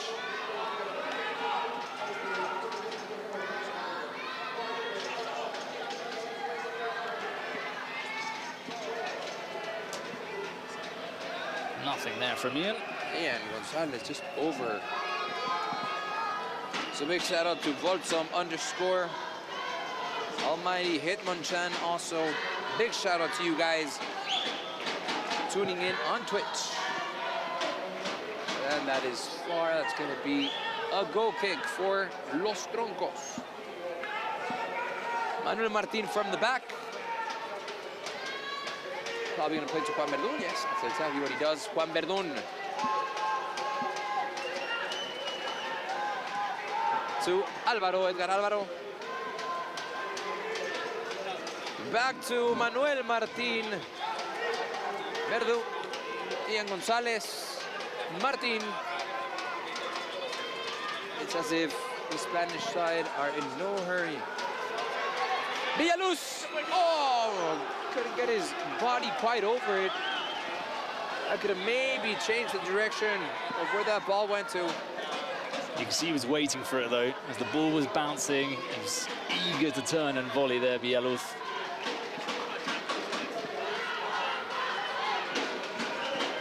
Super Hamsi Aliens.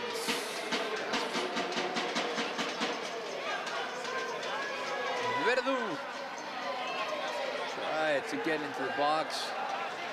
But great stuff by the Aliens defense.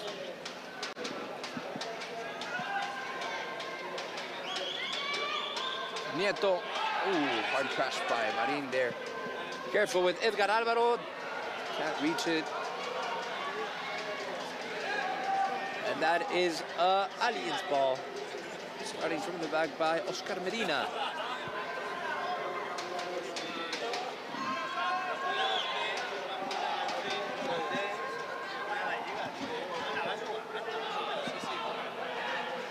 Manuel Martin. In no hurry whatsoever. Remember, it's 7 minutes until that dice can be thrown. Marin. Juan Marin to Villaluz. Villaluz to Juan Marin. Juan Marin sends it forward to Jose Nieto, but Edgar Alvaro tries to get in, and no problem there. Ian to Manuel Martin. Manuel Martin out wide to Carles Planas. Careful. This is a good opportunity. Oh! Damian Scarinci couldn't quite get to it. It's Carlos Planas who's hurt. But, you know, that chance came for Los Aliens because there was a player for Los Troncos on the floor who was just complaining. Because he didn't get up, there was a space and there was a gap for Los Aliens. So there's no point staying on the floor and just rolling around and complaining. Get back up and, you gotta concentrate and help out. Here comes Marin, Juan Marin. Cesar Villaluz. David Cabrera. Nieto back to Cabrera. Trying to find an open space there for Los Aliens. It's not easy once it's already this tight. They're asking for handball, and that was Jose Nieto trying to get to the ball.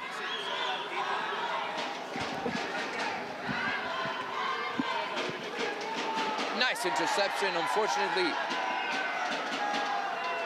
Miguel Rebollo couldn't keep the ball. Almighty Hitmonchan says, love the cams for the Presi, love the enthusiasm. We love the enthusiasm of Kings League. That's what it is all about. And when there's Castro as well, there's always enthusiasm. Of course. So that's the ball with Sergio Sanchez. And Gonzalez back to Manuel Martin in no hurry whatsoever. Carles Planas sends it forward to Alvaro. Edgar Alvaro tries to step on the ball. And that is no issue. Rebollo. Rebollo, careful with Rebollo. It's 4 against 1, 3 against 1. Oh. And he can get away. Cabrera. Villaluz. To Cabrera. Cabrera tries to take the shot. Oh, unfortunate for him. That was his own player, Rebollo, his own mate. That was a slide tackle. There's a player by Los Aliens not looking too in shape, but nevertheless, play goes on. That's gone out. He was unlucky, that shot from Cabrera hit Chivita, who was in an offside position as well.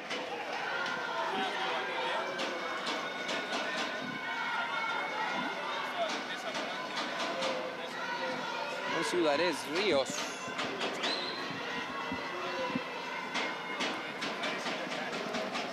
Oh, Daniel Rios, yeah. Almost stuck together there. Yeah, Daniel Rios is getting treated by the medics. Again, feel free to leave your comments on the Kings World Twitch.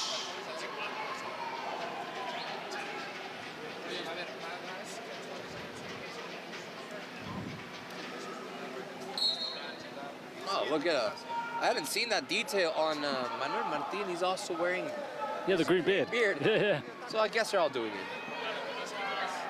That's what a lot of days in the hotel and not knowing how to kill time does to you.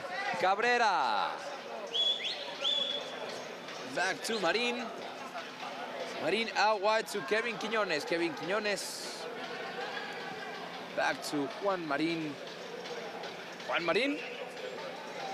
David Cabrera crosses midfield. Cabrera. Marin. Cabrera again. And back to Kevin Quiñones. Kevin Quiñones to Villaluz. Villaluz couldn't quite get a foot into it. Send that ball.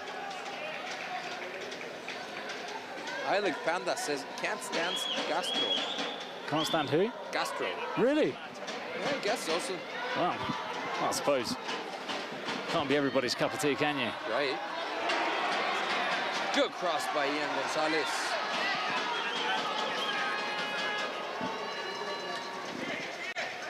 Juan Marin. David Cabrera. Out to Cesar Villaluz. Cesar Villaluz in control of the ball. Sends it back to Plátano Medina. And Plátano Medina gets it across to Juan Marin, but it makes it too long. And that is going to be a ball for Troncos. Getting closer and closer to that 18th minute mark, which, as you know, that's when the dice gets thrown and things can change around. Where's everyone? Did everyone go to sleep? I wouldn't blame you, it's late.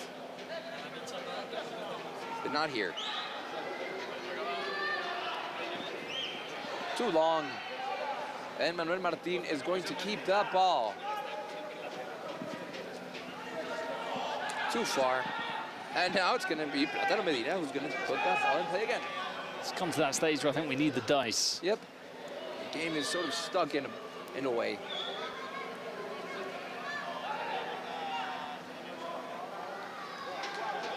This could be a Juan Marin.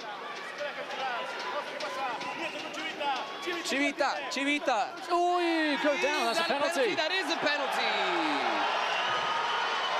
Penalty for Los Aliens. And I mean, because Chivita tried to carry on by not falling, but I think that is a penalty. Let's see that replay. The only player not complaining for Los Troncos is Ian. And he's the one that makes contact. He knows. Yeah, that is definitely a penalty. He knows. Very, very clear penalty.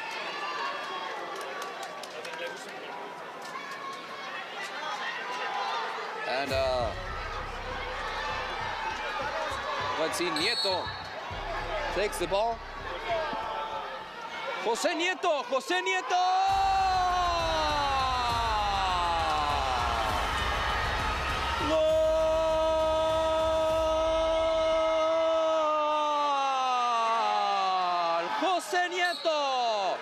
gives Los Aliens the advantage and makes it 2-1. Los Aliens, right before the dice mark, have taken the advantage. A very important advantage because the game was very, very cagey there. Oh. Look at Chivita. He needs to shoot. Chivito makes it 3-1. What an advantage. What a moment for Los Aliens. Incredible. 3-1. They have doubled the advantage now. They went from 2-1 to 3-1 in less than a minute. In the last second, you see, it was 3 seconds left. What a strike there. 3 seconds left. Chivita, what a time to score the goal. This is incredible. Los Aliens, they've come into this tournament as the underdogs. They're just pulling off surprise after surprise. I said it the other day. I fancy them to go far. Me dan el ok para tirarlo. Ah, creo que sí. Hola, gente, ¿cómo están? ¿Todo bien? Ahí voy. Mucha suerte. Me encantaría que salga el 1v1 sin portero. El So Kai. this is Ahí voy. Mint streamer. Para allá. 1-1 with no goalkeeper. And it's going to be 3 against 3. Los Aliens, what a war. They took advantage of that moment. We were tied 1 against 1, and now it's 3-1. And the chat here on Twitch is going crazy. Super Hamsi. Habti XE Almighty Hitmonchan, I'm sorry, Dave Kitten. They are enjoying themselves. Now, that was incredible, honestly. With 3 seconds left, you know that once the time goes out, the buzzer sounds and the game is over. So it was a race against the clock for Chivita.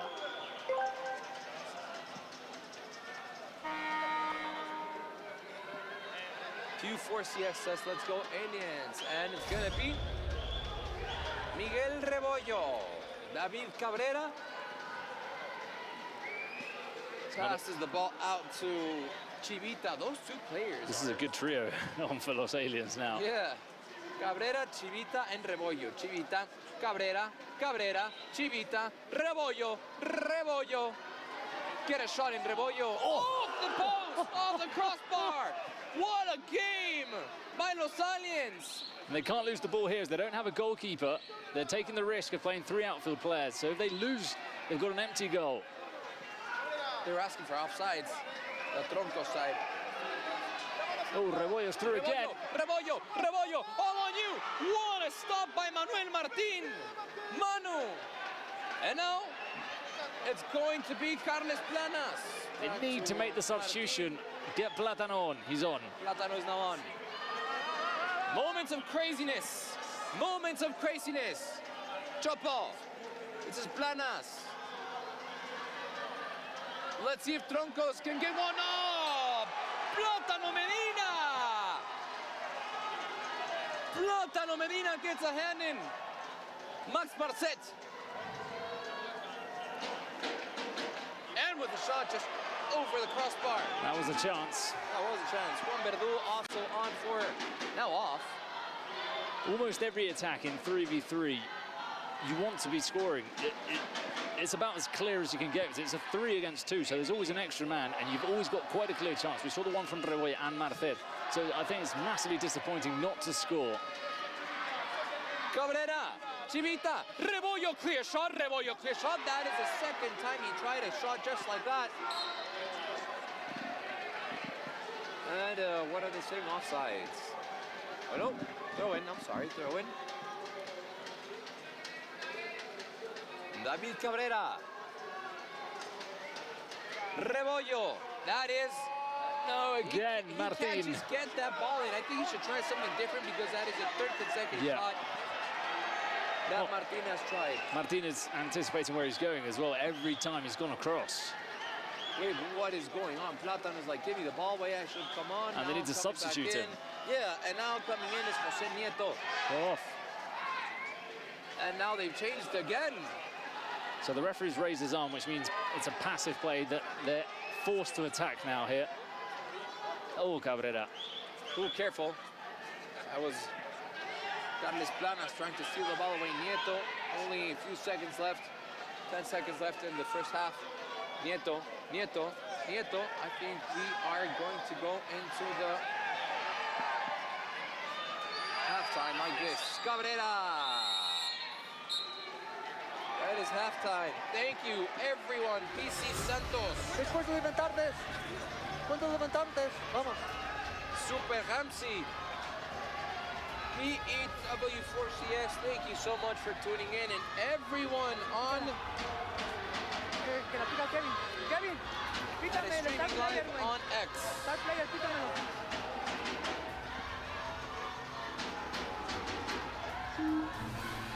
Oh, we have a secret card. Can you guess what it is? It's probably something secret player.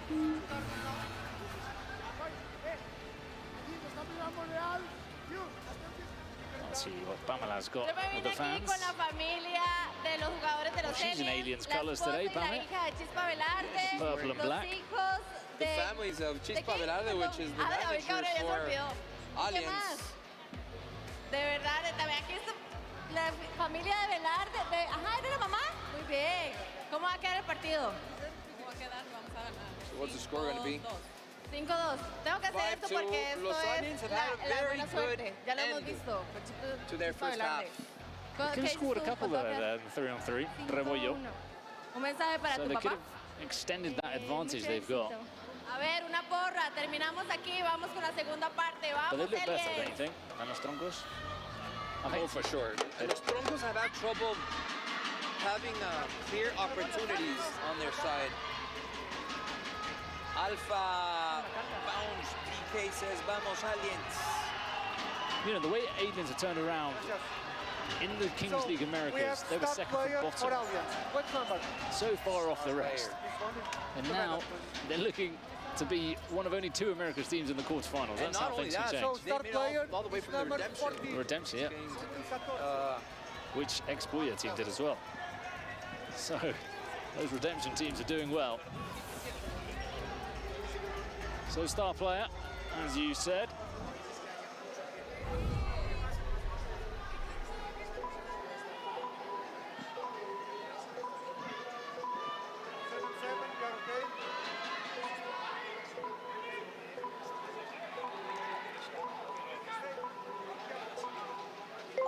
And we are starting the second half.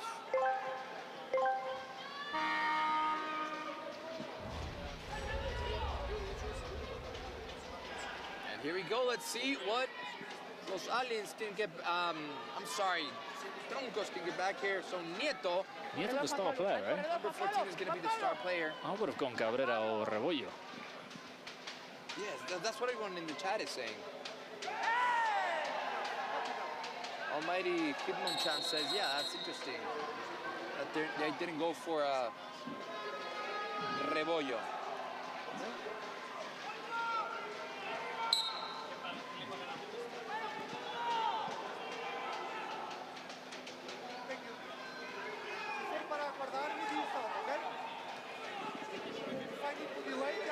Too long there for Juan Verdú. Juan Verdú, yeah, he couldn't quite get to it. Captain says, does star player get extra goal points if scored? Yes, that's exactly how it works. If he scores a goal, that goal counts as double. But just a reminder that he can only do it once. So once he scores that goal, two goals are put onto the scoreboard, but that's it. Star player period is over. You can't score 4 goals worth double.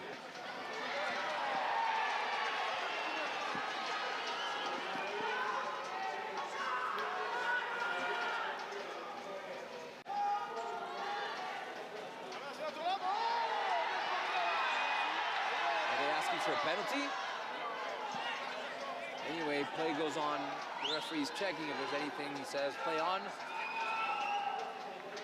Nothing to see here.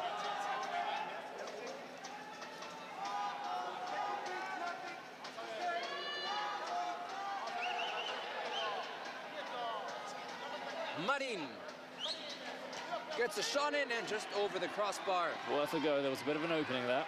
Still with the advantage. Los Aliens 3-1 to Troncos FC. 22 minutes gone in this final match of the round of 16. Tomorrow, the quarterfinals are starting here in Mexico City. That is a good shot. Ooh, just wide. Whoa. Nice shot by Marc Sorroche. Very close. That ball goes wide. And that could have been an important goal for Troncos FC. Still not much from Nieto in this second half. And Troncos are trying to get something back in.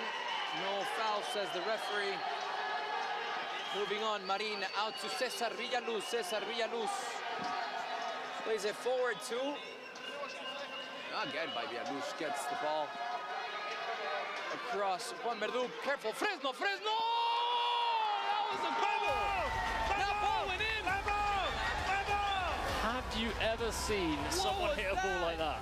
What was that by Fresno? What a goal! And that gives one back for Troncos, making it 3-2. Way to hit the ball. That was unreal. That is one of the sweetest strikes I've ever seen. And that was in the top right corner. Beautiful goal by Troncos FC. By the way, Troncos still have their president penalty and their secret card to be played.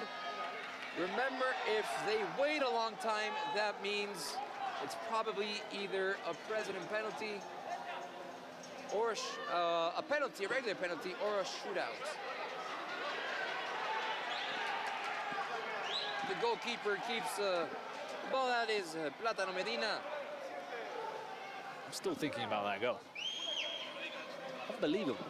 Plays it long. And no problem for Troncos. I think they're checking. What a way to strike the ball. Top class. Unreal. Great technique. The angle we had here as well. Yeah. On the bounce, the ball was just rising a little bit. They just slipped in the goal. It was beautiful. David Cabrera to Cesar Villaluz. They call him, as you can probably guess, La Cabra. Ball into Marin, and way to get a head in by number 21, Carles Planas.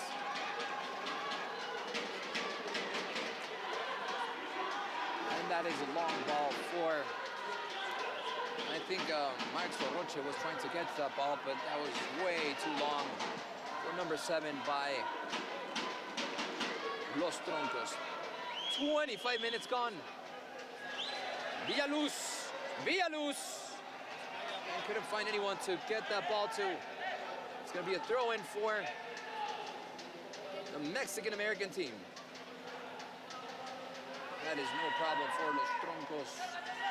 Verdu. And that ball went out. Verdu is not happy with the decision, but that is going to be a ball for Los Aliens. David Cabrera out wide to Marin. Marin with the control of the ball. Nieto. Remember, Nieto is still the star player, so if he scores, it counts double. This is Rebollo. Nieto. Oh, great interception by the defense. Fresno, and again, they can't get clear balls to number 7. Oh, Alvaro. Edgar Alvaro tries to get a shot in, but it's just too wide. Villaluz and Plátano are having a verbal exchange there. It's part of competing, part of the competition. It is what it is.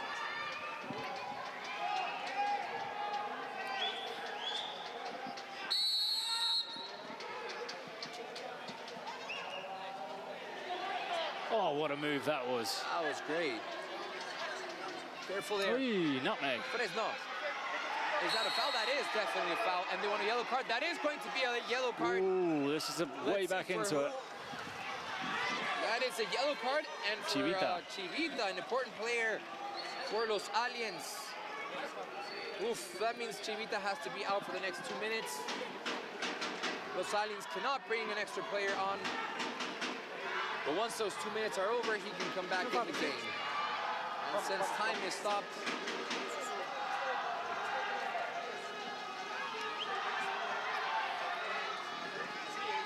so it's going to be Juan Verdu with the shot, with the free kick. Verdu, and deflected by Rebollo, but in the face. The referee asks to stop the game clock, and of course the medics come on to check out Rebollo. That was directly in the face for him. We have time, okay? So I'm now live on my Instagram if you guys want to see behind the scenes. Go on my Instagram, it is on the Twitch chat.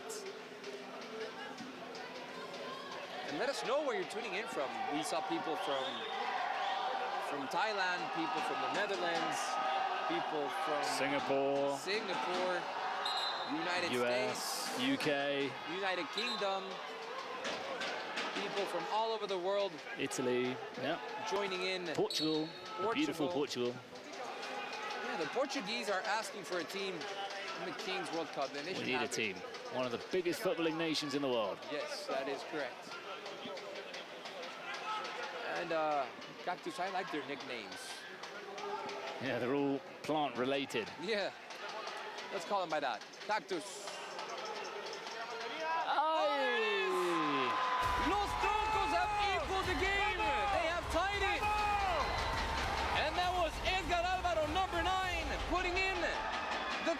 goal for Los Troncos, and it is now 3-3. It's getting complicated for Los Aliens. Again, it is tied 3-3. Los Troncos still haven't taken their president penalty, and they still have their secret card to be played.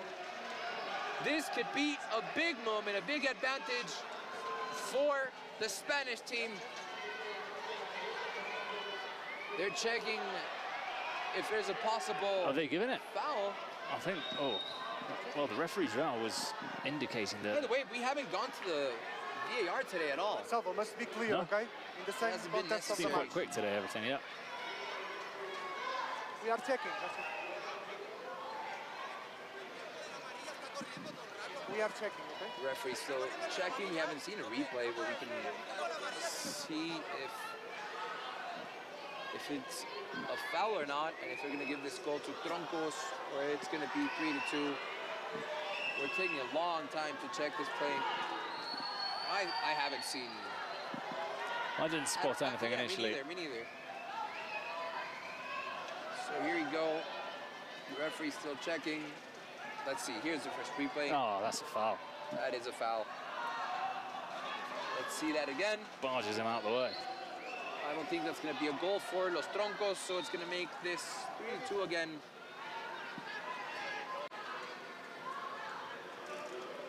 Cheers to everyone tuning in on X, on Twitch. Salvo, si no tienes imagen clara, vamos. The referee is still checking it. Igual deberíamos parar VAR, just to be clear. Have no doubt. Pues damos tiempo. In Kings League, you can see the VAR. I was given the goal. Well, all right then. Ah. To me, that was a foul, but To me, that was a foul as well. let's see what the people on Twitch say. Hey, lo estamos controlando todo. I felt like that was an over-the-top movement from Edgar Alvaro in the barge from behind as well. It's not like it's side to side, but there have been a lot of decisions this week that maybe I haven't agreed with. Wait. Yeah, Edgar Alvaro's asking for more time. Calma, chicos. And he doesn't want the clock to continue ticking down, because Los Aliens do want it to tick down, because that means that their player in the sin bin can come back on sooner. The Jonas Cruz says, how? That was a clear foul.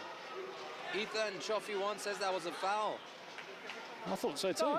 It's good to see other people. And the Jonas Cruz says that was a foul. We have people from Turkey, Ireland, Serbia, Dubai, Belgium, Denmark, United States, all over the world. Thank you so much for tuning in to this Kings League World Cup from Mexico City. Okay, everything okay? Massive confusion here. So They didn't surely... stop the game clock. Okay. Oh, 1 minute. 1 minute left for Vallejo. I thought it was less. For Chivita.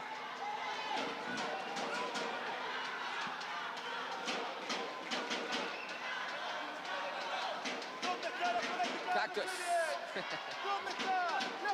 Verdu, let's see, could this be it? Oh! Great interception there by David Cabrera. That would have been an important chance for Troncos. Complicated moment here for Los Aliens. You know what? I don't know if they're going to review. Chivita, I thought he had 20 seconds left, and it's gone up to a minute. I don't know if they re-established the clocks or what. There is a lot of confusion. Yeah, people from Saudi Arabia. I love Saudi Arabia. Our favorites to win the full tournament, I think G3X or Furia, the Brazilian side.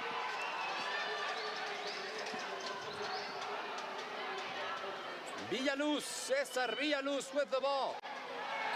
Juan Verdu, and yes, that was a foul. That's a free kick. 15 seconds until Vallejo, Chinita can come back in. Villaluz is a city ball!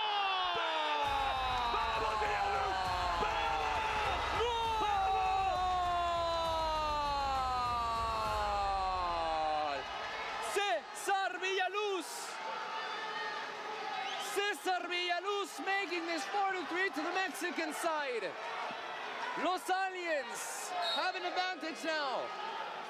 And this can change everything around. Los Troncos want to get something back before the 38th minute, but careful, they still have their president penalty and their Spotify secret card. That free kick, though. In Spain, you know, they say you've got to be pícaro to play football. You've got to be streetwise, and that's exactly what coming in it was. Oh! Cesar Villaluz is asking for a penalty. Is that a penalty? I don't know. Maybe Aitor Vives was a little bit late to that ball, but this game is getting exciting. It's the last game of the round of 16. Oh. Careful, careful. Plátano, plátano. Cesar Villaluz to Nieto. Nieto is still the star player. About 4 minutes to the 38-minute mark. Things are going to get excited here.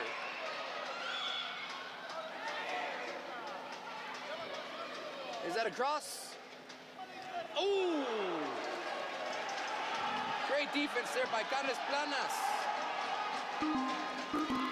And there it is. We have a president penalty for Los Troncos. Yeah, we've got both, haven't we? I forgot about that. President penalty for Los Troncos. Aliens. Aliens haven't played their president penalty either, so they're going to take this corner kick out on the left side. Cesar Villaluz with the cross in. David Cabrera gets to it, controls it,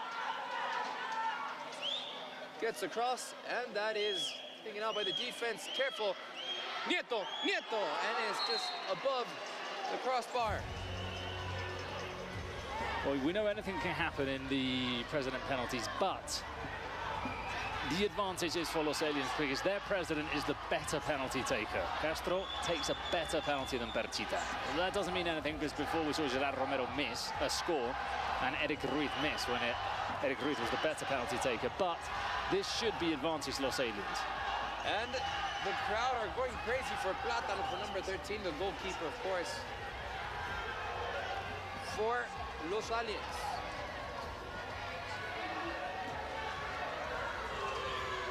And let's see if this president penalty can give the advantage, or I mean tie the game for Los Troncos. You were saying he's not that good in penalties? Castro is better. Castro's a very good penalty taker. Perchita's not great, but you never know. I mean, he knows how to hit the ball at least. And here we go, Perchita against Plátano Medina. Perchita to tie the game. Perchita, Perchita, Plátano! Plátano Castro saves a penalty. Los Aliens are still in front. They're checking it, they're checking it. They're checking to see if he moved off his line. So this is now a big advantage because I think Castro, more times than not, he puts them away. He telegraphed that ball so much. Los Aliens are saving that president penalty, I think, for the last second. Oh, come on, ref. You gotta give that. That's a foul. But that's to the other side. Juan Verdun is putting his... This is starting to get rowdy. You see that? Did you see that? Yeah, it's starting to get rough. Un metro para atrás, aquí. Okay, gracias. So that is a free kick for Los Troncos, and this is going to be Juan Verdú to take the free kick. Or is it going to be number 9, Edgar Alvaro? Moments of tension here in Mexico City. Edgar Alvaro, wow, what a strike! That hit the crossbar. That hit the crossbar. What an end to the day. Hit the crossbar, destroyed the crossbar. That almost knocked down the entire Still goal. shaking. It's still shaking, yeah. All right, Cesar Villaluz gets the ball across, and that is too far.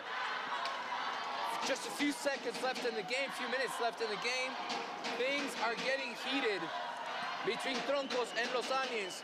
4-3, the scoreboard. Thank you, everyone, for tuning in on Twitch, Twitter, and Instagram. I keep calling it Twitter, on X. I'm sorry, Elon Musk. Out from the back is Manuel Martin. And there it is. We have a president penalty for Los Aliens. This could give the Mexican-American team a huge advantage. Oh, mistake there by Plátano. Corner kick, and then we have a secret card for Los Troncos. What is going on? Platanos just handed them a corner for no reason there. All he had to do was collect the ball. He's dropped it behind, so that will allow Los Troncos to apply some more pressure. But let's see this from Castro. You need to score it because that weapon from Troncos looks like it's going to be that card. Sorry, I'm not allowed to say weapon. That card from Los Troncos looks like it's going to be important. It's a shootout. After the president penalty. Thank you. So that's a shootout for Los Troncos. Shootouts are not very effective, but today we've seen some very good shootouts. More of them have been scored, yeah.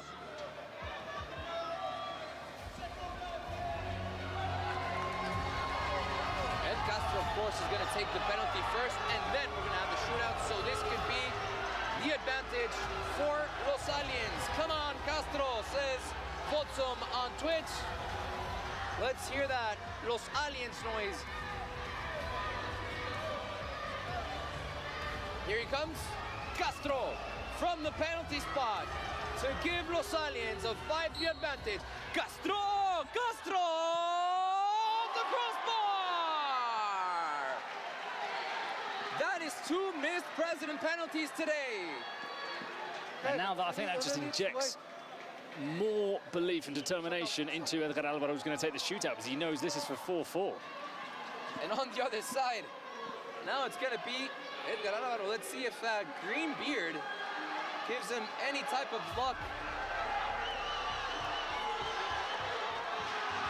Roble on his back. They'll have plant names, which is awesome. Ladimal on Twitch says, what a strange run-up. Yeah, I agree. So here he comes. Shootout. Alvaro. Edgar Alvaro. And it's a tie game. Does that count? Yes, that does count. I think it was just before.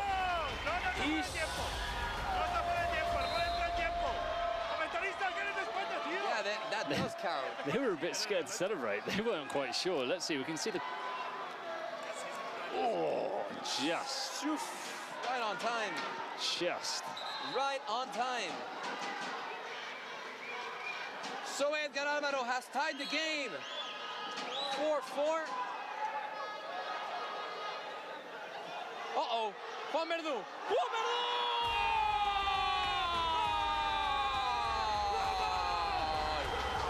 Los Troncos have turned this around.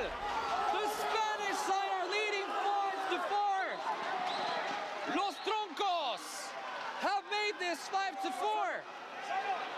What a game we're having. In just under 2 minutes, they turned this around.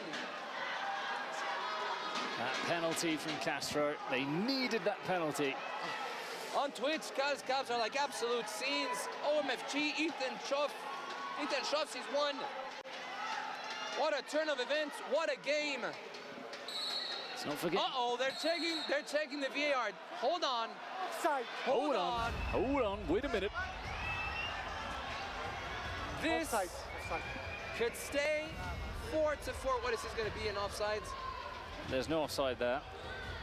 Oh, from Verdú. Okay, one more frame.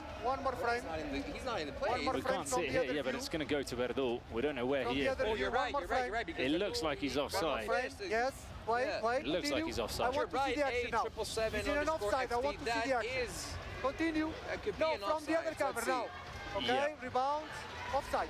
It's offside. No, goal. We're still tied. 4-4. More ups and downs, and there's still a few left. Still a few left. Ladies and gentlemen, we still have those 2 last minutes. Where remember, if the game is tied, which is looking like that, we're going to go into golden goal. So whoever scores wins the game. 37 minutes with 30 seconds almost.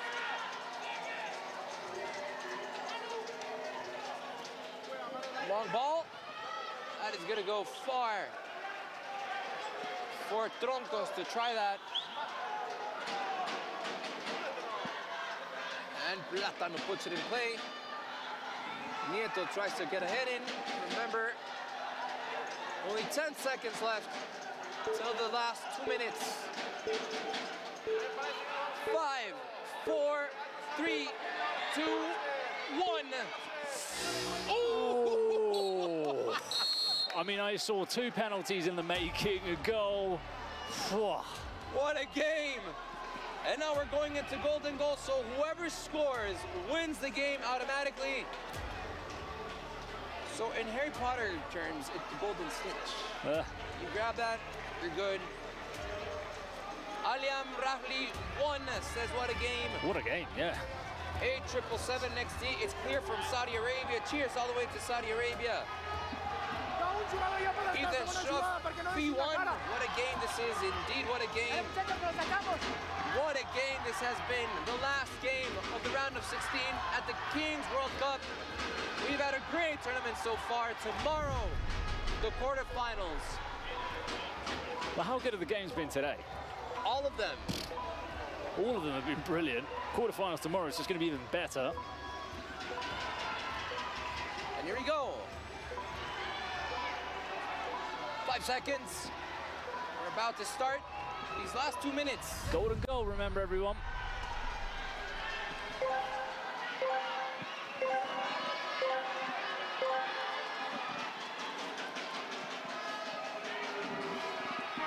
They're sending love from Azerbaijan. Cheers all the way to Azerbaijan.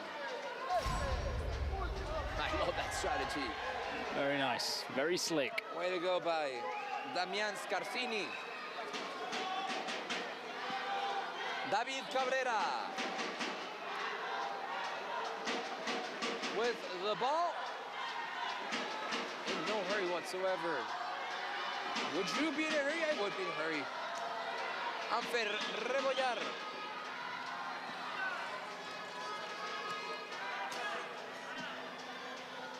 That is just too far for anyone to grab that ball.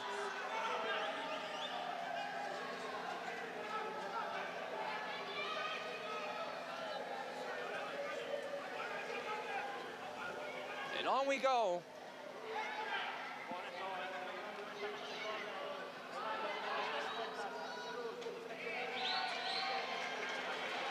Game slowed down just a little bit in these last few seconds, but remember, 1 minute to go, and if nobody scores, this goes into the phase of shootouts.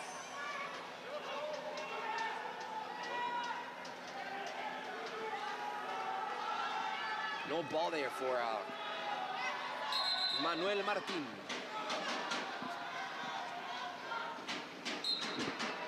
It smells, it looks, it sounds like we're gonna go into it does. The first and only shootout round of today.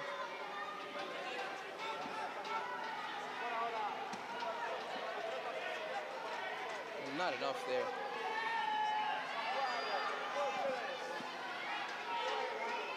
David Cabrera from the back.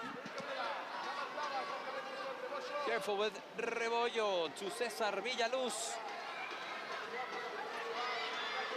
Intercepts. Right on the back, Aitor Vives. You don't want to miss anything right now. Collective play. Well disarmed by the defense. And here comes Rebollo. Rebollo with the ball. Oh, in the face. Yeah, that was not good for straight in the face. Aitor Vives. Take a quick break, man.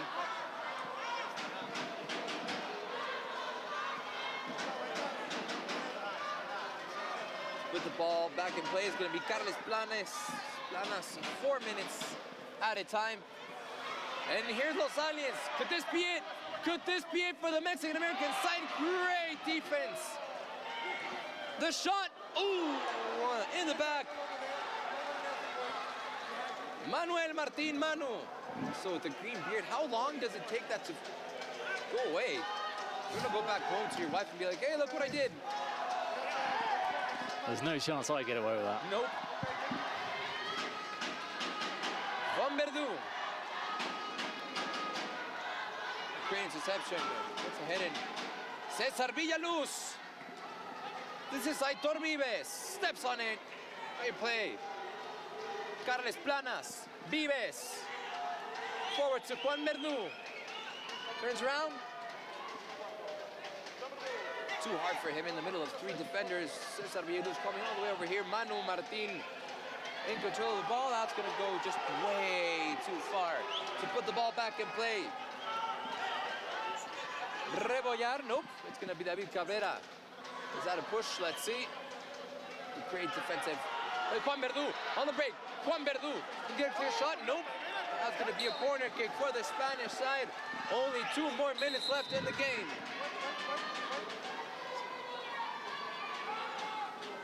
Is it going to be the Kings League Americas team or the Kings League Spain team to go on? Cabrera, make it a throw-in.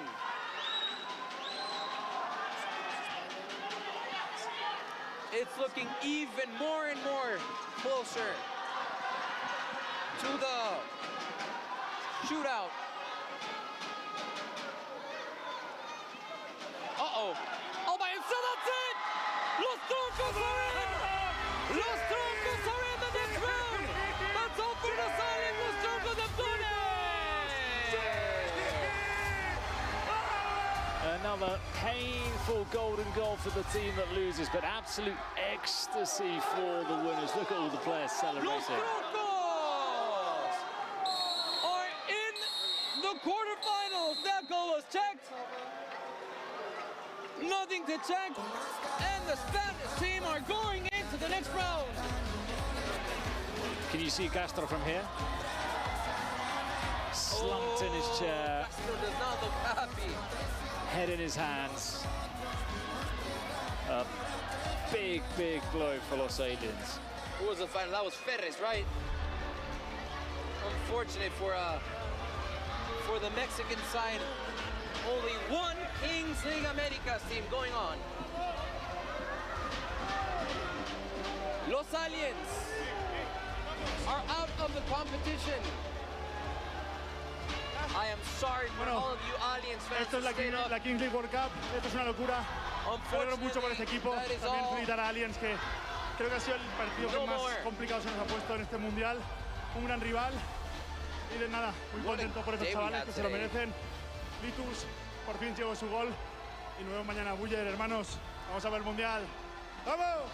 So Presita saying to the Buller brothers, see you tomorrow. Of course, they're taking them on in the quarterfinals, all Spanish game. Let's see what Edwin Castro says.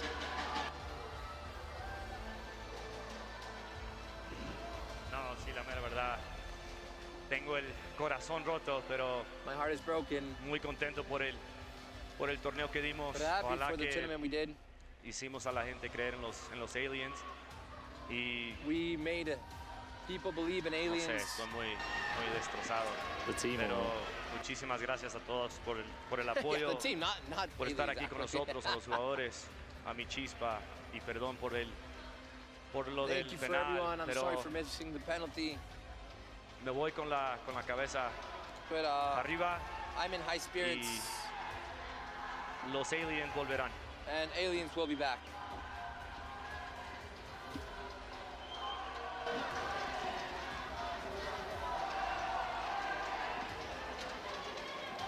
Gracias, gracias. And yeah, that's all for Castro. That's all for the round of 16. Los Aliens are out. Los Troncos are in the next round. Ladies and gentlemen, thank you so much for tuning in today. Wherever you are on planet Earth, we saw people from Denmark, Azerbaijan, Saudi Arabia. We have people from Portugal, people from all over the world, from Turkey, from all over planet Earth. Thank you so much for tuning in. This is how the quarterfinals are going to be played. Limón against Porcinos, Xperia against Troncos, Science against Olimpo, Furia against G3X. That is going to be one heck of a match. Don't forget to tune in tomorrow. Es para ti. Enhorabuena por el premio individual y por ese pase a cuartos. Muchas gracias, la verdad que estamos muy contentos. Y nada, agradecerlo también a vosotros. Me decías que se sufre, pero creo que mola más ganar así, ¿no? A ver, siempre y cuando los resultados nos acompañen, mola más. Pero también estaría bien un partidito tranquilito. Partido tranquilito no será el de mañana. Me recuerda al Super Lunes, aquel famoso contra los Buller. ¿Cómo lo ves? Pues esperemos que sea igual que el Super Lunes, ¿no? Con el mismo resultado. Bueno, lo veremos. Suerte.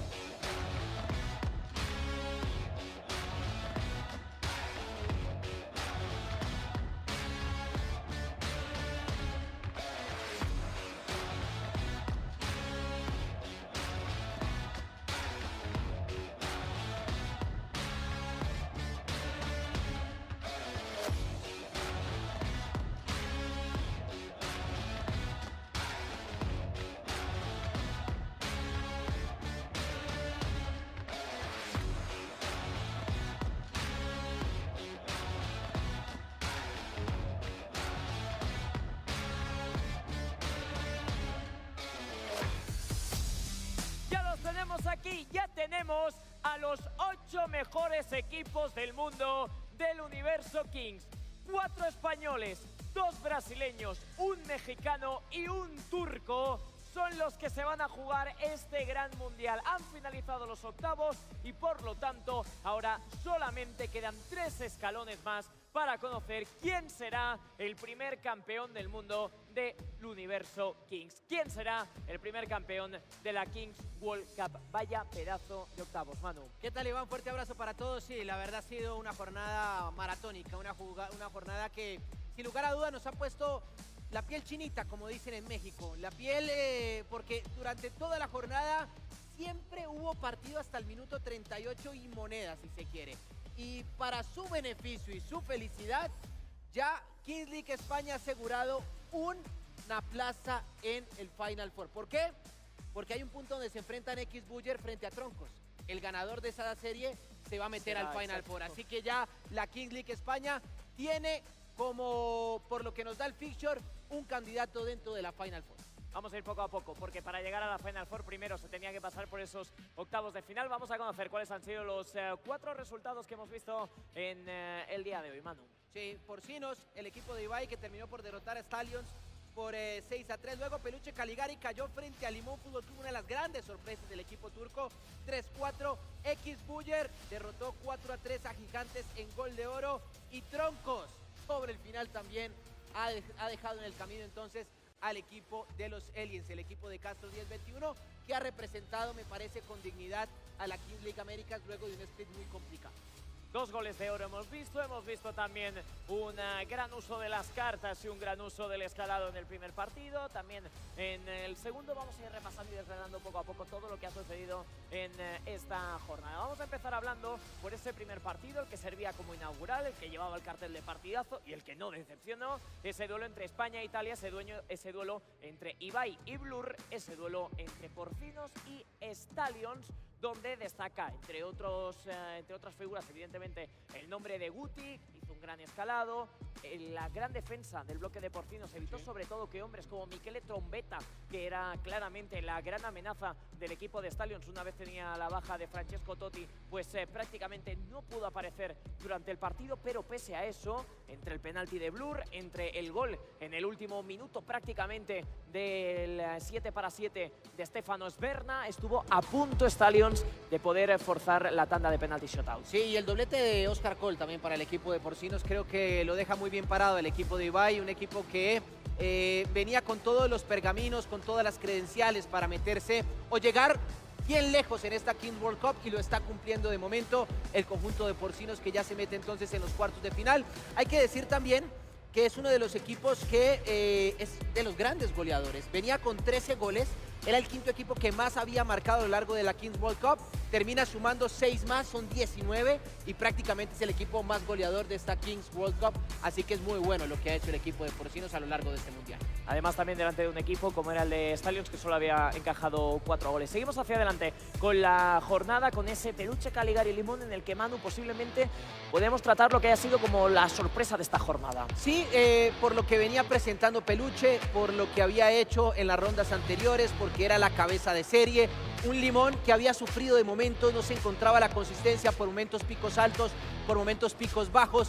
Hoy termina por derrotar de gran manera, con mucho ímpetu, al conjunto de Peluche Caligari, y con un Alp Arda, el guardameta, que además es el goleador del equipo, siendo una de las grandes figuras para salvaguardar los 3 palos del equipo turco. Sí, todos los focos estaban puestos en Memo Soser, que posiblemente era el futbolista más mediático del equipo turco, pero nombres como el de Alparda, como bien comentas tú, nombres como también es el caso de Serhat Kot, como puede ser el caso de Zezer, también están dando una gran dinámica a este equipo turco. Lo de Sousa fue muy bueno, porque termina por, en algún momento del partido, cuando estaba Limón abajo, convertir un penalti shootout de manera sangre fría, espectacular, y nos quedó de ver hombres como Shaggy Martínez en el equipo de Peluche Caligari, y lo de Gustavo Guillén, el fútbol, que había hecho un gran mundial. Hoy marca un gol, pero por momentos se terminó por desconectar y no aparecer al completo en el compromiso, y desafortunadamente entonces la Kings League América pierde un representante importante que tal vez era la carta más fuerte y termina quedando fuera del campo. Uno de los representantes de Kings League España estaba seguro que iba a llegar a cuartos porque en octavos había un duelo, había una confrontación directa entre el X Buller Team y Gigantes en un partido pues prácticamente de hermandad entre el cuadro de los hermanos Buller y el cuadro de Gerard Romero. Todo se acabó decidiendo con un ápice de mala fortuna para Gigantes porque el gol de oro de Carbó con la ayuda inestimable de Sergi Juste pues acaba haciendo que se acabe llevando ese paso el equipo del X Buller Team, un cuadro que durante el tercer split pues tuvo muchos problemas con las lesiones, pero está empezando a dar nuevamente una cara muy similar a aquella que ya logró campeonar en el segundo split de Kings League España. Un equipo que venía además de Redemption, que nos Correcto. parecía curioso el hecho de que X Buller con la nómina que tiene, a mi parecer, y esto sí es una opinión muy personal, es el equipo mejor armado y mejor equilibrado, porque en el frente de ataque tiene hombres como Beguer, que ataca bien, que es desequilibrante, lo de Fuad espectacular, lo de Roger Carbó que regresó hoy con muchos minutos, lo ha hecho de gran manera,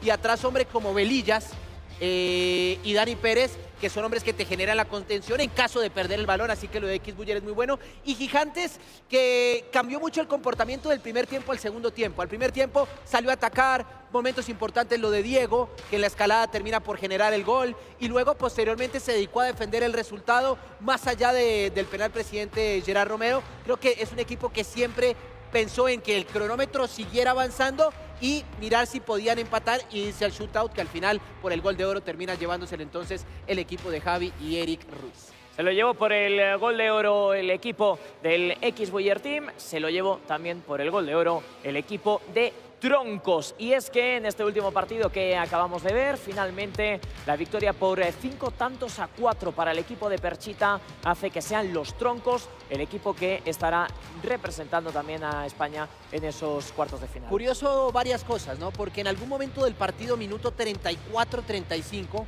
estaba bajo Perchita, el equipo de Perchita estaba bajo Troncos. Perchita va a cobrar, erra el penal presidente. Luego Castro va a cobrar, erra el penal presidente. Y parecía que Elias se lo iba a terminar llevando. Un gol sobre el último minuto extiende la serie al gol de oro. Y ya sobre el final, ya sobre el 40 y monedas, termina el conjunto entonces de Perchita y de Troncos por avanzar al Final Four. Y de esta manera, insisto, tendremos ya asegurado un equipo de Kings League España dentro del Final Four por el cruce que se va a dar en cuartos de final. Vamos a graficar todo lo que estamos diciendo, vamos a ponerlo todo de una forma mucho más visual, mucho más pragmática, y es que vamos a ver cómo queda el bracket final después de ver todos los partidos de octavos. Si contamos los 4 que se disputaron en el día de ayer, si contamos los 4 que se han disputado en el día de hoy, de esta forma, como vamos a ver ahora, es cómo acaba quedando finalmente el bracket, y por lo tanto, en el día de mañana, Manu, de esos 4 partidos sabremos quiénes irán a Monterrey. 4 equipos de Kings League España, 3 wildcards y 1 de Kings League Américas. Comenzamos con el Limón frente a Porcinos, el equipo turco frente al de Ibai Llanos, y luego un X Buller Team frente al equipo entonces de Troncos. De esa serie saldrá un semifinalista de Kings League España. Por lo tanto, ya tenemos ahí cómo acaba quedando el cuadro. Science Olimpo, podemos haber uno, puede haber otro. Y es la única carta de Kings League América, el equipo de Chicharito. Y luego también, 100% seguro, habrá un representante brasileño. Claro. Porque habrá un Furia G3ish y por lo tanto en ese partido se acabará definiendo absolutamente todo. Vamos a ver también cómo estará distribuido el día de mañana, porque el día de mañana llegan fuertes emociones. Vamos a ver, por lo tanto, cómo son, Manu, estos pedazos de horarios para definir a los 4 mejores equipos del mundo. 2 de la tarde, tiempo del centro de México, Limón Fútbol Club frente a Porcinos. Esto será a partir de las 10 de la noche, tiempo de Europa, de España. Luego tendremos el duelo entre X Buller y el conjunto de Troncos, y posteriormente ya lo comentábamos, Sayas frente a Olimpo, y la jornada se cerrará con el duelo brasileño entre G3ish y el conjunto de Furia. Por cierto, estamos preguntándole a la gente quién cree que ganará la Kings World Cup. Yo no tengo ni idea. Yo tampoco, pero para la gente que sí, hay un código QR que vamos a presentarles justamente en la pantalla. Usted se mete allí, pone el código QR o en el enlace llena el formulario en el chat, ¿no? Y usted podrá ganarse premios de la Kings League, el merchandising de la Kings League, tanto de España como de Américas, y de la Kings World Cup, por supuesto. Así que ponemos esa pregunta, el código QR, usted lo escanea y eventualmente podrá ganar entonces premios para lo que será el Final Four el próximo 8 de junio en la ciudad de Monterrey. que va a estar espectacular. Y así están, por cierto, esos porcentajes de predilecciones. De momento, muchos Saiyajin en el chat, votando ahí para cuál puede ser la predilección. Y evidentemente no solamente habrá un ganador como mejor equipo, sino también habrá un ganador como mejor jugador individual. Y es que recuerden que hay un Jace MVP en juego del campeonato. Vamos a hacer F5 y lo vamos a hacer en el día de hoy porque hay muchas novedades y es importante tener en cuenta que hay equipos o jugadores, mejor dicho, como el caso de Furby, de Peluche Caligari, que tenía 3 puntos, pero ya no aparece porque es requisito indispensable el hecho de poder llegar hacia la Final Four. Así que así tenemos con Kelvin de Oliveira y también con Alex Guti liderando ese ranking con 3 puntos en lo alto de la cabeza. Y es muy importante, Manu, tener en cuenta que a partir de mañana y a partir de la Final Four ya los puntos aumentan. Claro, la ronda 1, la ronda 2 y los octavos de final te daban un punto por Jace MVP. A partir de cuartos de final serán 2 puntos el que te otorgue el ser Jace MVP. Y ya en el Final Four, pues evidentemente te dará 3 puntos. Así que así están las cosas en el ranking del Jace MVP. Hay 5 jugadores empatados con 2 puntos que todavía están dentro de la contienda y a partir de ahí pues tienen todas las posibilidades de llevarse ese premio gordo si su equipo estará entonces en el Final Four. Bueno, mi querido Ivan, ¿usted vio el mensaje de Maluma, los anuncios de Maluma el día de hoy? Como para no verlo, Manu, como para no verlo. A mí me gusta todo tipo de música buena. Es polifacético. Yo soy polifacético, ya de lo oído sabes. polifacético. Bueno, Maluma el día de hoy nos dio muy buena noticia. Estará acompañado de Bless. Habrá fiesta colombiana el próximo sábado 8 de junio en el Gigante de Acero de Monterrey. Así que creo que va a estar muy lindo. No solo fútbol, sino también va a haber fiesta. Pues vamos a ver ese mensaje que tiene para nosotros Maluma. Hey, ¿qué dice mi gente? Les saluda Maluma Baby, les envío un beso, un abrazo muy especial. Les tengo una sorpresa muy grande. Vamos a hacer nuestro estreno de nuestro álbum One of One desde Monterrey en la final de la Kings League, así que no se lo pueden perder. Voy a estar allá con un invitado de lujo, bueno, varios invitados de lujo, pero el primero es mi parcero Bless, así que no se lo pueden perder. Vayan allá, Estadio Monterrey, eso va a estar una locura. One of One, primera vez cantándolo en vivo. Se les quiere.